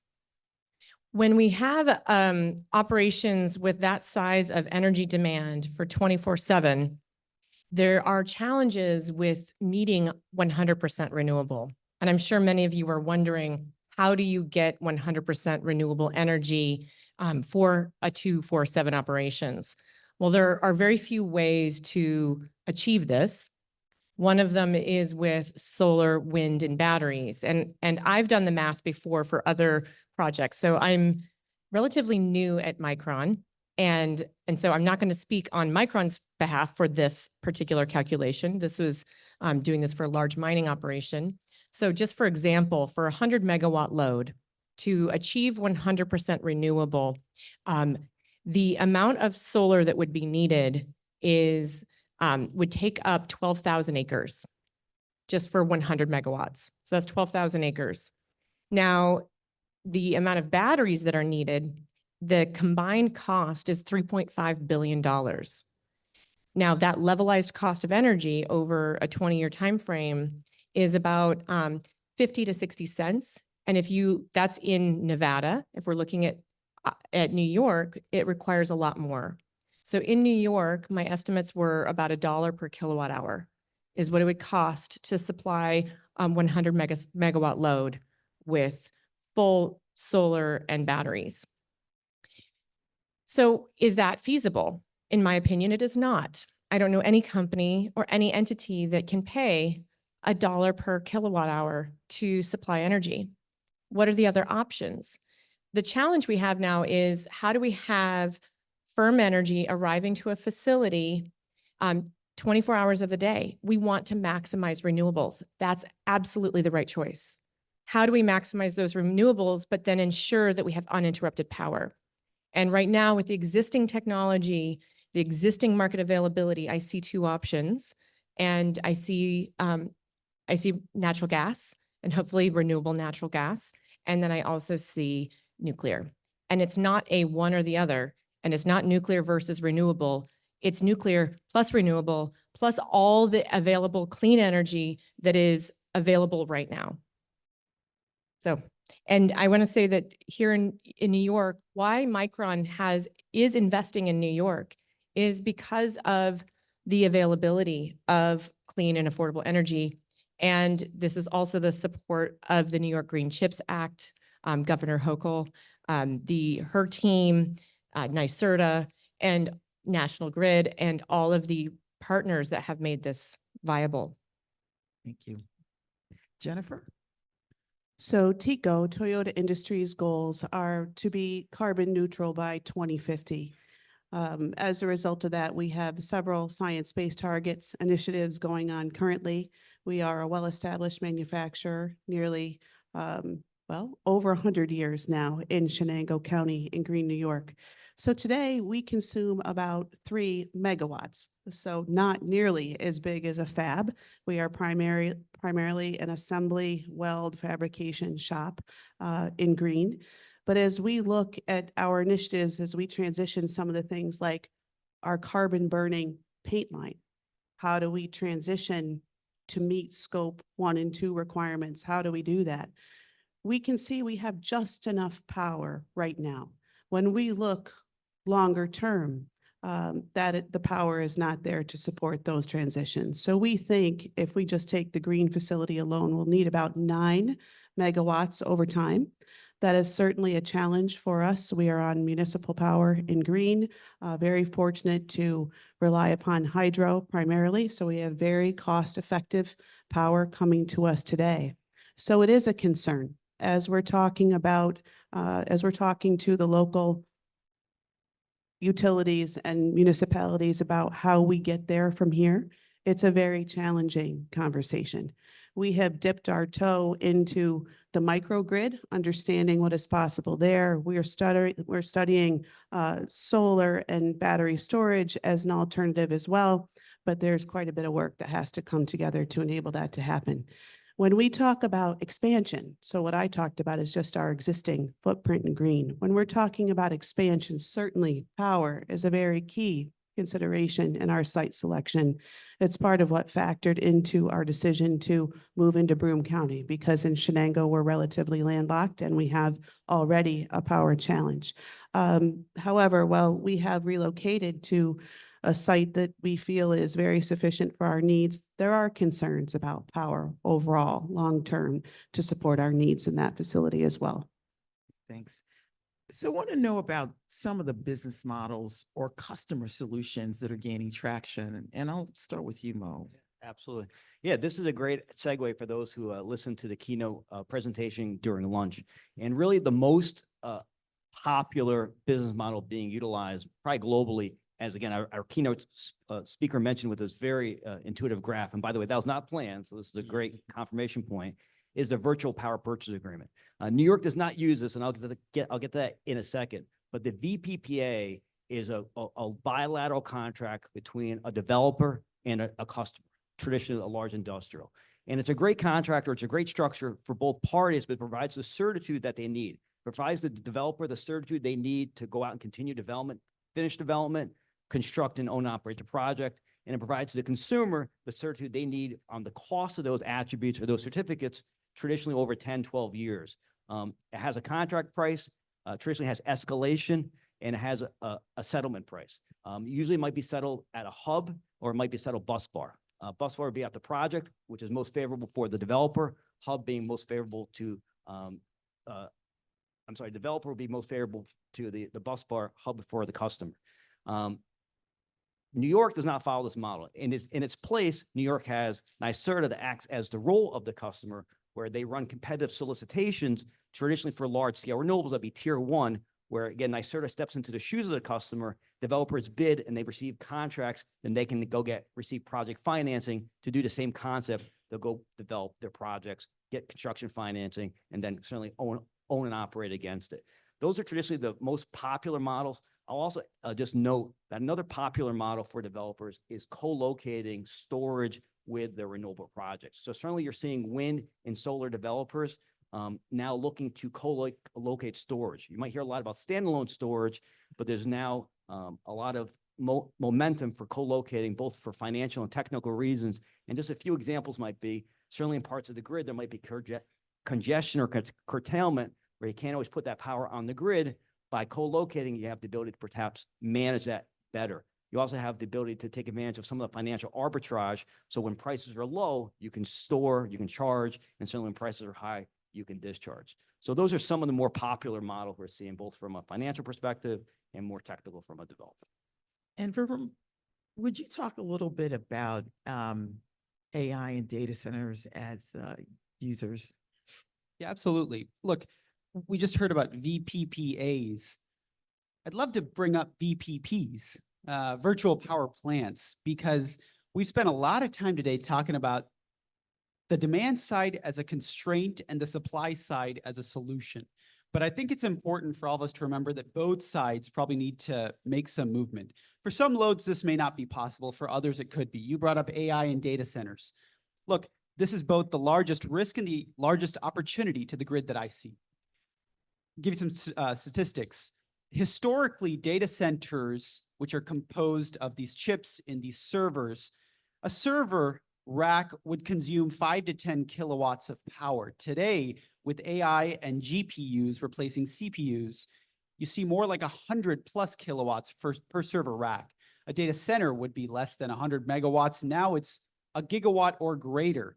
And the power utilization efficiency of data centers has kind of hit a wall. It's not getting much more efficient. All this means that there is a huge new source of load growth from data centers in this AI revolution. That sounds like a really bad thing, especially because today AI, as well as other cloud computing uses, require 5 nines reliability, 99.99999% uptime. But I think the solution here is going to require some innovation on the supply side and some innovation on the demand side. On the supply side, if we go back to Amber's statistic, yeah, if you try and make 24/7, 100% clean electricity, you're going to run into challenges before we have next generation nuclear on the grid. You're going to run into very expensive, prohibitive costs for that 95th percentile power, right? But if you're okay with 23/6 power and not 24/7 power, it becomes much more economical. We did the modeling. My team did this at Ørsted. We determined that if we could pair solar with wind, with batteries, with just a little bit of long duration storage, you could get all the way up to an 88% capacity factor at a reasonable price, not the $1,000 a megawatt hour that you mentioned, Amber, more like $100 a megawatt hour. It's even cheaper than what you pay for offshore wind. You pair that, however, with some demand flexibility, and that's really where this shines. I think the future of AI and data centers absolutely needs to be AI helping the grid, not just being a monolithic source of demand on the grid. Because if you can shift load between data centers that are networked through fiber optic cables, which are easier to build than physical power transmission lines, well, then you're able to move your inference or your training loads or interrupt training in such a way that your data centers themselves can modulate their power demand to an extent. It's not being done in a widespread way today, but we do have a roadmap from the crypto industry. And there you are, in fact, able to flexibly use power. So I think going forward, demand side innovation, VPPs, just as important as VPPAs and the supply side. What are some of the new energy technologies that your company or your clients are considering? And what role do you expect them to play in meeting your corporate goals? One is at Micron, it would be nice if we could scale down, ramp down, and scale back up our energy consumption. That is not an option for the type of manufacturing in the semiconductor industry. Because of the type of equipment, we don't have the option to ramp down and ramp up. We can't do a 23/6 type of operation like some data centers might be able to do. There's certain types of equipment that require consistent energy consumption over a period of time, and the cost of turning off a machine is it's not worth it, is essentially where we're at. So we do have the option to increase energy efficiency, and that's something that we've been looking at pretty significantly. So energy efficiency, and we have three, I would call it categories of technology areas that we're looking at. So one is energy efficiency. This includes heat recovery. It includes evaluation of geothermal heat pumps. We actually have been looking at that for a few of our sites. It includes advanced sensors. It includes variable frequency drives. It includes a variety of different options, and we've been very successful in increasing our energy efficiency. For example, in our Boise site, we have reduced our energy consumption over the last year by 19.5 million kilowatt hours, and that's the equivalent of about 1,700 homes. Now, that's huge, and a little bit for a large energy consumer goes a long way. And so those are the types of things that we're aiming for. And as part of our growth plan, and this is why, when we say, hey, we think we're going to have a huge load, but we don't know really in 20 years what this is going to look like. We know what it's going to look like in 5 years. And so, we know that for our first fab, we need 400 megawatts, but we don't know that long term, primarily because of the innovation and technology. Where can we get to with energy efficiency? And where I've seen the industry go is, 8 to 10% annually, an increase in energy efficiency. We are also contributing to that with our products. So over the last, since 2011, we have increased the productivity and energy efficiency of our chips tenfold. So when we look at what happens at these data centers, yes, their energy consumption is a lot higher, but with advanced microchip technologies and with advanced storage technologies, the output of memory capacity is that much higher per kilowatt hour of input. And so our new HBM3E chip is going into these new AI data centers, and it's 30% more efficient than what we see in the market for any competitor. So that's the type of commitment we're making to energy efficiency, is really looking at how are we contributing to the data center's challenges in achieving lower emissions and lower energy consumption.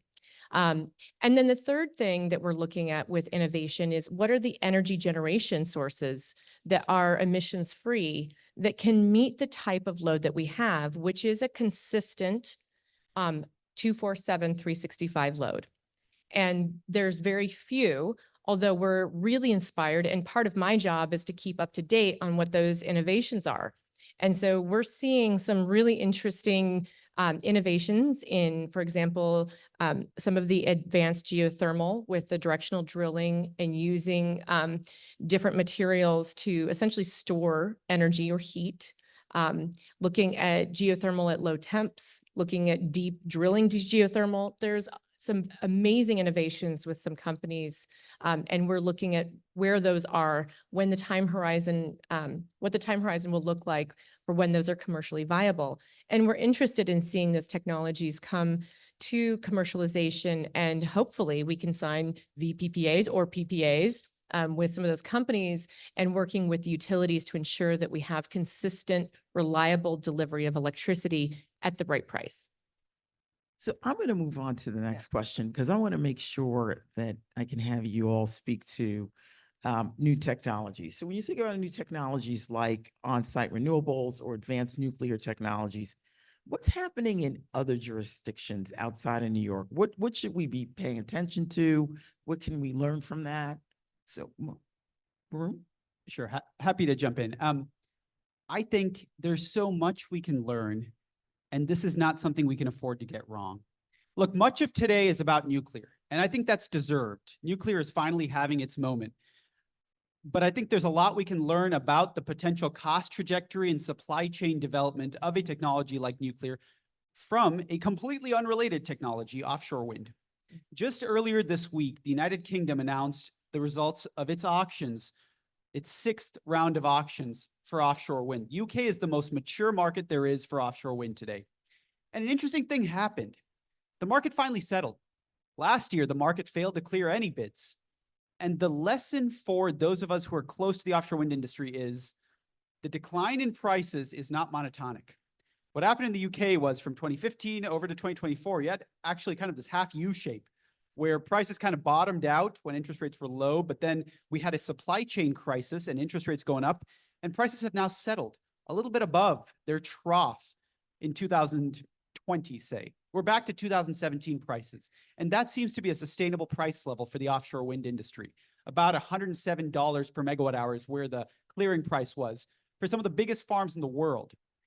What did we also learn there? We learned that scale matters, that in the offshore wind industry, it only works if you've got major supply depots, ports that are serving multiple farms, and the largest wind farms in the world.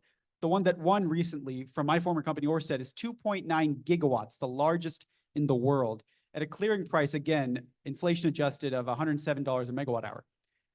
Here in New York and in the US, we're at the very beginning of this curve.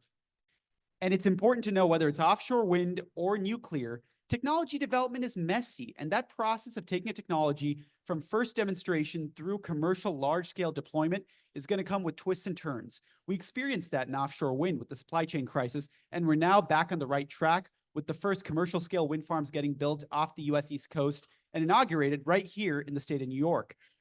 Nuclear is going to go through its own twisting series of turns. It's not going to be a monotonic improvement in cost, and it will require us to reach critical mass, both of scale of deployment and ideally modular prefabricated deployment, as well as supply chain development. Until you hit that critical mass, the costs are going to just bounce around. Eventually, they will settle at a sustainable level, and we've got to have the resolve and courage here to stay the course, because that's what it'll take ultimately to power some of these very difficult to power loads, like what Amber was talking about earlier. Jennifer? So I'm going to pivot and talk about Raymond as a solutions provider to our customers rather than a manufacturer. So a lot of time has been spent today on talking about what we call stationary power. So motive power, stationary power. Raymond, as an electric lift truck manufacturer, we service very large retailers. Think about the blue box you see when you go home, probably every day on your doorstep.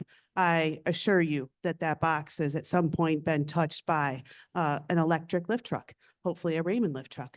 When those large customers are talking about significant infrastructure build-outs, such as that particular customer over the last few years, they're coming to us looking for efficiency in their operations. Warehouses, the primary driver of cost is labor. So they're looking to wring out efficiency. Given that we've been historically electric, that's who we are, indoor lift trucks, electric, they're looking for more opportunities to become more efficient. With the maturity of technology, such as lithium-ion batteries and now hydrogen fuel cells, we can offer that efficiency to our customers. But I think it's important to take a moment to reflect that those solutions which are viable for very heavy industrial motive power applications can easily be applied to solve some of these challenges on the stationary power side. I think of it all as being very modular. And it is as we build it out. So if you think about a warehouse lift truck indoors, you may say, well, those same customers also have trucks outdoors as well. Those are IC trucks. What are you doing about those?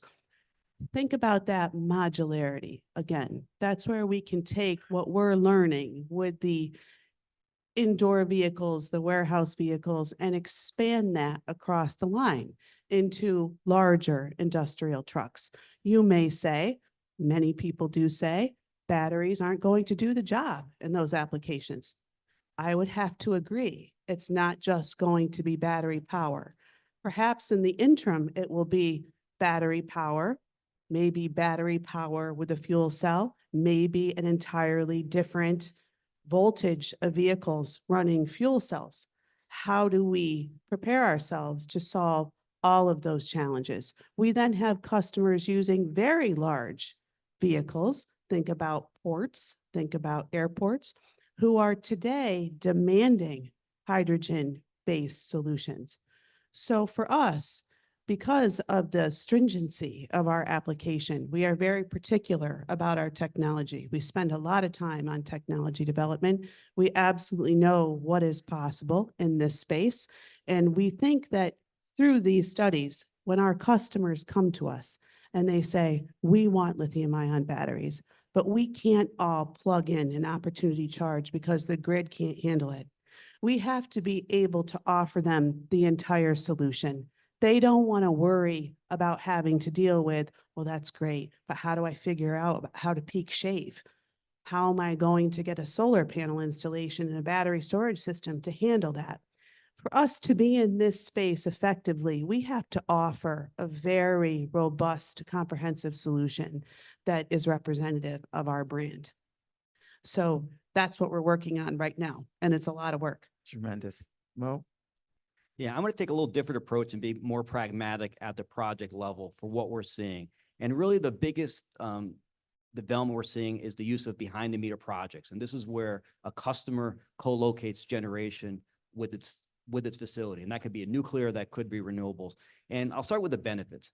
Some of the benefits are the customer just has more control over its generation because it's on site. It also is able to avoid some of the very expensive and long-term interconnection process. I think most folks know that the interconnection process in large parts of the country is challenged. Certainly on the generation side, it could be up to 8 years in certain markets. So by doing behind the meter project, oftentimes they'll still be interconnected for some portion of the project. Certainly it's traditionally a fraction of its nameplate capacity. What this does, it allows them to traditionally reduce their schedule and have a much more manageable budget and potentially avoid a lot of network upgrade costs they may have. One of the challenges though, and perhaps our panel can confirm this, is owning generation is not part of their daily business. Traditionally, they're very good purchasers of electricity, but they're not able to own renewables. They're not going to go out and acquire a lot of land. They're not going to do turbine procurements, turbine erection. Certainly nuclear, they're not involved in the safety or material handling of that. So a lot of times what we're seeing is these customers will contract either with joint development agreements or other structures with a developer who can do all those aspects, and then they'll just simply buy the electricity coming out of it. But certainly I think the advent of behind the meter projects is gaining traction, and it is certainly here to stay. So we're almost wrapping up, and I want to give each of the panelists a moment to make closing remarks. So I'll start with you, Varun. Thanks so much. Look, this is a critical topic. It's critical for a couple reasons. First, it speaks to the issue at the heart of competitiveness, not just among American states, but between America and our adversaries around the world. The country with the most reliable, clean, and affordable power is the country that's going to compete in manufacturing and the industries of the future. It would be great if that country were right here and not in China. But it's important to remember that China is building out 64% of the world's wind and solar today. 64%. America's a distant number 2 at 15%. we have a chance here in this country to improve our competitiveness through some of the innovations we talked about and through ensuring that we have affordable, clean, and reliable electricity. There could not be a more important topic that we could discuss. Thanks. So I'm so happy to be not the only person in the room or in my household that talks about now clean energy, because for about 10 years, I would talk about lithium ion batteries and nobody was excited.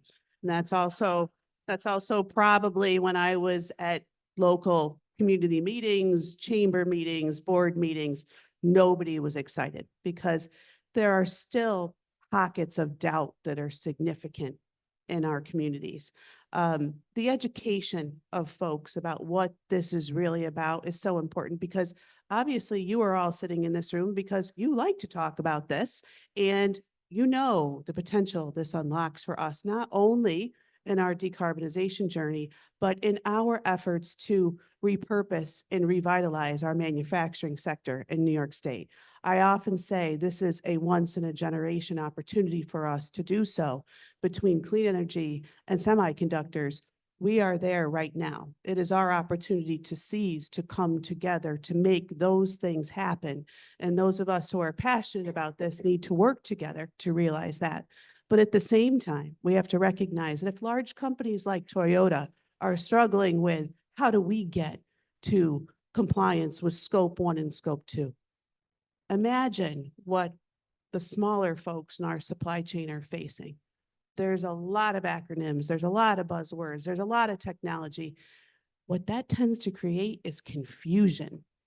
And that confusion about technology and what to do first, in my view, has set us back, because folks have gone forward and done things that haven't worked out well because it's not coordinated well.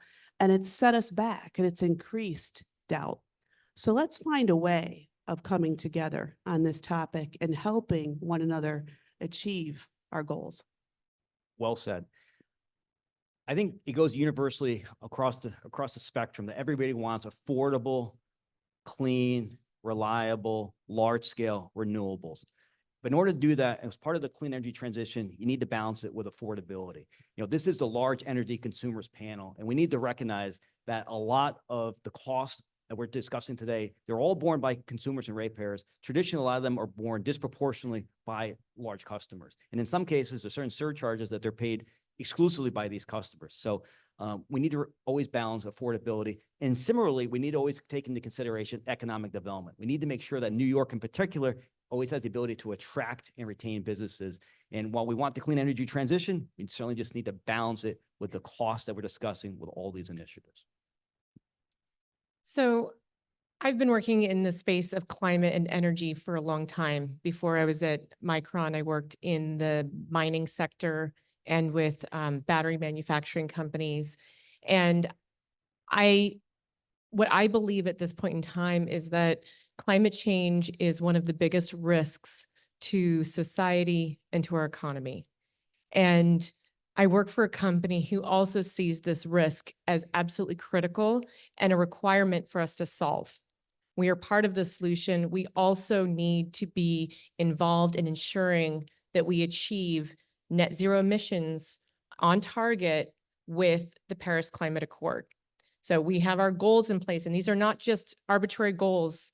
Micron has invested over $1 billion, or is investing $1 billion over the next few years to work toward achieving these goals, as well as their other sustainability commitments. But what does that mean? I think we often in the world of clean energy get hung up on semantics, and we have false comparisons or false trade-offs. And I'd say one of those false trade-offs is the trade-off between nuclear and renewables. That's not the trade-off. That's the wrong trade-off. It has to be an all-and solution. The future toward a zero carbon economy has to include every single available energy resource that is commercially viable, safe, and affordable. That includes nuclear, that includes hydro, that includes geothermal, in order for us to have a path forward for the future of humanity, for the future of our economies, for the future of everything that we love and hold dear. And so when, the question is does Micron support nuclear? We support any clean energy that helps us achieve that goal. And yes, there are trade-offs. There are challenges to nuclear. There are challenges to permitting, to costs. Luckily, safety has improved significantly with the new technologies. And there are a lot of different technologies available. And so my last statement is that where Micron's position is a yes and, an all encompassing. And if part of that includes RNG and hydrogen, we're in. But it also has to be consistent and at the right price. And those are the key criterias. And so that's the question I have for this community here is how are we going to achieve that together? Right. I think we have another question. Will Micron and Raymond Corporation be sourcing its renewables locally, or will you be looking outside of New York? It's a great question. I'll go ahead and start. So just for everyone to know, right now, we are achieving our 100% renewable commitment by the end of next year through contractual commitments, through virtual power plant or power purchase agreements, as well as power purchase agreements. We have one on-grid agreement right now in Idaho.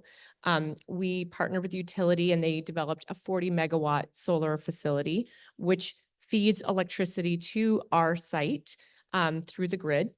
And we would like to see more of those types of partnerships and where we have on-grid electricity. So our preference is for on-grid power. Now, we also have commitments to our customers. So part of that, if we cannot meet with on-grid power, we also will look at some of the virtual power plant agreements elsewhere. We do have virtual power plant agreements out of state and not grid connected.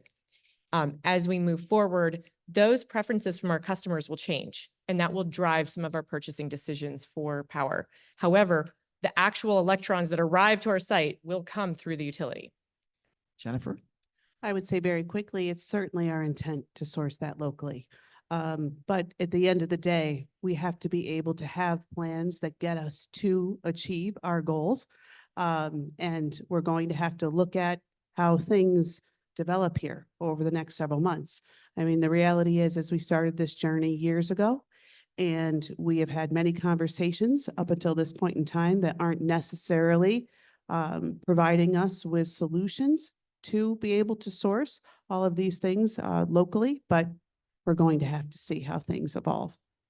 And I do want to clarify because the question is on-site power. So in terms of actual on-site power, that is very hard for a facility like Micron, primarily because of space constraints. So we do have some on-site power in some of our facilities. There are space limitations. And just if we were to maximize the site with solar, it wouldn't even cover a fraction of our power consumption. So I'm going to just state the question. Is on-site power generation a viable solution for large consumers? Did you want to say something? Sure. Happy to jump in here. Look, it's not going to be a one-size-fits-all solution, but I do want to go back to Mo's point. Look, if the goal here is to make sure we don't lose sight of affordability when we try and meet our clean energy targets, facility level optimization is probably not the way to go in general, right? It is very difficult for each facility to ensure that you reach 100% clean. Our best bet to reaching 100% or as close to 100% clean energy mix is to do it at a system level. That's not to say that there aren't very interesting things to do with on-site power. I'll speak from the producer perspective. We build large renewable plants at Ørsted. We built large renewable plants offshore and onshore. And one interesting business model was when a data center would come and put their AI computing capabilities on site. I see the next question has to do with data centers too. They put their facility right on site, using some of the land of the renewables, using the grid connection, and using the renewable power when available. But crucially, that power alone, the renewable power alone, was not going to be enough to power that data center for its availability requirements, even if they had some flexibility built in. That grid connection was critical. So as we in this community think about New York State's energy policy going forward, I think it's critical to do more than just facility level optimization. It's important to have a grid that at a systemic level can deliver flexibility and dispatchability, as well as clean attributes. That's the only way to make sure that ratepayers continue to pay affordable rates to meet our clean energy targets. Thanks. Thank you. So we've come to our time. I would like to thank each of you for your contribution to this important discussion to keep this going. Please, audience, let's give them a hand.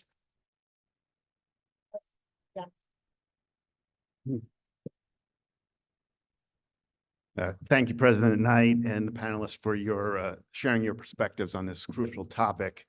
You know, I heard that we need to do a better job at communicating our successes and getting that out there, and that the magnitude of the challenge, you know, really demands that we look at all solutions, and that certainly will help with the affordability piece as well. All right, so now during the next part of our program, we are going to take a global look at advanced nuclear development in other states and nations. And so I'd like to welcome up our moderator and chair of the New York State Public Service Commission, Rory Christian. Thank you.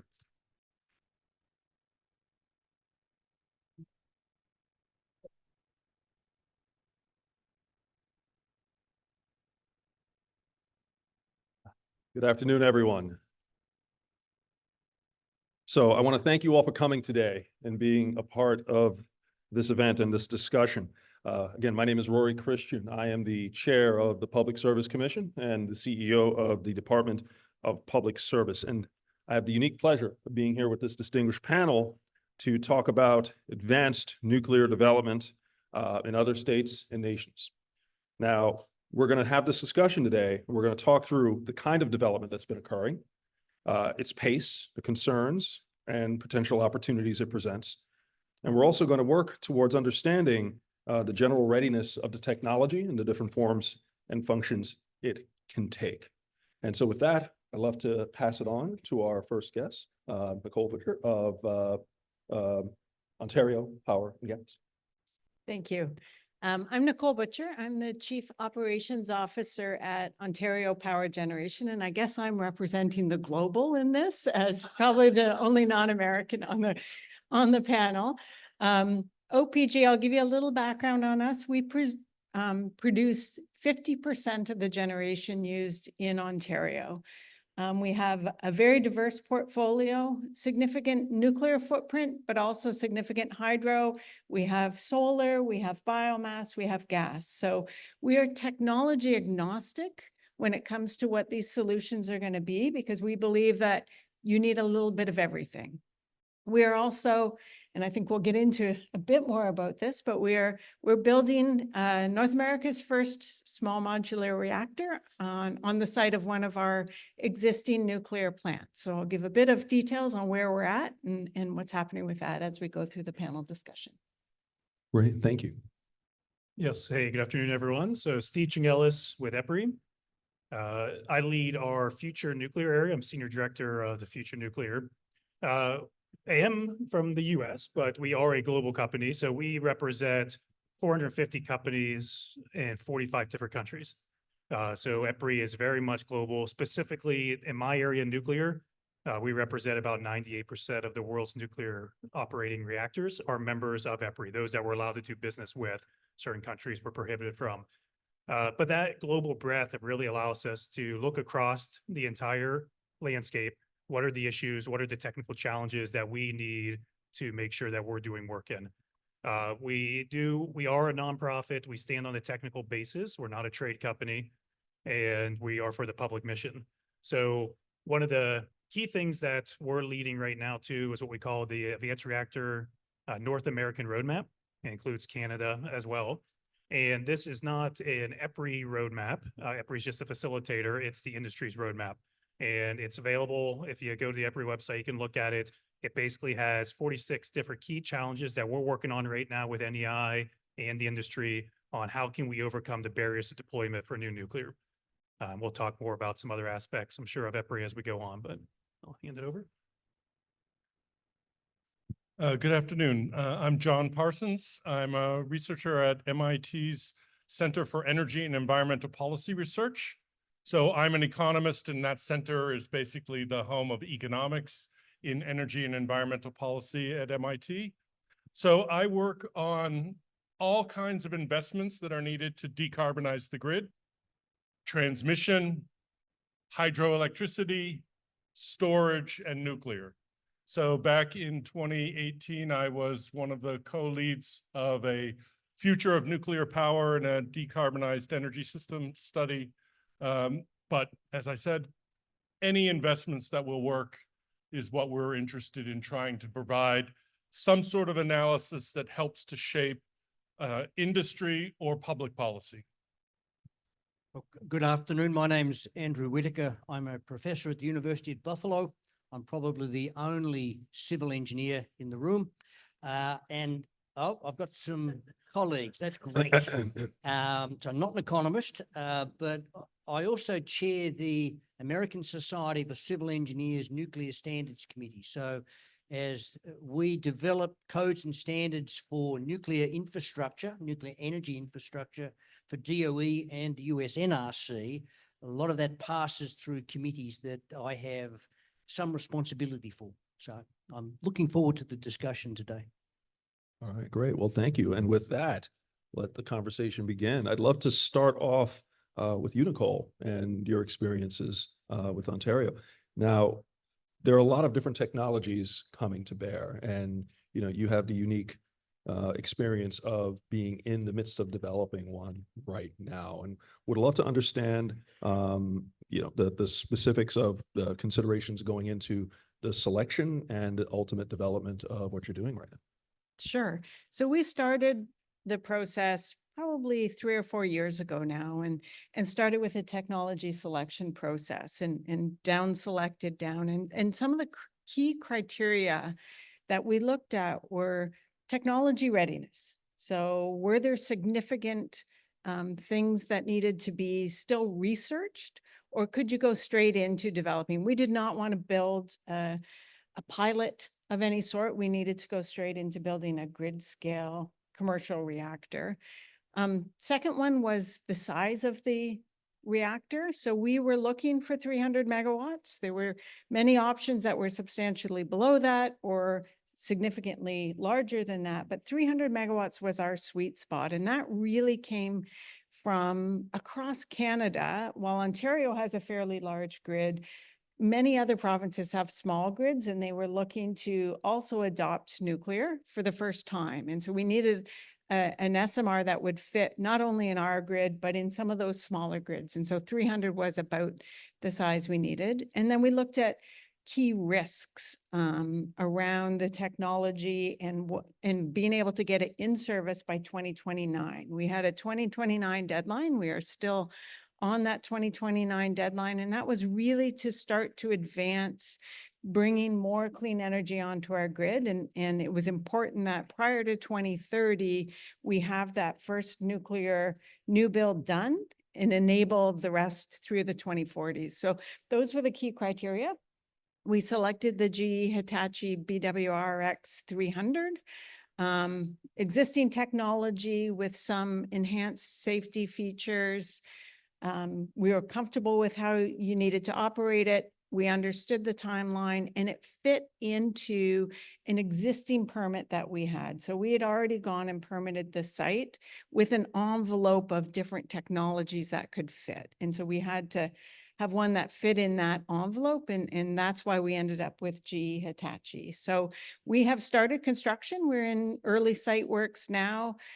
Digging tunnels for the tunnel boring machine to bring the condenser cooling water in. We are still finalizing design with GEH, so working through some of the final aspects of that. And recently we have made a decision to not just build one, but to build 4 on the site.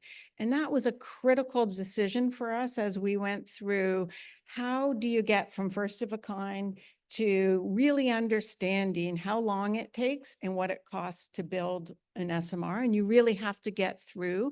Our view is 4 to be able to understand that. That's great. So you're building 4 at that one location, and you also have the opportunity to do more in other provinces. Yes. Okay. So you're really avoiding that first of its kind upfront cost and spreading it out. That's great. Okay. And would love to understand other experiences elsewhere in the world with other technologies.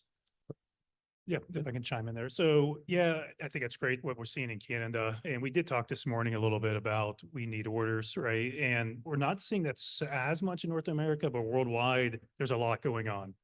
China has 24 reactors being built right now. They also had the first generation 4 reactor that is built, a high temperature gas reactor. They'll have the first light water SMR that will be put on the grid next year with Linglong 1. They actually, last week, they lowered into reactor vessel internals, so that continues to progress forward. And we also have seen the new build outs in UAE with the 4 new reactors, the Korean reactors. One thing to note on those as well, we've talked about getting that nth of a kind and getting that repeatable, that standardization. That's been seen in the international world. UAE saw a reduction about 40% in their schedule and cost from unit 1 to unit 4. So it can be done.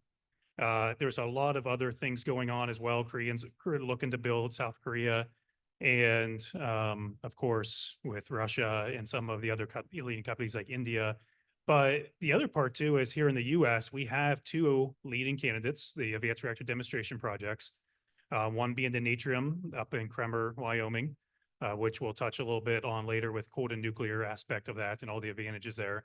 And then the other one being X Energy down in Seadrift, Texas, which that also, I think we'll touch on later about the industrial aspect of it, how nuclear with these new generation 4 plants are going to be able to play in a bigger space than just electrons to the grid, which is going to be essential going forward if we really want to get to a decarbonized society. And then we have some other utilities as well that have not made formal commitments, but we know there's some stuff going on in the background and it's part of their IRP going forward as well. So there is a lot of action going on. We could use a few more firm commitments, and take some of those best practices, which is something that EPRI does from everything that's going on internationally. We're incorporating those best practices into our documents to make sure that the next people who build are incorporating those into their construction practices, and we're learning from the global aspect. So a lot going on in the world right now. Might not seem as much if you just look close to home, but there is globally a lot of nuclear being built. That's great. Now, you mentioned going beyond just electrons to grid. I just want to touch on that. You're talking about different capabilities. When I think of nuclear, for example, I'm thinking primarily of base load. So you're talking these reactors, these advanced nuclear reactors offer flexibility. They can ramp up and ramp down and provide other services. Yeah, exactly. Yeah, so great question. And some of it will be electrons to the grid. It's going to come down to your business and mission requirements. What do you really need from the nuclear plant? Do I just need a lot of electrons to the grid? Do I need a lot of electricity to replace some of the retired assets? You may go gigawatt size. Am I looking to replace some of these coal plants that were right around? So if you look right now where we are, we had about 90 gigawatts retire. So that's 2,000 of coal. Going forward, there's projected in the next 15 years, another 60 to 70 gigawatts. Now, the key difference here is the first round, they were around 200 megawatts. The second round will be closer to 500 megawatts. So it's going to fit right in that quarter of a small modular reactor, which will be able to take advantage of a lot of the site aspects that they have. And to your point on nuclear beyond electricity, one of the things that the new fleet is going to offer is things like high temperature. So you look at Dow Chemical teaming up with X Energy, they're looking to use 50% of that for electricity, the other 50% for process steam. So it's going to be able to play in that industry, the maritime industry, also the district energy, which is something we haven't played in the past. Mostly that is fossil power, like you think about universities, big industrial buildings. So going forward, because of the passively safe aspects, because we're able to reduce that emergency planning zone, we can put these closer to population sites, and they fit more in that model. Definitely starts speaking about microreactors to put these on a campus or within a city limit, that we can use it for process steam, for heating, for cooling, and for electricity, way more than what we've seen in the past, where traditionally it's all been base load power to the grid. So not your father's nuclear, basically. Yeah. Gotcha. Okay. Would love to build on that a little bit and understand a little more detail on some of the operational and the technical considerations. I understand EPRI, you mentioned EPRI has put out a number of guides and guidelines from different aspects. Can you speak to the utility and use of the various resources that you guys have put together over the past few years? Yeah, so two of the key guides that are being used right now as some of the utilities are going through this process is our siting guide. So the siting guide dates back to the early 90s. It's been used by everybody since then. It's been tacitly endorsed by the NRC and essentially takes you through all the different aspects you need to do to go get a siting permit, whether it be an early siting permit or if you're going through Part 50 license. So that has been very much used by everybody, as well as a utility requirements document, which essentially it's all the different requirements that are needed to go build a nuclear power plant, to the point some of our members have just handed it to the vendor and said, build to these specs. If you deviate, tell us why you've deviated from that. So both key aspects. One of the things that we're updating going forward on the siting guide is, what does this look like if you're going to reuse a current site? There's things in there that are mandated federally by NEPA, things like you have to have an alternative site. But if you already picked a site, you don't need an alternative site. So we're updating those, and also to update to take advantage of some of these things from a current site, the infrastructure, the waterway, the community is going to be a big part of it. Community's already bought into it, the tax base from it. So there's a lot of things there that are going to be huge advantages going forward that we're incorporating into our guidelines. And I could talk more, but I'll turn it over. I don't want to take up everyone's time. Gotcha. Appreciate that. So would love to pivot a little bit and just talk about existing nuclear facilities or existing facilities and using those sites. You kind of touched on that in your comments a little bit, but I'd love to understand the value of repurposing existing facilities and to what degree that accelerates the project timeline or helps facilitate installation in a more streamlined manner. Dr. Parsons, I don't know if that's something you'd like to touch upon. Well, I can talk first of all about preserving the existing reactors, which New York was a leader in doing. It's one of the most economical forms of low carbon electricity. So it was a very wise decision when New York decided to hold on to the set of reactors that it did do so. It made it much more possible to be talking now about the kind of goals that New York is talking about. It would have been very difficult to do it otherwise. And there's been a sea change across the country about that. There were conferences held worrying about the number of reactors that were closing, and now you don't need those conferences anymore. People in a whole variety of markets appreciate the need to have those reactors, both for the reliability of their grid system, as witness California deciding to preserve Diablo Canyon, but also, as I say, in order to advance decarbonization goals. So now how you move forward and utilize some of the sites where those existing reactors are, that's something I think New York people could take up, because most of the sites that New York has, those are relatively small reactors. You could put several more in those same locations and efficiently utilize the benefits of the location. And maybe I'll add on to that, because we have direct experience with this shifting your mindset on the existing nuclear. So we have 6 units of nuclear that were scheduled to be closed in 2024.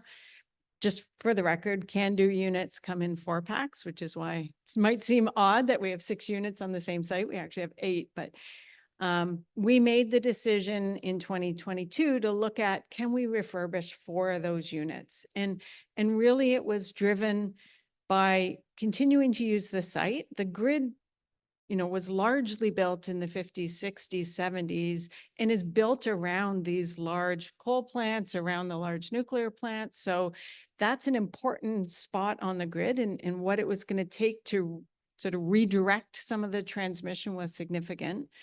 And as well, refurbishing that unit is much, much faster than building new. So given the gaps we had in this pressure for needing more clean energy in the early 2030s, you couldn't start a large nuclear project today and have it in service in 2030. It's just not going to happen. And so really that was an important piece, is that's the option we have for clean energy. You can either go build more gas plants or you can refurbish the nuclear plant. And so it was a easy decision for us. It was surprising how quickly demand had crept up on us, because it was only 2 or 3 years before when we decided, no, there's no need to refurbish that. And then just like that, demand had increased and we needed it. So that was a decision that we had shifted, and will have a significant impact on the cleanliness of our grid going forward. Yeah, I would just add, I think you bring up a great point that if you look just in the US right now, there's 100 gigawatts of nuclear power. And the key is to sustain that as long as possible, because we can't start from making up what's already there. So every nuclear power plant has original license for 40 years, then we go on 20-year renewal license. Just about all of them have taken advantage of the next to get to 60 years.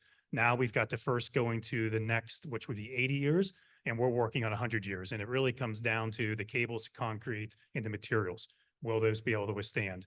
So that's going to be a key part of research we're working on to prove the technical basis beyond 80 years of operation. The other thing that's happening right now is power upgrades. They're back on the table. There's margin in these plants to go get more megawatts out of them. And it's, as it was just explained, it's a lot cheaper to get more megawatts out of something that exists than build new. So that is going to be a key aspect that has to continue, because we can't make up what we already have. That's the foundation beyond that we will stand beyond when we go to try to build out a carbon-free society. And perhaps just to add to the comment made a moment ago about refurbishing plants in Canada, we have Palisades that's going to be reopened in a number of years, a timeline that's a whole lot shorter than building a plant from scratch. So the demand's there. Holtec plan to reopen that plant and add SMRs once that plant is reopened. So they're looking to grow the size, grow the energy footprint of the Palisades site. So that's, I think, going to be a great model for the US to follow. Right. So I'm liking how the discussion is going, both in terms of reutilizing or more optimizing what we currently have, and using new technology to make it better. And I'm thinking about it from an economic development perspective. Part of the conversation today, that part of what's driving today's conversation is the rapid load growth that we are seeing both in New York and the United States and elsewhere. And I'm curious to understand your perspective on examples where advanced nuclear is both supporting these new large energy users and economic development generally beyond just those energy users.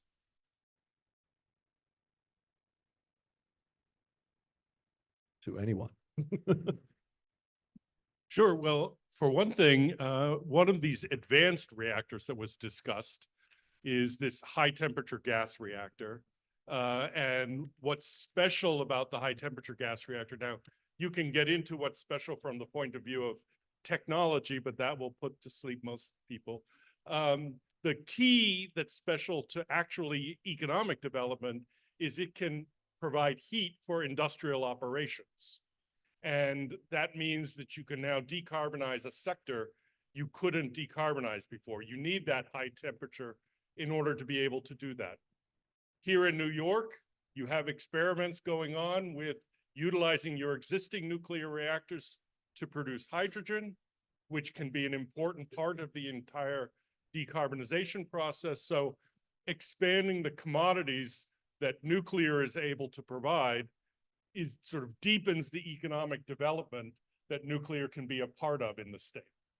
Yeah, and I'll just add one of the things, the benefits of some of the newer fleet that's coming out is there are some of these companies, to your point, they're saying, hey, we need this firm capacity at certain times that's clean. So they have the ability to ramp up and down much faster. They have the ability to do black starts. And one of the requirements as we're working with some of the companies is you have to be able to ramp down to 50% power within 2 hours, stay there for 8 to 10 hours, ramp back up within 2 hours. And most of these can meet that and do it much faster within 2 hours. So that is going to help them as you look at that duck curve that everyone talks about, which is now they say become a cannon, where you're actually going negative during the day and be able to ramp back up. That's going to be very essential going forward if you're going to team it up with renewable power, or if it's just going to be completely behind the meter, as we call it, then that's something totally different as well. But we're seeing that happen, and that all has to be kind of measured with the total infrastructure of the grid as well, because there's some pauses and disadvantages depending on what side of the fence you're on. And just from a Canadian perspective, we have an SMR roadmap that really looks at three different segments of the market. You know, there's the grid scale reactor, which is what we're building at our Darlington site. There's industrial reactors where you look beyond just decarbonizing the electricity system and try to understand how do you decarbonize the greater economy through the use of nuclear. And so that's, you know, the X energies, the high temperature gas where there's a good fit there. And then the third one is microreactors. And that in Canada is used for, we have a lot of remote mines and a lot of remote communities that use diesel. Not only use diesel, but have to fly the diesel in because there's no roads into the communities. And so being able to develop microreactors that can go be unmanned for 7 to 10 years and essentially are a module that you then take back off site and bring the next one in when the fuel is depleted. So that's how we think about the world of SMRs and the different end uses for it. And just to go back to economic development, when we shutter a nuclear plant or shutter a coal plant and don't replace that energy source, there's tremendous economic dislocation in the community. And quite frankly, if we're going to have a just energy transition where it's fair to all North Americans, we need to think through all of those issues. That one advantage to repowering a coal plant with advanced nuclear is that we maintain community, maintain tax base. And for me, that's really important. And that's one real attribute of advanced nuclear. Okay, well said. Thank you.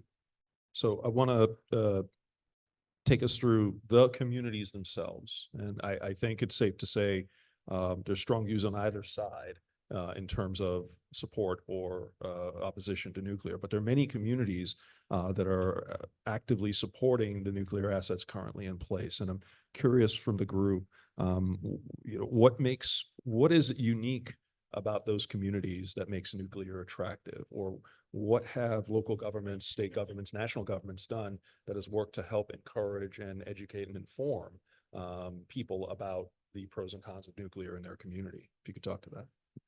So maybe I'll start with our communities. We have incredible support for nuclear within our communities. It is about 80 to 90% support within the municipalities that actually host the nuclear plants. And I think it comes from, you know, it's a large employment base. And so everybody knows somebody who works at the nuclear plant, and we're very good at being able to explain to our employees why nuclear, why it's important, the energy transition. We do a lot of education within our own company because we know that they become ambassadors out in the communities. So that's an important aspect to us. And it's important.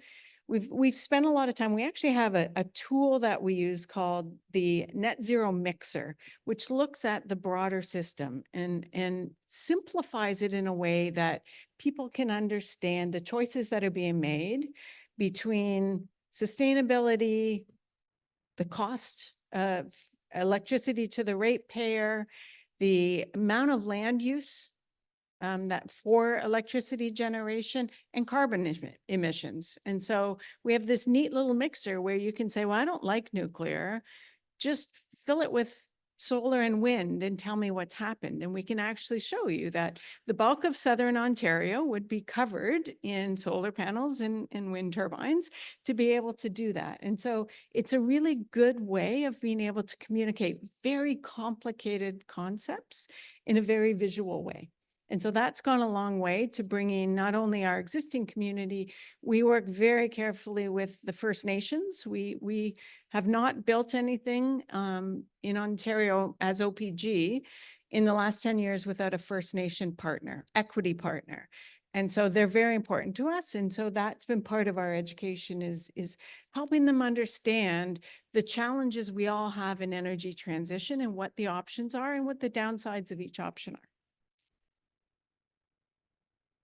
All right, thank you. So thinking about education, one thing that always comes up, the question of safety and how safe reactors are. Now, there have been some examples internationally of concerns, domestically, one very famous one, and several others internationally. But I'm curious to hear your perspectives on the need for additional safety measures above and beyond what are currently in place. I'll take this question, and it'll take about 4 hours to explain. Long story short, our operating reactors in the United States are, quote, beyond safe. And remember back to 3 Mile Island, that's 40 years ago. That's a 1960s era reactor. Also, no one died as a result of the accident at TMI. Fukushima, the roofs were blown off 3 reactors, large reactors. No one died from radiation poisoning. I think that's a really important nugget. 20,000 died from the tsunami. Chernobyl, that was a Soviet plutonium production facility. Didn't have most of the safety infrastructure like containment used in US reactors or North American reactors at that time. So I think we need to understand that our operating reactors are safe enough and, or more than safe, they are safer than any other civilian infrastructure, full stop. As we move to what we're calling advanced reactors, we recognize that there was a pivot from active safety systems to passive safety systems 25 years ago. And these passive safety systems are being deployed in advanced reactors, including the recently opened AP1000 units. So safety is important. The nuclear industry in the United States pays very close attention to it, as does the US NRC. But quite frankly, these reactors are safe. So, and I think the communities that host nuclear reactors, they have experience and their experience is all good. So we need to understand nuclear reactors, older and newer, are safe. You mentioned the AP1000. Is that that's the Vogel plant, if I remember The correctly? 2 units at Plant Vogel. Right, great. So good segue to the last question I have for you guys. So thinking about the experience there, significant cost overruns and delays, and just going back to the earlier part of our conversation about you want to ensure you have multiple reactors. I think it may be safe to say there may be only one Vogel. There may not be multiples given the problems that they encountered. And I'm curious your thoughts on financial mechanisms, procurement methods, anything else that can be done to de-risk development of these advanced nuclear plants on a going forward basis so we can avoid the problems that we've recently seen. Well, you're right that there's a risk that we may not see more Vogels. On the other hand, I really think we ought to be challenging ourselves to see some more Vogels. Those large light water reactors are the best basis for low-cost baseload energy. We're talking about load growth. We're talking about affordability. That's a key ingredient for doing it. Look, I come from a university where we would love all new technology. So you give me a more advanced reactor or more complex reactor, I'm going to go for it. But there's also knowing how to do your block and tackling. And this basic generator is one which we need to learn how to do. Something got screwed up badly at Vogel. We obviously lost our ability to do that.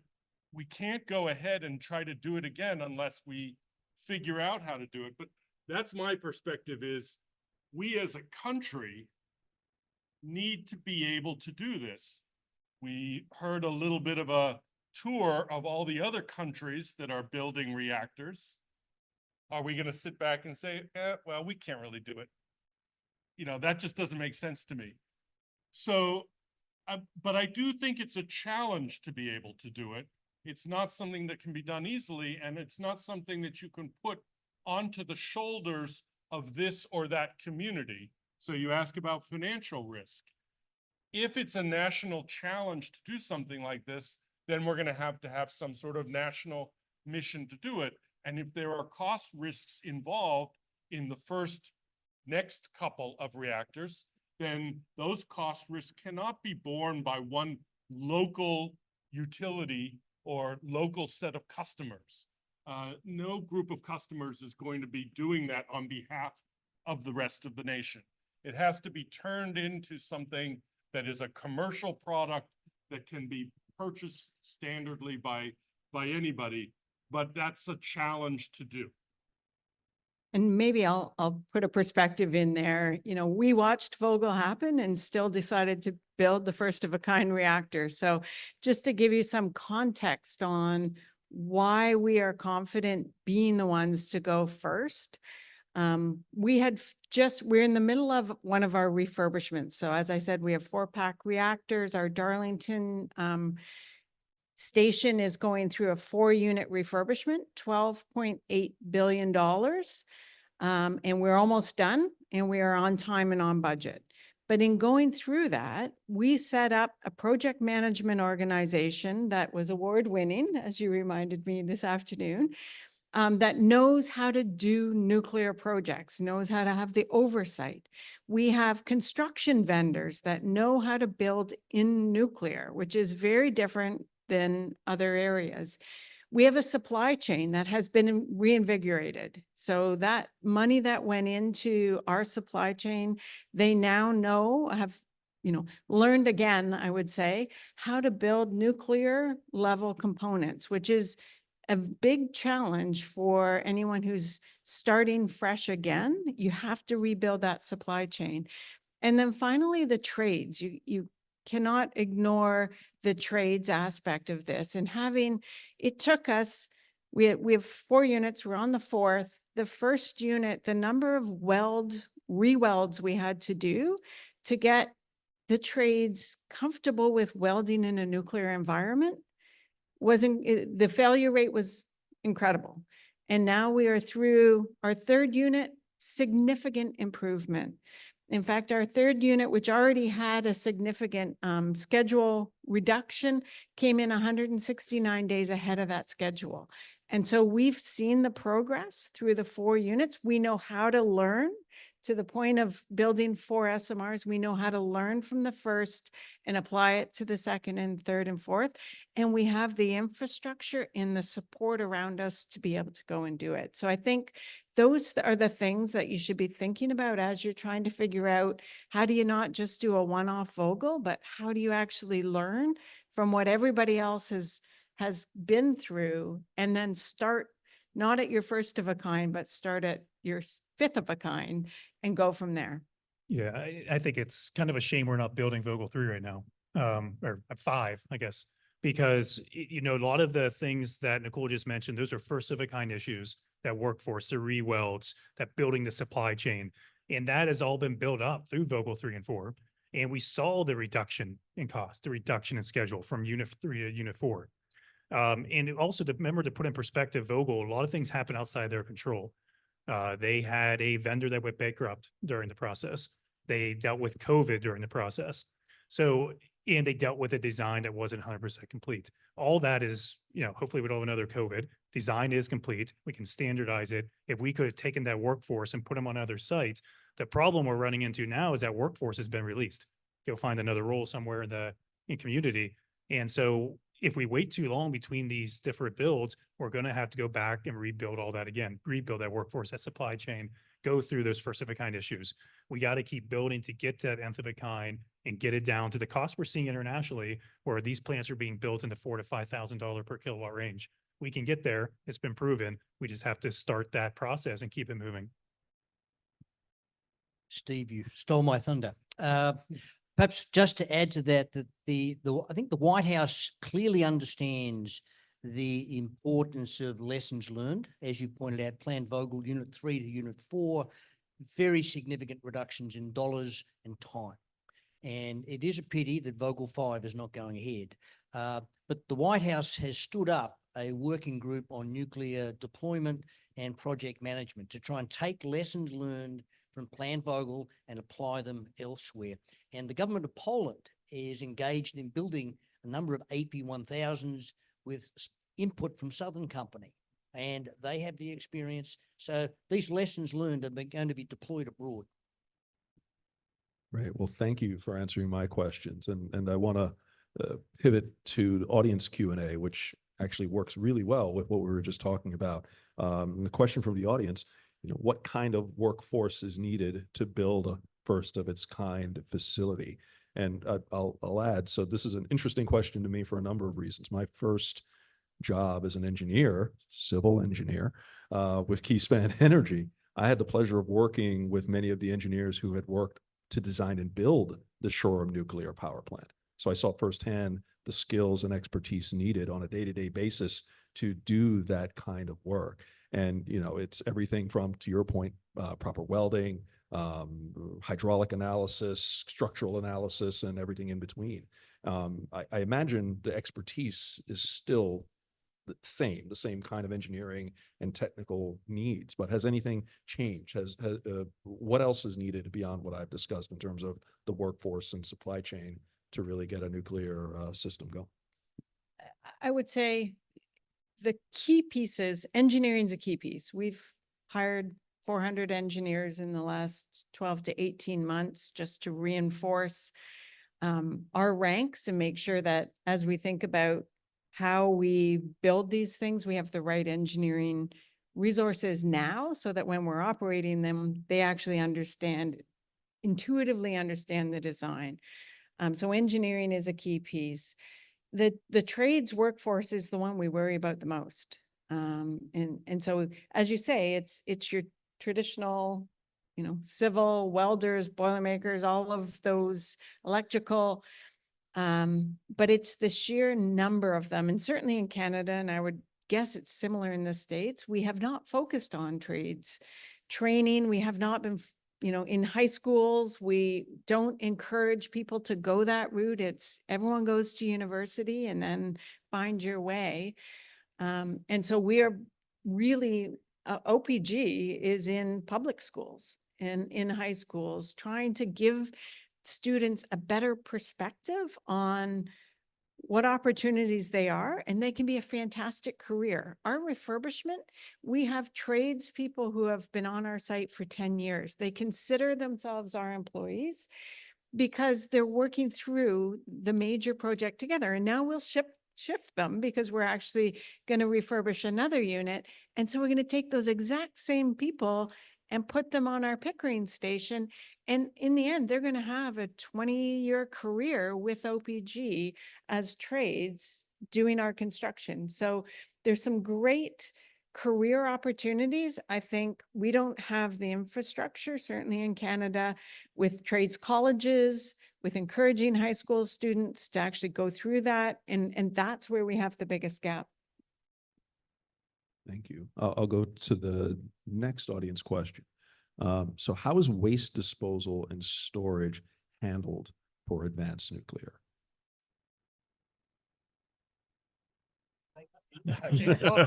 Well, I'm happy to jump in, but Yeah. I'm happy to jump in on most questions. Okay. So it's how is waste, I'd call it spent fuel, Yep. disposal and storage handled for advanced nuclear. It need be handled no differently than the way spent fuel is handled now. There are some opportunities with the deep geologic repositories being explored here in the United States that have significant scientific merit. We have Yucca Mountain, and that's probably a discussion in and of itself, but no real difference advanced nuclear to current operating fleet and its spent fuel. So from the reactor into a spent fuel pool, into dry storage casks, and then hopefully into a long-term repository. Mhm. Yeah, I'll just add two quick things. One, the one benefit of the nuclear industry is they own their waste. So all the waste produced, the nuclear industry owns it. They have a place they have something to do with it. Whether it's in a repository or where it is, it's owned. There's not a lot of nuclear waste out there. When you think of nuclear waste, take all the spent fuel that from every reactor that's built and put it on a football field, and it goes about 10 meters high. The other part of the advanced reactors, though, is they can use some of this spent fuel as new fuel. We're still working on the economics behind it. So in a lot of cases, it's maybe not economical to recycle that fuel and reuse it.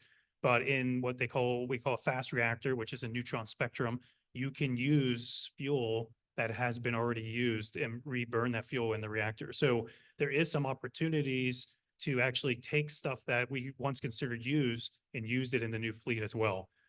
So there's some advantages to the new fleet, but for the most part, yeah, right now the idea is it will be handled very similar to how the current fleet handles their used fuel. Great, thank you. And I think that is it. So what I'd love to do with our last few minutes together, just some closing remarks. And Andrew, would love to start with you on your thoughts and perspectives. Anything you'd like to share before we close? Well, I'm certainly an advocate for nuclear. That doesn't mean I'm not very supportive of other forms of clean energy like hydro, solar and wind. But I think nuclear has a really important role to play in my state of New York. As we look to add gigawatts of capacity to the grid, nuclear is going to be, has to be, in my opinion, front and central. So I'm delighted to be part of the conversation today. Thank you. And it's the first conversation of many. And that conversation pretty quickly has to move into action. Thank you. John?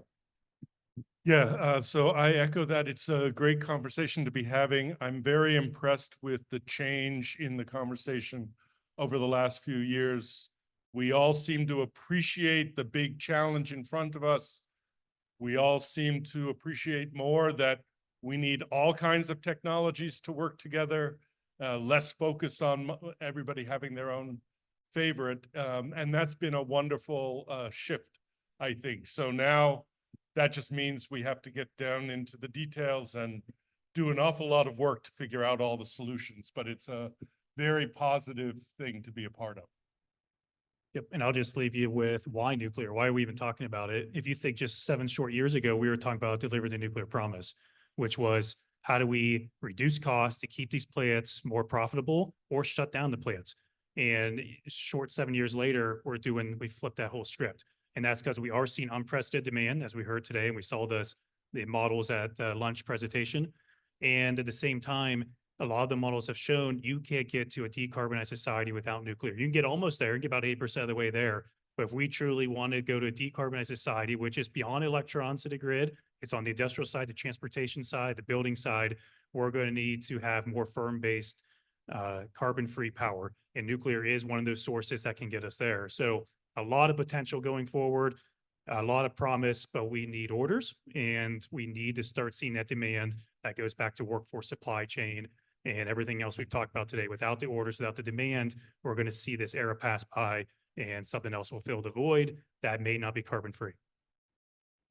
And I guess my best piece of advice is don't think you have to go this alone. There's a lot to learn from others about nuclear projects and how to do this right. And so don't start from zero, catch up with all of the lessons learned. Canada, OPG in particular, and NIPA have been great partners since the 1950s, when we first built hydro plants together. And so we actually own 2 hydro plants together. And so there is a natural partnership there, and we're happy to help you along this journey in any way we can.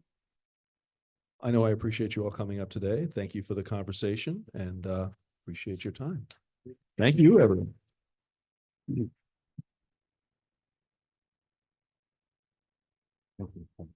Well, thank you, Chair Christian, and to the rest of the panelists. I will say I was struck by how similar the issues are for nuclear as they are for all the other technologies we've been talking about here today. We've mentioned supply chain, workforce development, the standardization of designs, and the continuity of the work all being important. So That's great. I think we're gonna take a 10-minute break now. And the next panel will start at 1:45. So get some coffee, use the restrooms, and we'll see you back here. Perhaps the best way to get people back in the room is to go ahead and get started. So we're going to do that. I will welcome those of you in the room back for the final panel of the summit. I know that we are all eager to hear more from our experts on the topic of advanced nuclear technologies. And today's final panel, Blueprint for Consideration of Advanced Nuclear Technologies. I'd like to welcome up our moderator, our Executive Vice President at NYSERDA for Policy and Regulatory Affairs, John Williams, and his panel. Welcome.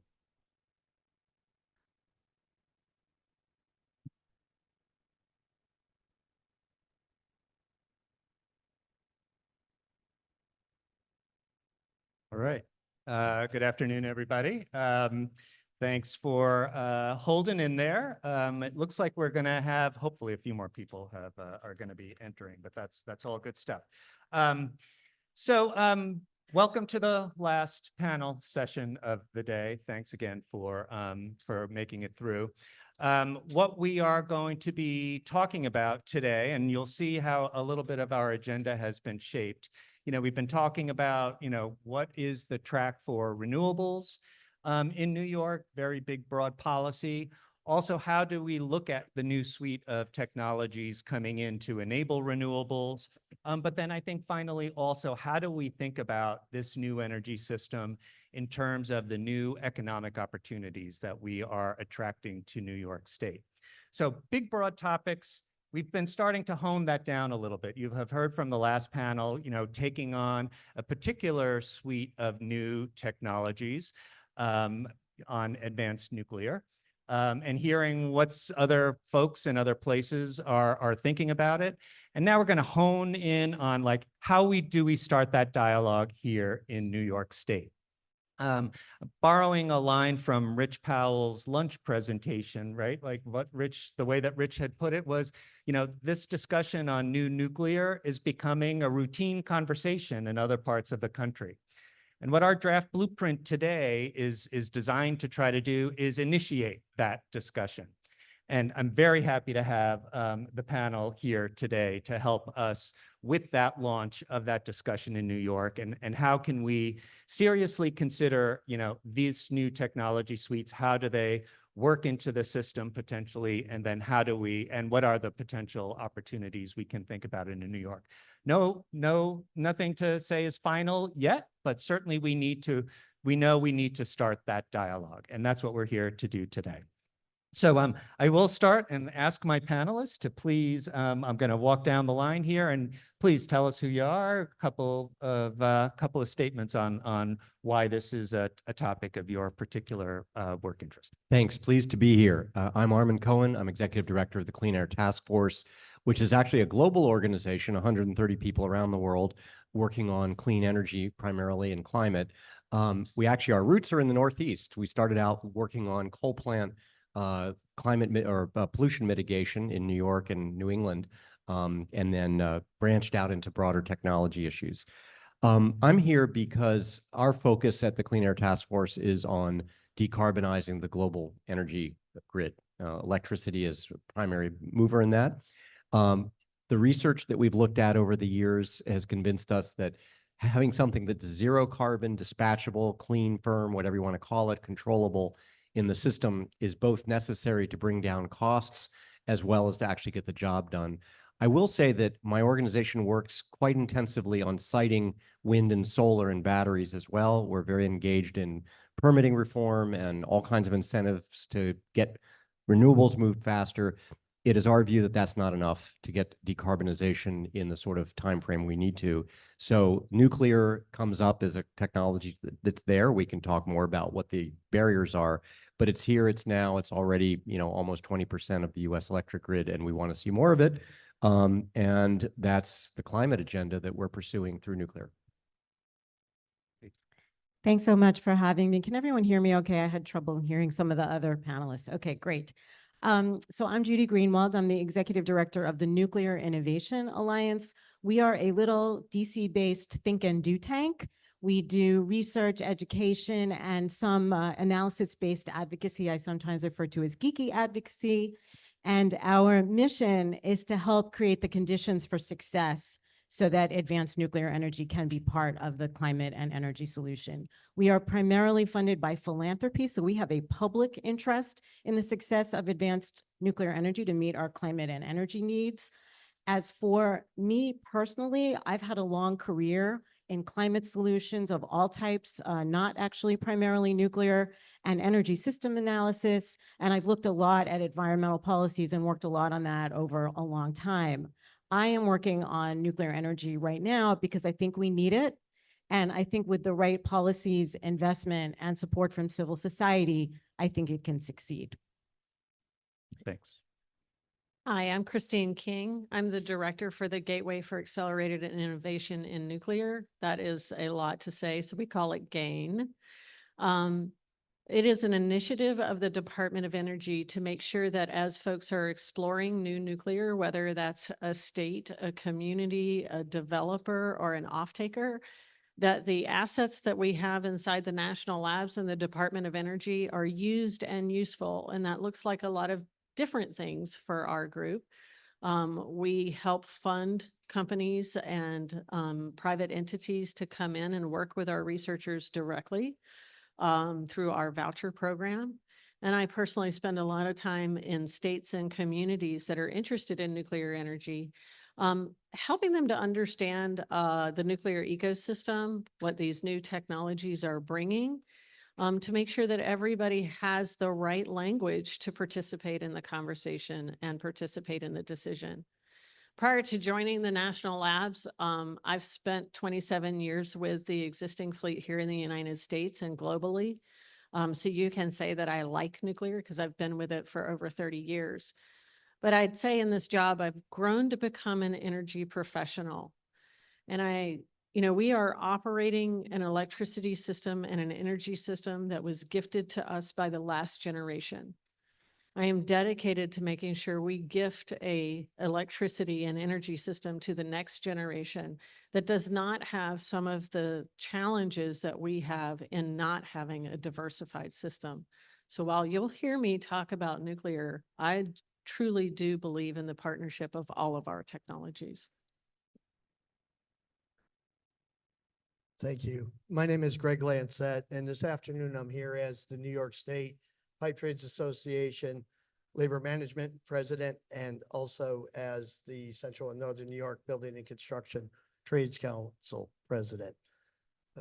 Pipe fitter by trade, I am in the United Association, and as the New York State Pipe Trades, with the CLCPA and all of the other green initiatives towards decarbonizing New York's electric grid, we have always supported and still do. We maintain the messaging of it takes all of the above, from the alternative supplies to newer technologies, or there isn't one winner or loser in helping New York achieve its decarbonization goals with electric generation.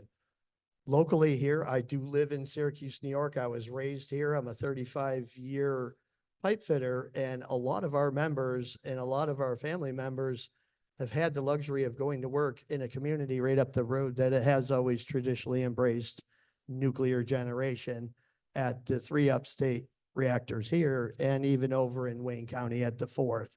So there is a workforce here that has been generationally either building the power facilities regardless of the source and also maintaining, and in nuclear's case, it's the refueling, and that is currently going on as we speak. I am Ryan McMahon. I'm the Onondaga County Executive, the elected CEO for this community right here. So welcome and thank you for being here. And I want to thank our friends at NYSERDA and Empire State Development who have helped really drive this conversation today. For over 5 years, I pushed and had the privilege of helping lead a bipartisan attraction team to try to land a semiconductor company at the county-owned White Pine Business Park, the North America's newest mega site. And in 2022, we had success and we landed Micron. And that project is underway, going through the proper environmental reviews. But what you learn through that process is the unique opportunity and the moment in time that we have here in New York, that we have in Central New York, to become the hub for memory technology manufacturing for all of North America, and with supply chain companies. And the importance of infrastructure is critical to that. And when you think about semiconductor manufacturing, energy is really critical to that. And we have key assets in this region today that help make that possible. But when you look at the long-term growth potential and at the same time the ambitious goals that New York State has, you truly do need an all-of-the-above energy policy to get there. And as Greg alluded to, nuclear is not new to our community. 9 Mile, which Greg referenced before in Oswego County, which is just 40 miles from here, they are the anchor employer essentially for the Oswego County residents, and they've been part of that community for generations.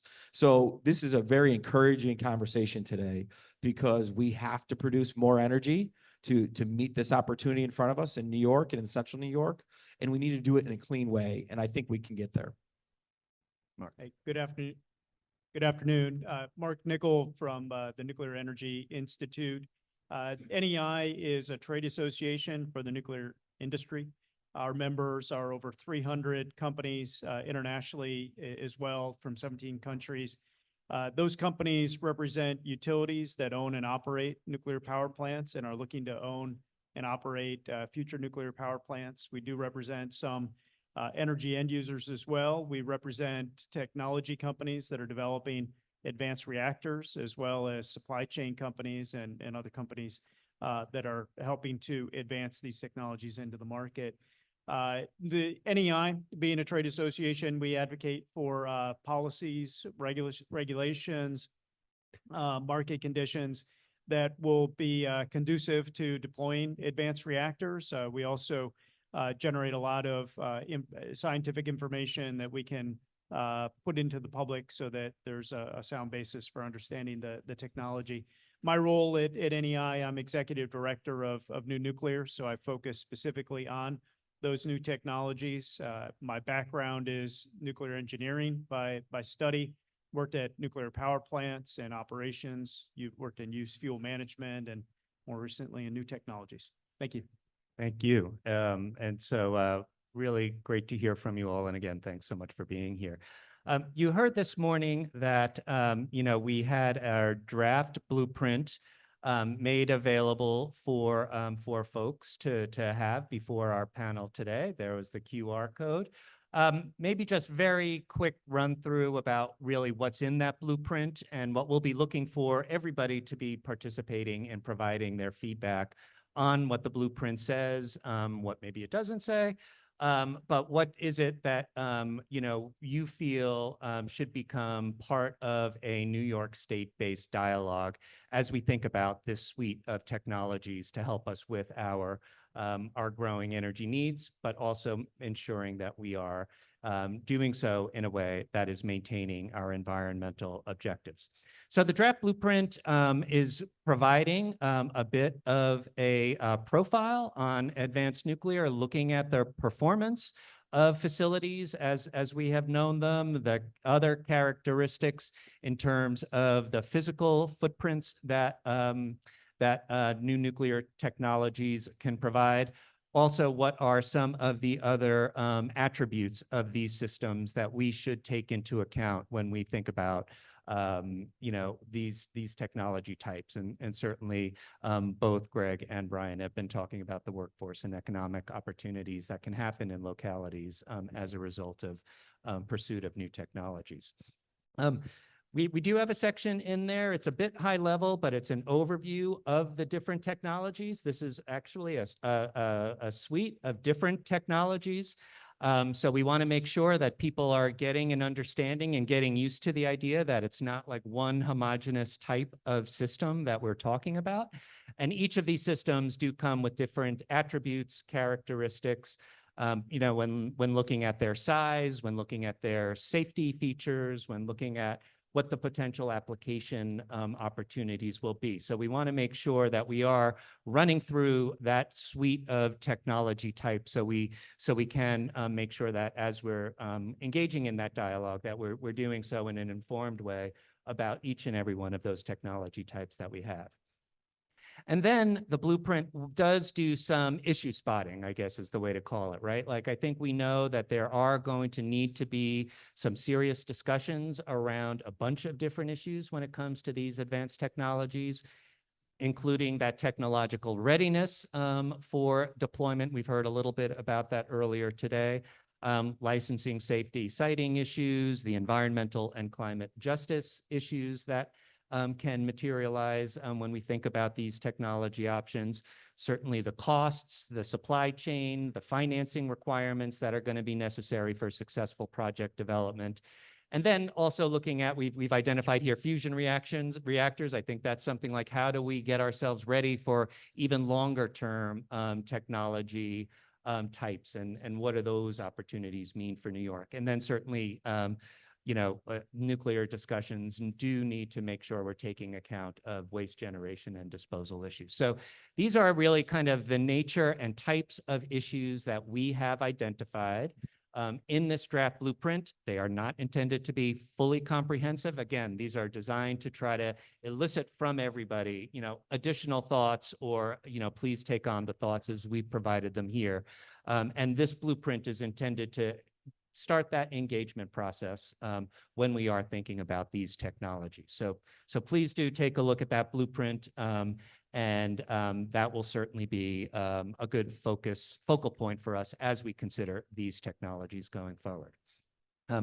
Getting back to the panel, who I do want to offer the opportunity for them to speak to issues in the draft blueprint as they have seen.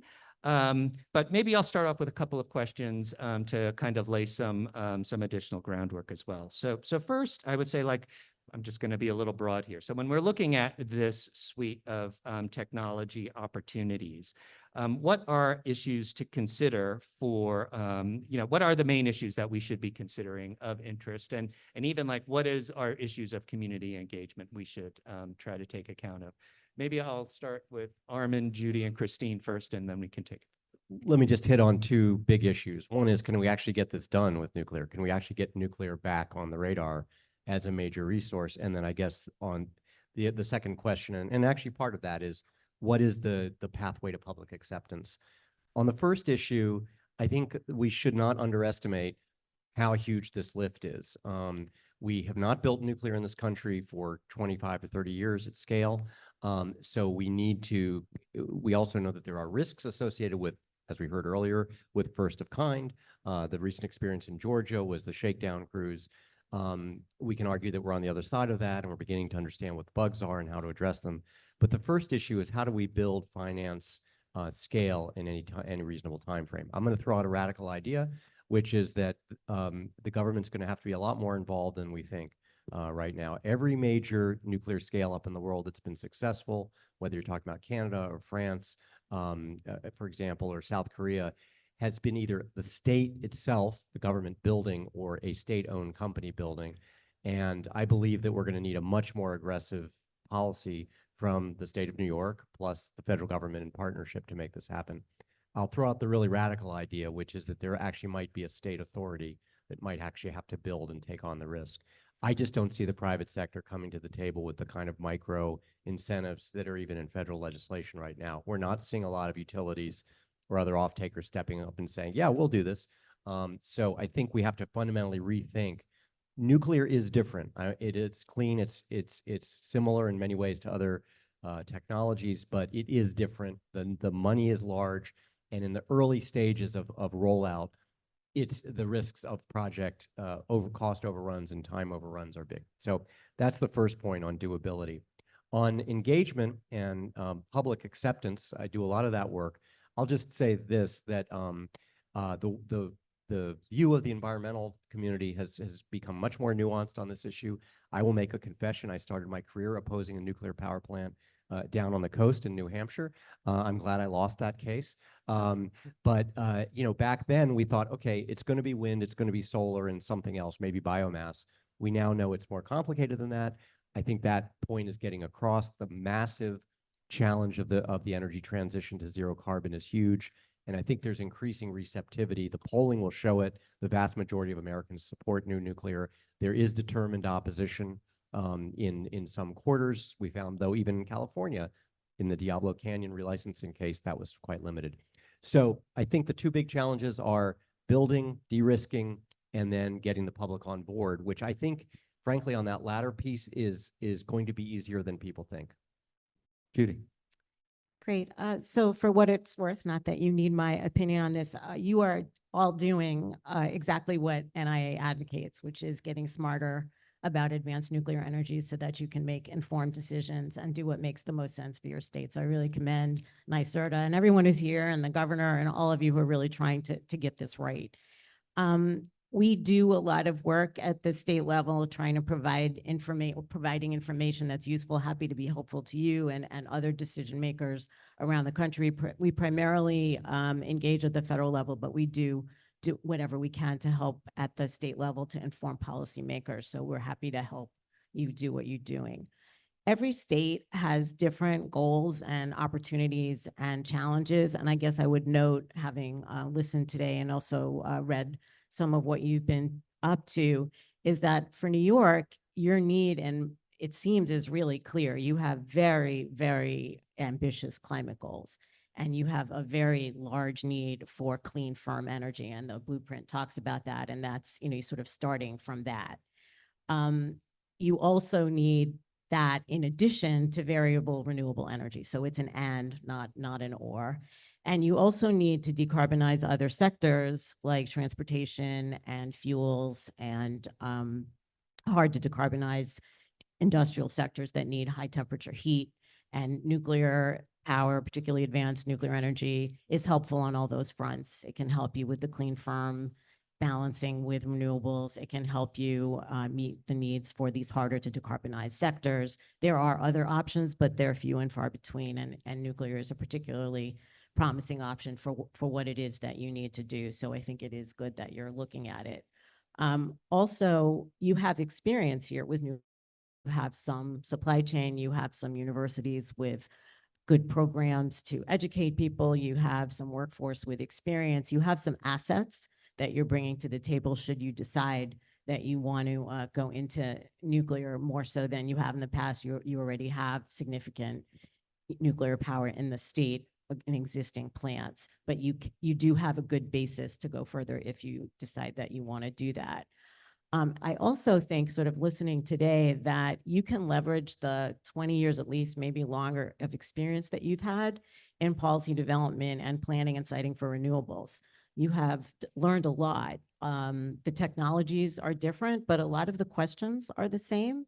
And you've wrestled with them, for example, in your offshore wind master plan. And I'm actually interested in learning from you all what you've learned from those processes that you can bring to the table on these types of issues.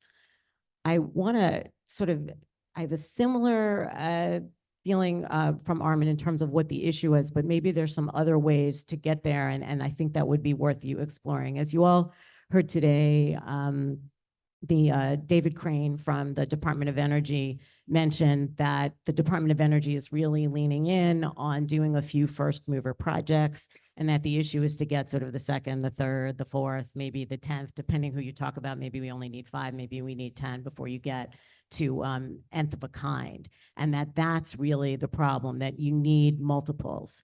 And there's really, it's really hard to do these as one-offs, that there's really not a business case to just do one of these. So how do you get those next few? And there are a number of ideas. Armin suggests, maybe there's a public entity that builds it. There's also a lot of potential for risk sharing. And it's interesting to me that you guys have played such an important leadership role in offshore wind and combining your efforts with other states and leveraging all of that investment to get multiples. So that's interesting. And also, David Crane, I think, didn't mention, but he did mention that there are these federal programs that you can get for public-private partnerships for the demos, but there's also the Loan Program Office, which is hundreds of billions of dollars to lend. And so there's a possible partnership between states, between the feds, maybe through loan programs, and also these big companies who are doing tech and have very, very big demand needs who may, as customers, be able to take some of the risk. So there's lots of opportunities where you could have risk sharing models and spreading around so that there's multiple players who not one of them by themselves have to take the risk to get those next few. Great. Thank you, Judy. Christine, I'm going to go to you, but just hearing that, Mark, I'm going to put you on deck after Christine. How about that? So I think one of the things that I've seen in other states, it's not just an interest in building the reactor itself, but it's also in supporting the ecosystem. So if you look at what you're already seeing in this state, so even if you didn't have aggressive decarbonization goals, you have companies that are requesting and needing clean, reliable energy at a rate that does say that it needs to be firm. And so how you meet the new industries that are coming to your state and also maintaining and retaining the industries that are already here. So I think an important part is understanding the assets that you already have, the experience that you have with nuclear energy already, and how that serves the experience in manufacturing as well. Advanced manufacturing and the components that we need for advanced nuclear is also manufacturing methods that serve other industries. So it gives you a dual purpose and a diversification in that space as well. Great. Thanks. Mark. Yeah, thanks, John. I'm going to focus on the question, what do you need to know and consider? And I'm going to focus on in terms of deploying new and advanced reactors. And so when I go out and I talk with folks in many different locations, it's always the same 5 questions, and it's almost always in the same order. And those questions are, when will it be ready? How much will it cost? What about the risks? What about safety? What about the used fuel? And so when it comes to when is it going to be ready, it's a question of technology readiness, but it's also a question of project timelines. When it comes to cost, a lot of the framing traditionally has been in levelized cost of electricity, which back in the 70s, when everything was a dispatchable resource, was great. That was a great way to compare things. Today, not everything is. And so levelized cost of electricity really is meaningless. And you have to look at the total cost of the system, because that really reflects what the ratepayer is going to have to pay. And almost every study out there shows that a system with nuclear and other technologies, diversified portfolio, has the lowest cost. So when it gets to risk, there's actually 2 risks I hear about. One is regulatory risk, and actually we're in an environment where regulatory risk is fairly low. The NRC has done a great job at modernizing. But we also hear about construction risks, and these are still very real. And nuclear, even with small reactors, is still a large project, and it doesn't matter if it's nuclear or another technology. It's challenging to do large projects. And so when we look at construction risks, we know that the companies that are potentially going to go and own and operate these, they do want partnerships with the government, federal and state, and they want partnerships with the market to be able to help share the risk equitably across all the partners. When we get to the question of safety, we've got a great message here, because nuclear is one of the safest industries in the world already. And then we're designing technologies to be even safer than that. And what's really interesting is that as we've designed them to be simpler and safer, we found out that simpler and safer actually can translate into better economics. And so there's a good story there. When we look at the last question, used fuel and waste disposal, some people we call it used fuel because you only use 5% of the energy. There's 95% of that energy that's there and remaining. It can be reused. Recycling today doesn't make economic sense. Someday it will. And we're going to be grateful that we have this as a resource for new fuel for future reactors. In fact, some advanced technologies are designing future cores to utilize that used fuel. But when you look at the question of waste disposal, every technology has a waste stream, and they have to do 3 things with that waste. You have to be able to pay for it. You have to be able to manage it safely, have the technologies to do that, and then you have to have a place to put it. When you look at used fuel for nuclear, we have the money. We've put aside, or the utilities have paid in, and ratepayers have paid in billions of dollars that are sitting there waiting to pay for disposal. So we have the money.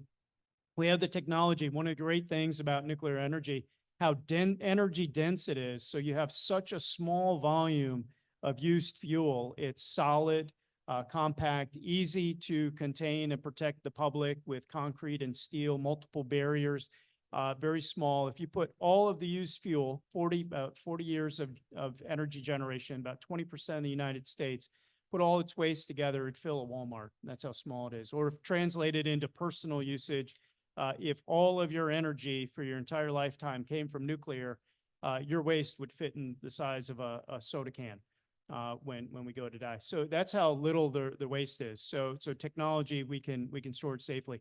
The last question is the place to put it. And we know we can do that safely. We've done that engineering wise and demonstrated that it can be done safely. Other countries around the world have programs and they have sites selected and identified with community support. We have a political debate going on about whether we should continue with Yucca Mountain or we should restart and do a consent-based process. And my opinion is let's let that process play out. We have plenty of time. We can store this used fuel safely. We know we're going to need it in the future for recycling. So, that's why I think we have a good story on used fuel. Great. Thank you, Mark. That's all good stuff. Maybe I'll just take it a little bit more to some like on the ground type issues. Thinking about like what localities need to consider when we are looking at these technologies, what are individuals, when they're thinking about career tracks or even how their communities are organized. And what are those considerations we should be taking account of? And maybe to do that, I'll go to our host here first, Ryan, but then Greg maybe would be great to hear from you. Well, I was encouraged by the blueprint about the thoughtfulness around it and around planning. And at the local level with this type of investment, and again, we have this here. This is already in our ecosystem here in Central New York. And I know there's representatives here from Northern New York that are very interested in this as well. But nuclear is very good for land use planning. When you look at our land today is worth a lot more than it was before 2022, when we announced the largest economic development project in the country's history. We want to protect agricultural land. We want to be very thoughtful. We don't want sprawling communities. So nuclear is by far superior technology when you look at some of the other renewable options related to that process. In addition to that, security planning, right? Right now, we have a nuclear facility in Oswego County. We're already good at that. When you look at workforce development, when you look at that from the standpoint of developing technicians and engineers, it's here today, but it's being doubled down and tripled down in a big way for the semiconductor industry. And those are transferable skills. When you look at the construction industry, part of these projects, any project we're looking at is $1 billion plus project, right? With a B, bringing certainty to those construction projects, working with your trades, which we did with Greg with the Micron project very early on to bring certainty to the project is really, really important. And I do think the big task will be, I think here in upstate New York, we're prime, right? We have all these advantages to do more nuclear here. I do think to the experts' point, the funding model will be a challenge. But what we just lived through with the Micron process, where you had to compete internationally for that investment with the federal government and the CHIPS and Science Act, then we had to compete state to state. And ESD is here today, and they came up with the green chips legislation. And then the localities, we had to compete local to local, not just on site, but the cost of delivering and operating, moving on. So that could be one model, looking at the semiconductor experiment and how is that transfer, or to some of our experts' points, a design, build, operate model by an entity, right? Those are things that we're actually doing with wastewater here for the industrial wastewater for Micron. We are going to do a design, build, operate model. Micron will be the customer, so they'll pay for it. But those are creative ways to look at it. But I think this is a really good document. And I think it's a really good way for us to start the conversation. But time's not our friend here. We need to move. Thanks. Great. Yeah, thank you, John. there's going to be some answers here that are actually synonymous with some of the answers you're hearing. The scaling up of the industry, the construction industry. There's already a high degree of attraction to a region like upstate New York because of the economic opportunities coming. From a state perspective, I think a ZAC or ZAC-REC type program that was mindful to the existing generators that are here today in the state wouldn't cause any harm to the generation that we have today, but build it forward for the new clientele and the new businesses coming. NYSERDA, New York State Department of Labor, and Governor Hochul's administration has been really amped up and have always been cognizant of career opportunities and workforce offsetting. And the transitioning there, it just really marries well in the energy industry, but also the construction workers of tomorrow and the next generations are going to have the synonymous technical components required to either work at Micron on a retooling project or a refueling outage up at one of the nuclear reactors here.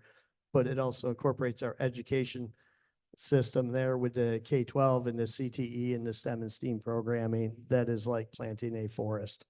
That's great. Thank you.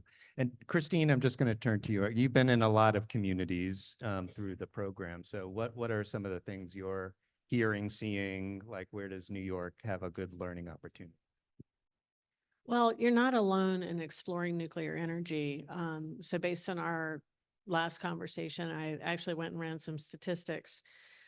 There's 25 states right now that have initiated nuclear energy feasibility studies. Some of them are technology driven, some of them are about policy.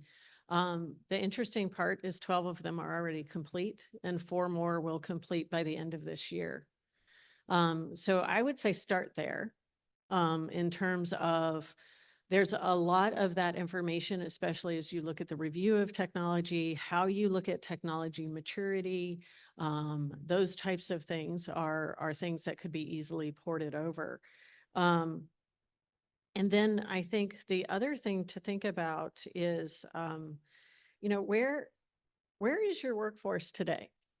So for those of you that don't know, we have 94 operating reactors in the United States. We expect all of them to extend their life to 80 years of operation, which means you have to recruit an entirely new workforce for the nuclear power plants we want to build. That's a double-edged sword. But what I want you to really think about is where are those people today? Some of them are in the energy industry. Some of them are in kindergarten. Okay, so it's not just about the adults in the room. It is about making sure that as this being part of your future, if that is what you choose to do, is that you also start with your younger students so that they're prepared. What we learned in this industry, our existing fleet primarily was built bringing folks out of the nuclear Navy, right? There's not enough of that to do this with a new fleet. So thinking about that workforce and where they are. I really like the fact that you're not what I call jumping the shark here.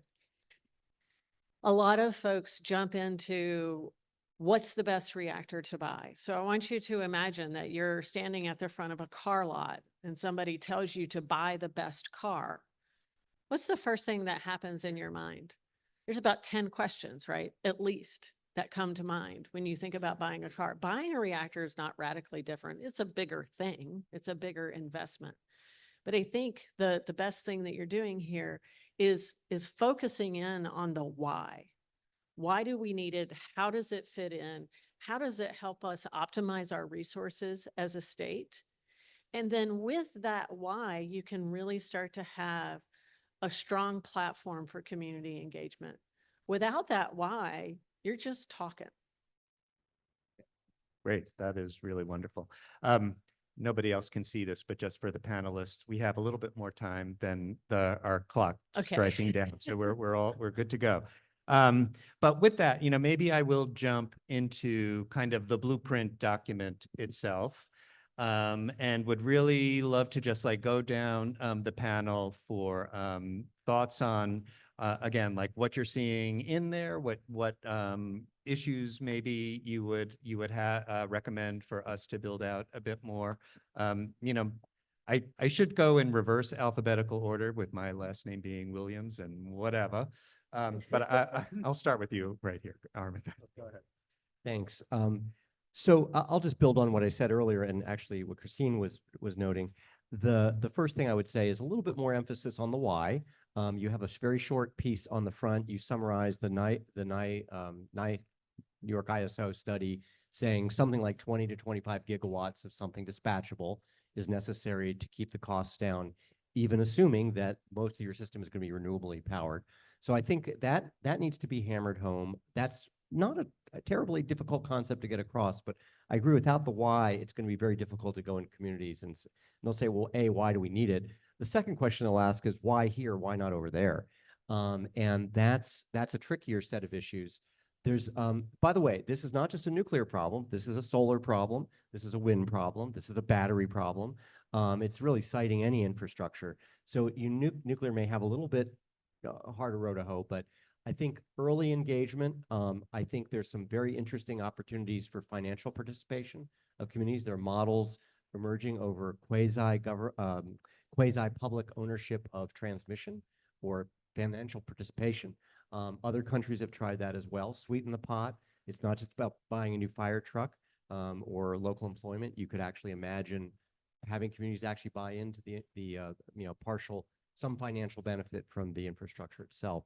So early engagement, being clear on why this is needed statewide, having a statewide plan that says we looked at all these sites and actually it does make sense for a whole bunch of reasons for it to be here. So some kind of comprehensive statewide plan so that a community can see itself in the big picture rather than saying we're just being picked on because we're politically weak, which is often where developers of any kind get into trouble.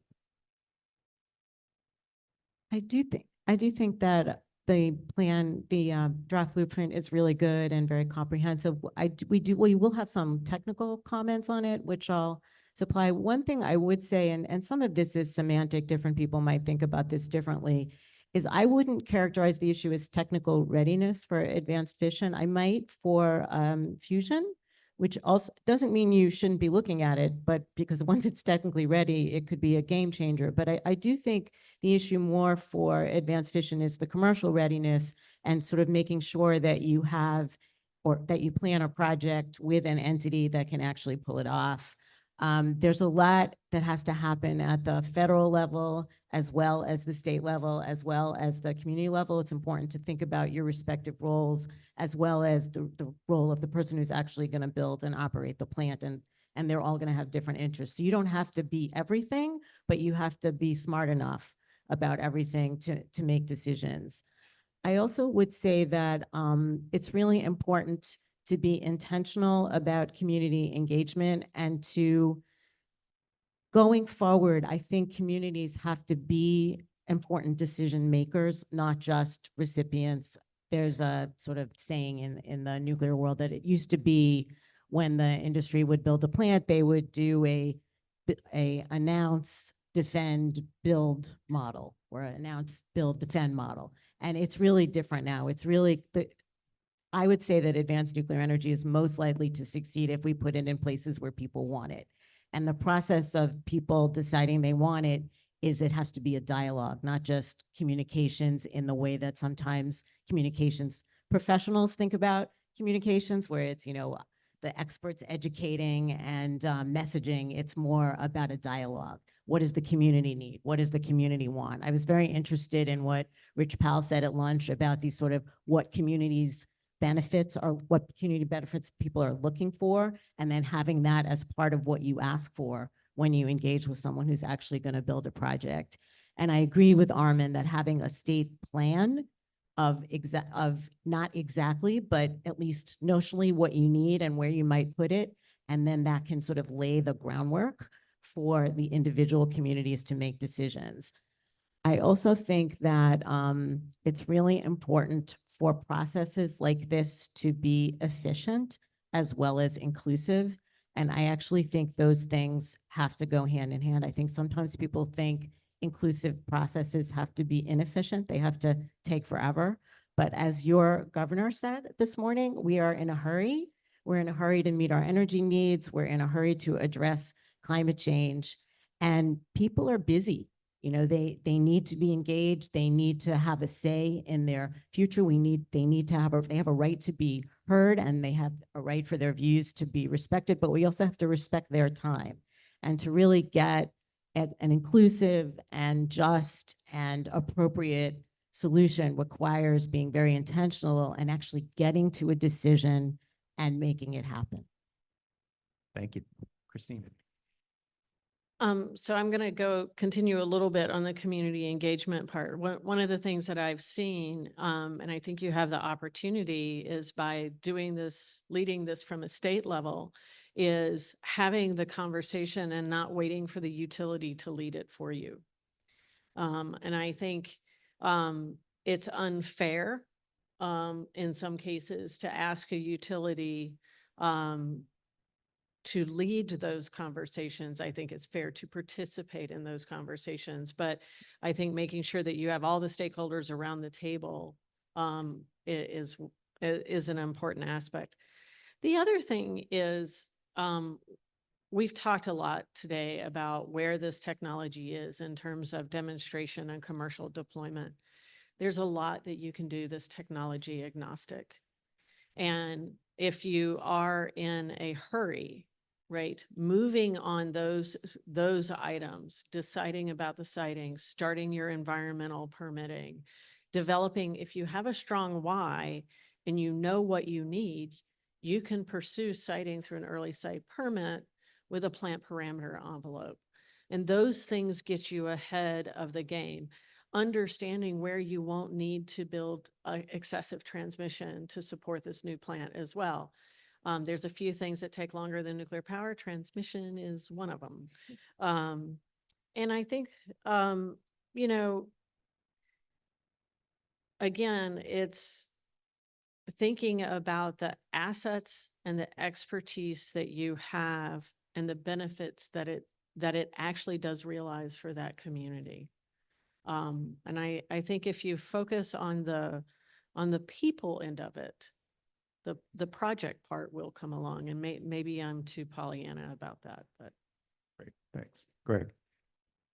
John, I think without oversimplifying it, if we could somehow create the magic that happened when all of the parties of interest, the federal government, the state government, multi-agency of state government, county government, local government got together, which ended up achieving the Micron. It was almost like we created a one-stop for the semi-industry in a way, with the right people in the room. And I could vision a one-stop almost for energy. And if we can get the community into the buckets, everybody has a form that they prefer. But from the nuclear standpoint, if we had a nuclear one-stop that we could keep the information flowing with some deadlines and that, we could have companies that come in with some funding, some technology. The federal government could bring, continue the pipeline on the technology development there as it's coming out and proven, then it's really one place to house it all. I don't want to give NYSERDA more work to do because you're very busy, but be somewhere like there. Thank you. Yeah, I would just touch on the when, right? So if the when, we talked about the why, I think the why can speak for itself, a little more meat on the bones. But if the when is now, that's going to drive the where, because and quite frankly, I'm biased, but that's good for my region because it's going to happen 40 miles from here. So that's where it will be. And then it comes down to the how and the business deal, right? And there's a lot of talk about that. And I think, you know, certainly that's where people need to be creative and have direct conversations with industry partners. But I think the when will drive the where, because the infrastructure is in place. That will be in Central New York. I want to focus on the financing decision because it's so important, and others mentioned it on the panel earlier. The reason I say it's so important, so Steve Chingalis on the earlier panel talked about the industry roadmap for deployment. In there, I think it's about 7 enablers that are required to be successful for advanced nuclear. Those are things like siting, regulatory, supply chain, workforce, community engagement. All of those have their own challenges, are extremely important, and I don't want to dismiss that. But there's one, and that's the financing of early projects that if we can't solve that problem, you don't need to worry about the others because there won't be new nuclear. And so when it comes to the financing, the challenge is not unique to nuclear. All technologies face this: higher costs for first of a kind technologies, higher risks. But what we're seeing in the market, we have a map on our website that shows there's over 30 projects, 30 in North America that are being planned and considered for new nuclear deployments by about 2030. There's only one on that map that actually has a contract to build, and that's the OPG SMR that we heard about earlier. All the others are inching forward, and they're not able to make that decision to enter into contracts and actually build plants because those early mover risks are outsizing their ability to take on risk as companies. And so that is key to solving that. NEI, we've worked with our members to propose an early mover policy that would protect ratepayers from cost overruns at the federal level. There's discussions going on at the federal level about that. There's a role for states as well. And we have seen in other states already actions toward legislation and other mechanisms to help share in the risks as well. We have to also be mindful that the market structures have a huge impact on the ability of these companies to be able to make financial decisions to pursue nuclear projects, right? So if there is no assurance that you're going to be able to make future revenues to pay off a high capital cost project, it's going to be very difficult to make that capital investment. Fortunately, what we're seeing is we're seeing end users step forward. These would be the industrials and tech companies say, nuclear is so important to us, we're going to pay a premium. And we're going to use these new business models, the ones Rich talked about at lunch, where they would use feed-in tariffs and other ways to help get projects started, not actually putting in capital, but helping these projects get started and pay above market rates to help also protect ratepayers. So we've got industry, we've got end users wanting to take on the risk. We're trying to convince the federal and state governments to share this risk with us so that these projects are going to be able to get to go. Otherwise, all these other challenges we don't get to solve. Great, thank you. A little sobering advice there, so appreciate that. So great. So we'll take a couple of questions from the audience. We've got a little bit of time left. We've got one now, which I'll just read. So simply asserting that nuclear is safe is not helpful. How do we measure that? Is it safe, and how is safety enhanced with the new advanced nuclear reactor designs? Maybe Mark, can I ask you to take a little bit of that on first, but then I would ask any others to Yeah, I'd like to start, and I know there's others panelists that can answer this as well. And I appreciate the challenge. I agree. Simply saying it's safe doesn't make it so.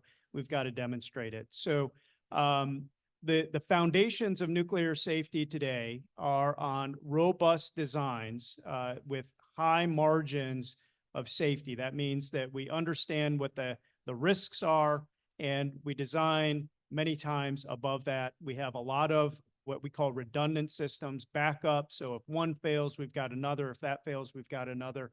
Those are fundamental principles of nuclear safety. Partnered with that is a strong and independent regulator, the Nuclear Regulatory Commission. And we've also found over the years that as we improve plant performance, we improve safety. And so those are the three pillars, in my opinion, of nuclear safety today. What we're doing with these advanced technologies are enhancing that. So we have learned over the years what can go wrong at a nuclear power plant. We're making designs so that those things are no longer possible. We're incorporating advanced technologies, fuels that have higher melting points. We're incorporating a lot of what we call inherent safety, and that's basically how we use gravity, natural circulation, basically physics and nature to help provide that safety. And what it means is we don't have to rely on, we call them active components. Active means you need power to go to those. Because if you lose power, then you lost that system, but nature always works. And so by doing that, we've also designed in longer timelines to be able to respond, but really the plant will set itself in a state of safety, and you've got the workers there to make sure that that happens. Great. Christine, you're going to jump in? Yeah, so I think one of the things is to understand what is it when we talk about safety for a nuclear power plant? And what's different about a nuclear power plant than any other generation source is we start fully fueled on day one. And it's because you have 2 years worth of fuel in a reactor. And as you operate that reactor, if you were to lose cooling to it, you still have a reaction that's going on. So our light water reactors today, you need to maintain that cooling through the reactor. It's called, to get rid of the decay heat that's in the reactor. So what's different with these designs today, one is the natural circulation that Mark talked about, but also some of these are taking advantage of the physics. So if you think about a fast reactor in particular, like they're limited, right? They cannot overheat as well. So the accidents that they have to be prepared for are much less than our existing designs.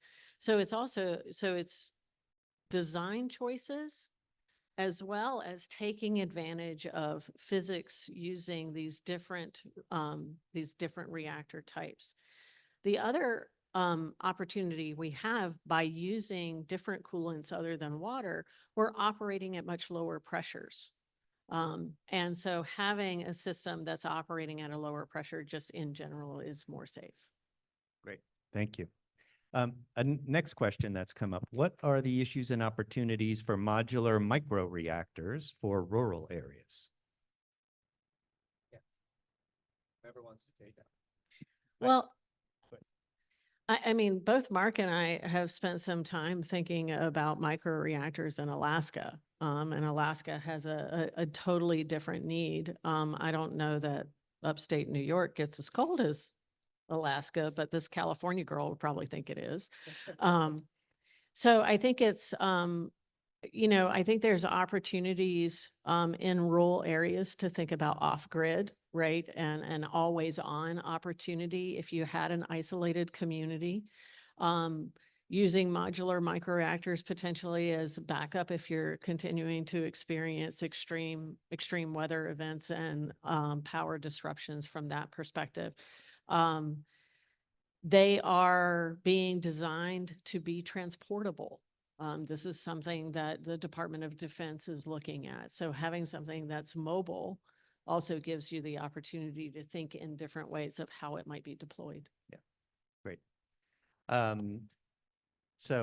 Maybe time for one last question. So talking about economic development in New York, specifically to the supply chain, like what are the issues, considerations we should be thinking about that?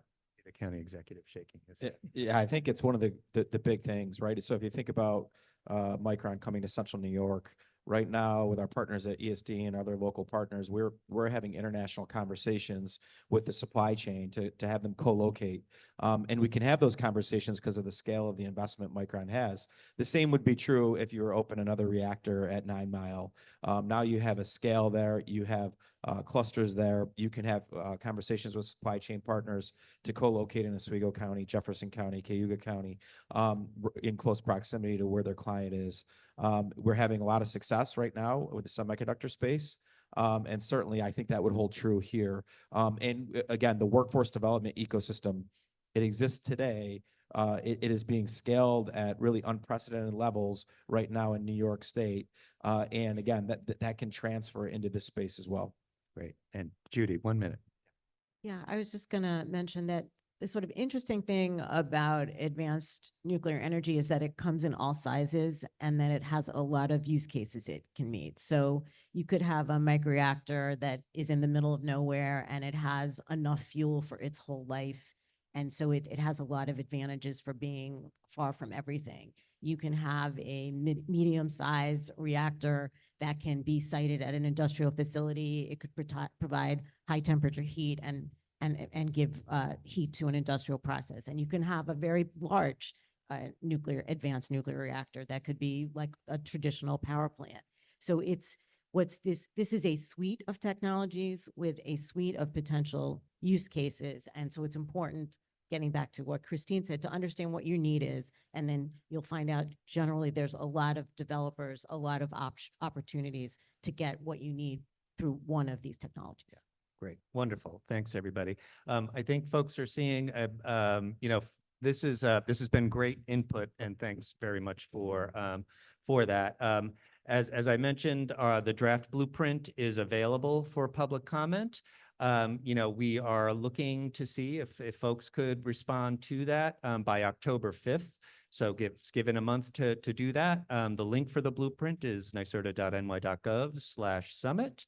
Or the QR code is certainly on the tables.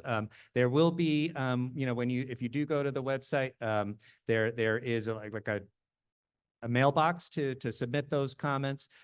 Draft blueprint at nyserda.ny.gov, but you'll find that on the website. I won't spell that out fully. So please do give the draft a read, and please do provide us with your thoughts. We really are looking to have as much information as possible as we kind of close ourselves to the blueprint, and then as we think about what our next possible steps might be. And to the panel members, I can't say enough to say thank you for starting us on our journey here in New York. Much appreciate all of your perspectives, and look forward to your additional thoughts and engagement in the future. So thanks very much.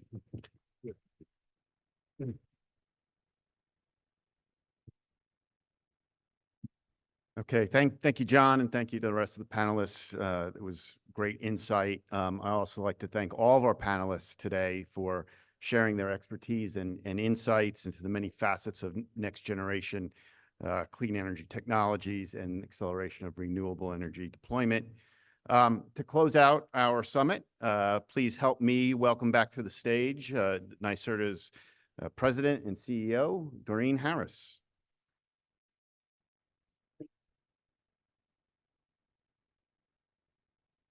Why, thank you, Anthony. We're finishing the summit the place we started with yours truly. The time has officially come to wrap up the summit.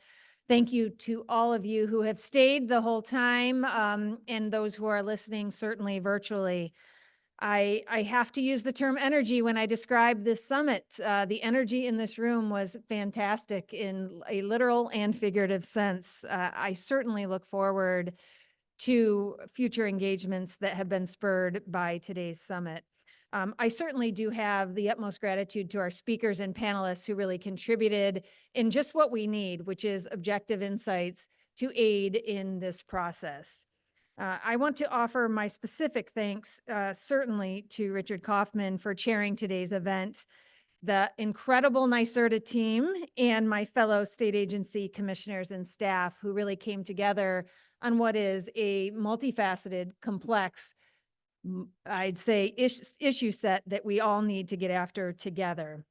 But I especially want to thank Governor Hochul. This event was truly her vision because, as you heard from her this morning, she sees this crisis as the defining challenge of our time. And she has set forth a very clear directive for each of us to realize this transition in a timely and equitable way, in one that creates opportunities for our state. And that's really what we've been talking about here today. To look at New York's century-long history of driving economic growth with clean energy and our bright future of continued innovation. And certainly, as co-chair of the U.S. Climate Alliance, we know the governor will leverage our success to lead the nation into the clean energy future as well. So throughout all of the sessions today, we had a lot to cover, but I believe we set forth what she tasked us to do. And certainly I want to share a few takeaways. I see this in three primary categories. One, please recognize the headroom for renewables is strong here in this state, and we must continue our focused attention on building this renewable energy grid, recognizing the public health, the environmental benefits, and certainly the economic benefits these resources provide. So what does this mean? This means we have to complete the ongoing Public Service Commission review of the Clean Energy Standard. There is a review before the commission. The aim is to complete that review by early 2025 so that we can continue our progress apace. We also need to continue the proactive investments in build out of the grid infrastructure. As you just heard from this most recent panel, this is central to the deployment of these assets. And ultimately, we need deeper interregional coordination. We need interconnection reforms. We need to implement the RAPID Act in a timely and expansive manner.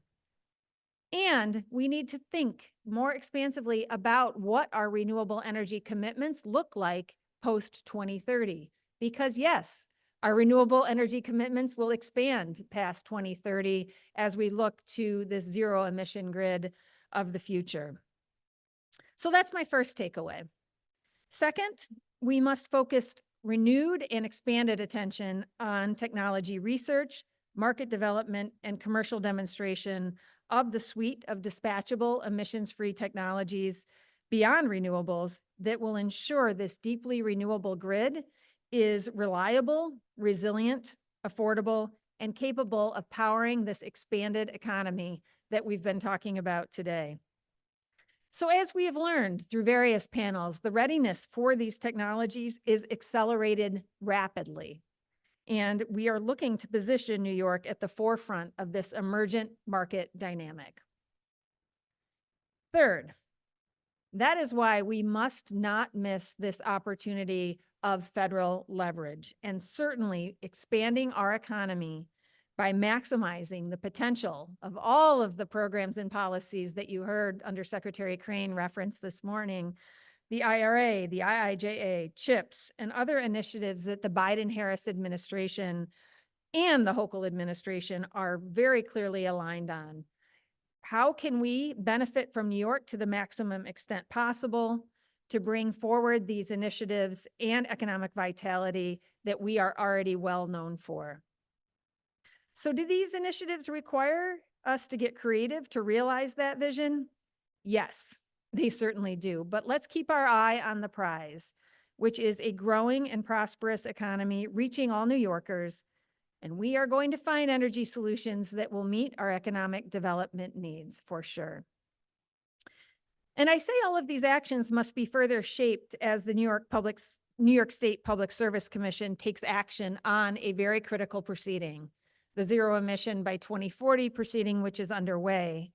And certainly through the work of the State Energy Planning Board, which the governor recently convened, and for which we have our very first meeting on Monday in Albany, to take up that important longer-term planning effort. So while we are currently in an investigative mode, we will remain focused on establishing the forums and the means by which to do what we have heard, which is engaging in an expansive way around these issues. So certainly, as you heard from the last panel, we focused some time on the new advanced nuclear technologies, knowing that this is a topic for which we see strong federal support and a need for broad engagement. So certainly, we've made a blueprint document available to support that engagement, and I really would encourage each of you to think about the ways in which you can weigh in on that draft blueprint, because it is critical for us to understand the diversity of perspectives that come with a resource like advanced nuclear. So we remain open to a comprehensive assessment of all of these resources, but really do want to focus your attention on this particular technology as we speak. The panel today, I would want to just highlight them as a particular resource. This is a topic that we in New York really have to dig deeply within, and the experts that you just heard from are reflective of the complexity of this issue and one of the seriousness with which we take this consideration. So again, we look forward to hearing your comments by October 5th. And our goal is really to finalize this blueprint by the end of 2024 and to kick off what will be a master planning process with robust engagement for the long-term potential for these technologies. And at the same time, as I mentioned, the opportunity for federal leverage is one that we cannot ignore and that exists today. And as such, in the same time, we do need to consider relevant funding opportunities that may be an opportunity for New York to not only provide that leverage, but also to advance next generation clean energy development and planning activities. So stay tuned for more on this, and I certainly do encourage you all to weigh in on the blueprint in the meantime. So certainly Governor Hochul was very clear this morning on both the challenge and the opportunity before us, and the need for all of us in this room and beyond to get together and get this right. So I'm excited to work with each of you to keep growing our renewable grid to the future of new technologies to support our growing energy needs and ensure we are promoting economic growth across our state, full stop, with the energy options that best meet the needs of our economy and our communities. So on behalf of Governor Hochul, Richard Kaufman, the NYSERDA and state team, I appreciate your time and attendance today and very much look forward to your valuable insights. So my thanks to each of you for spending your day with us, and I wish you all safe travels home. Thank you all.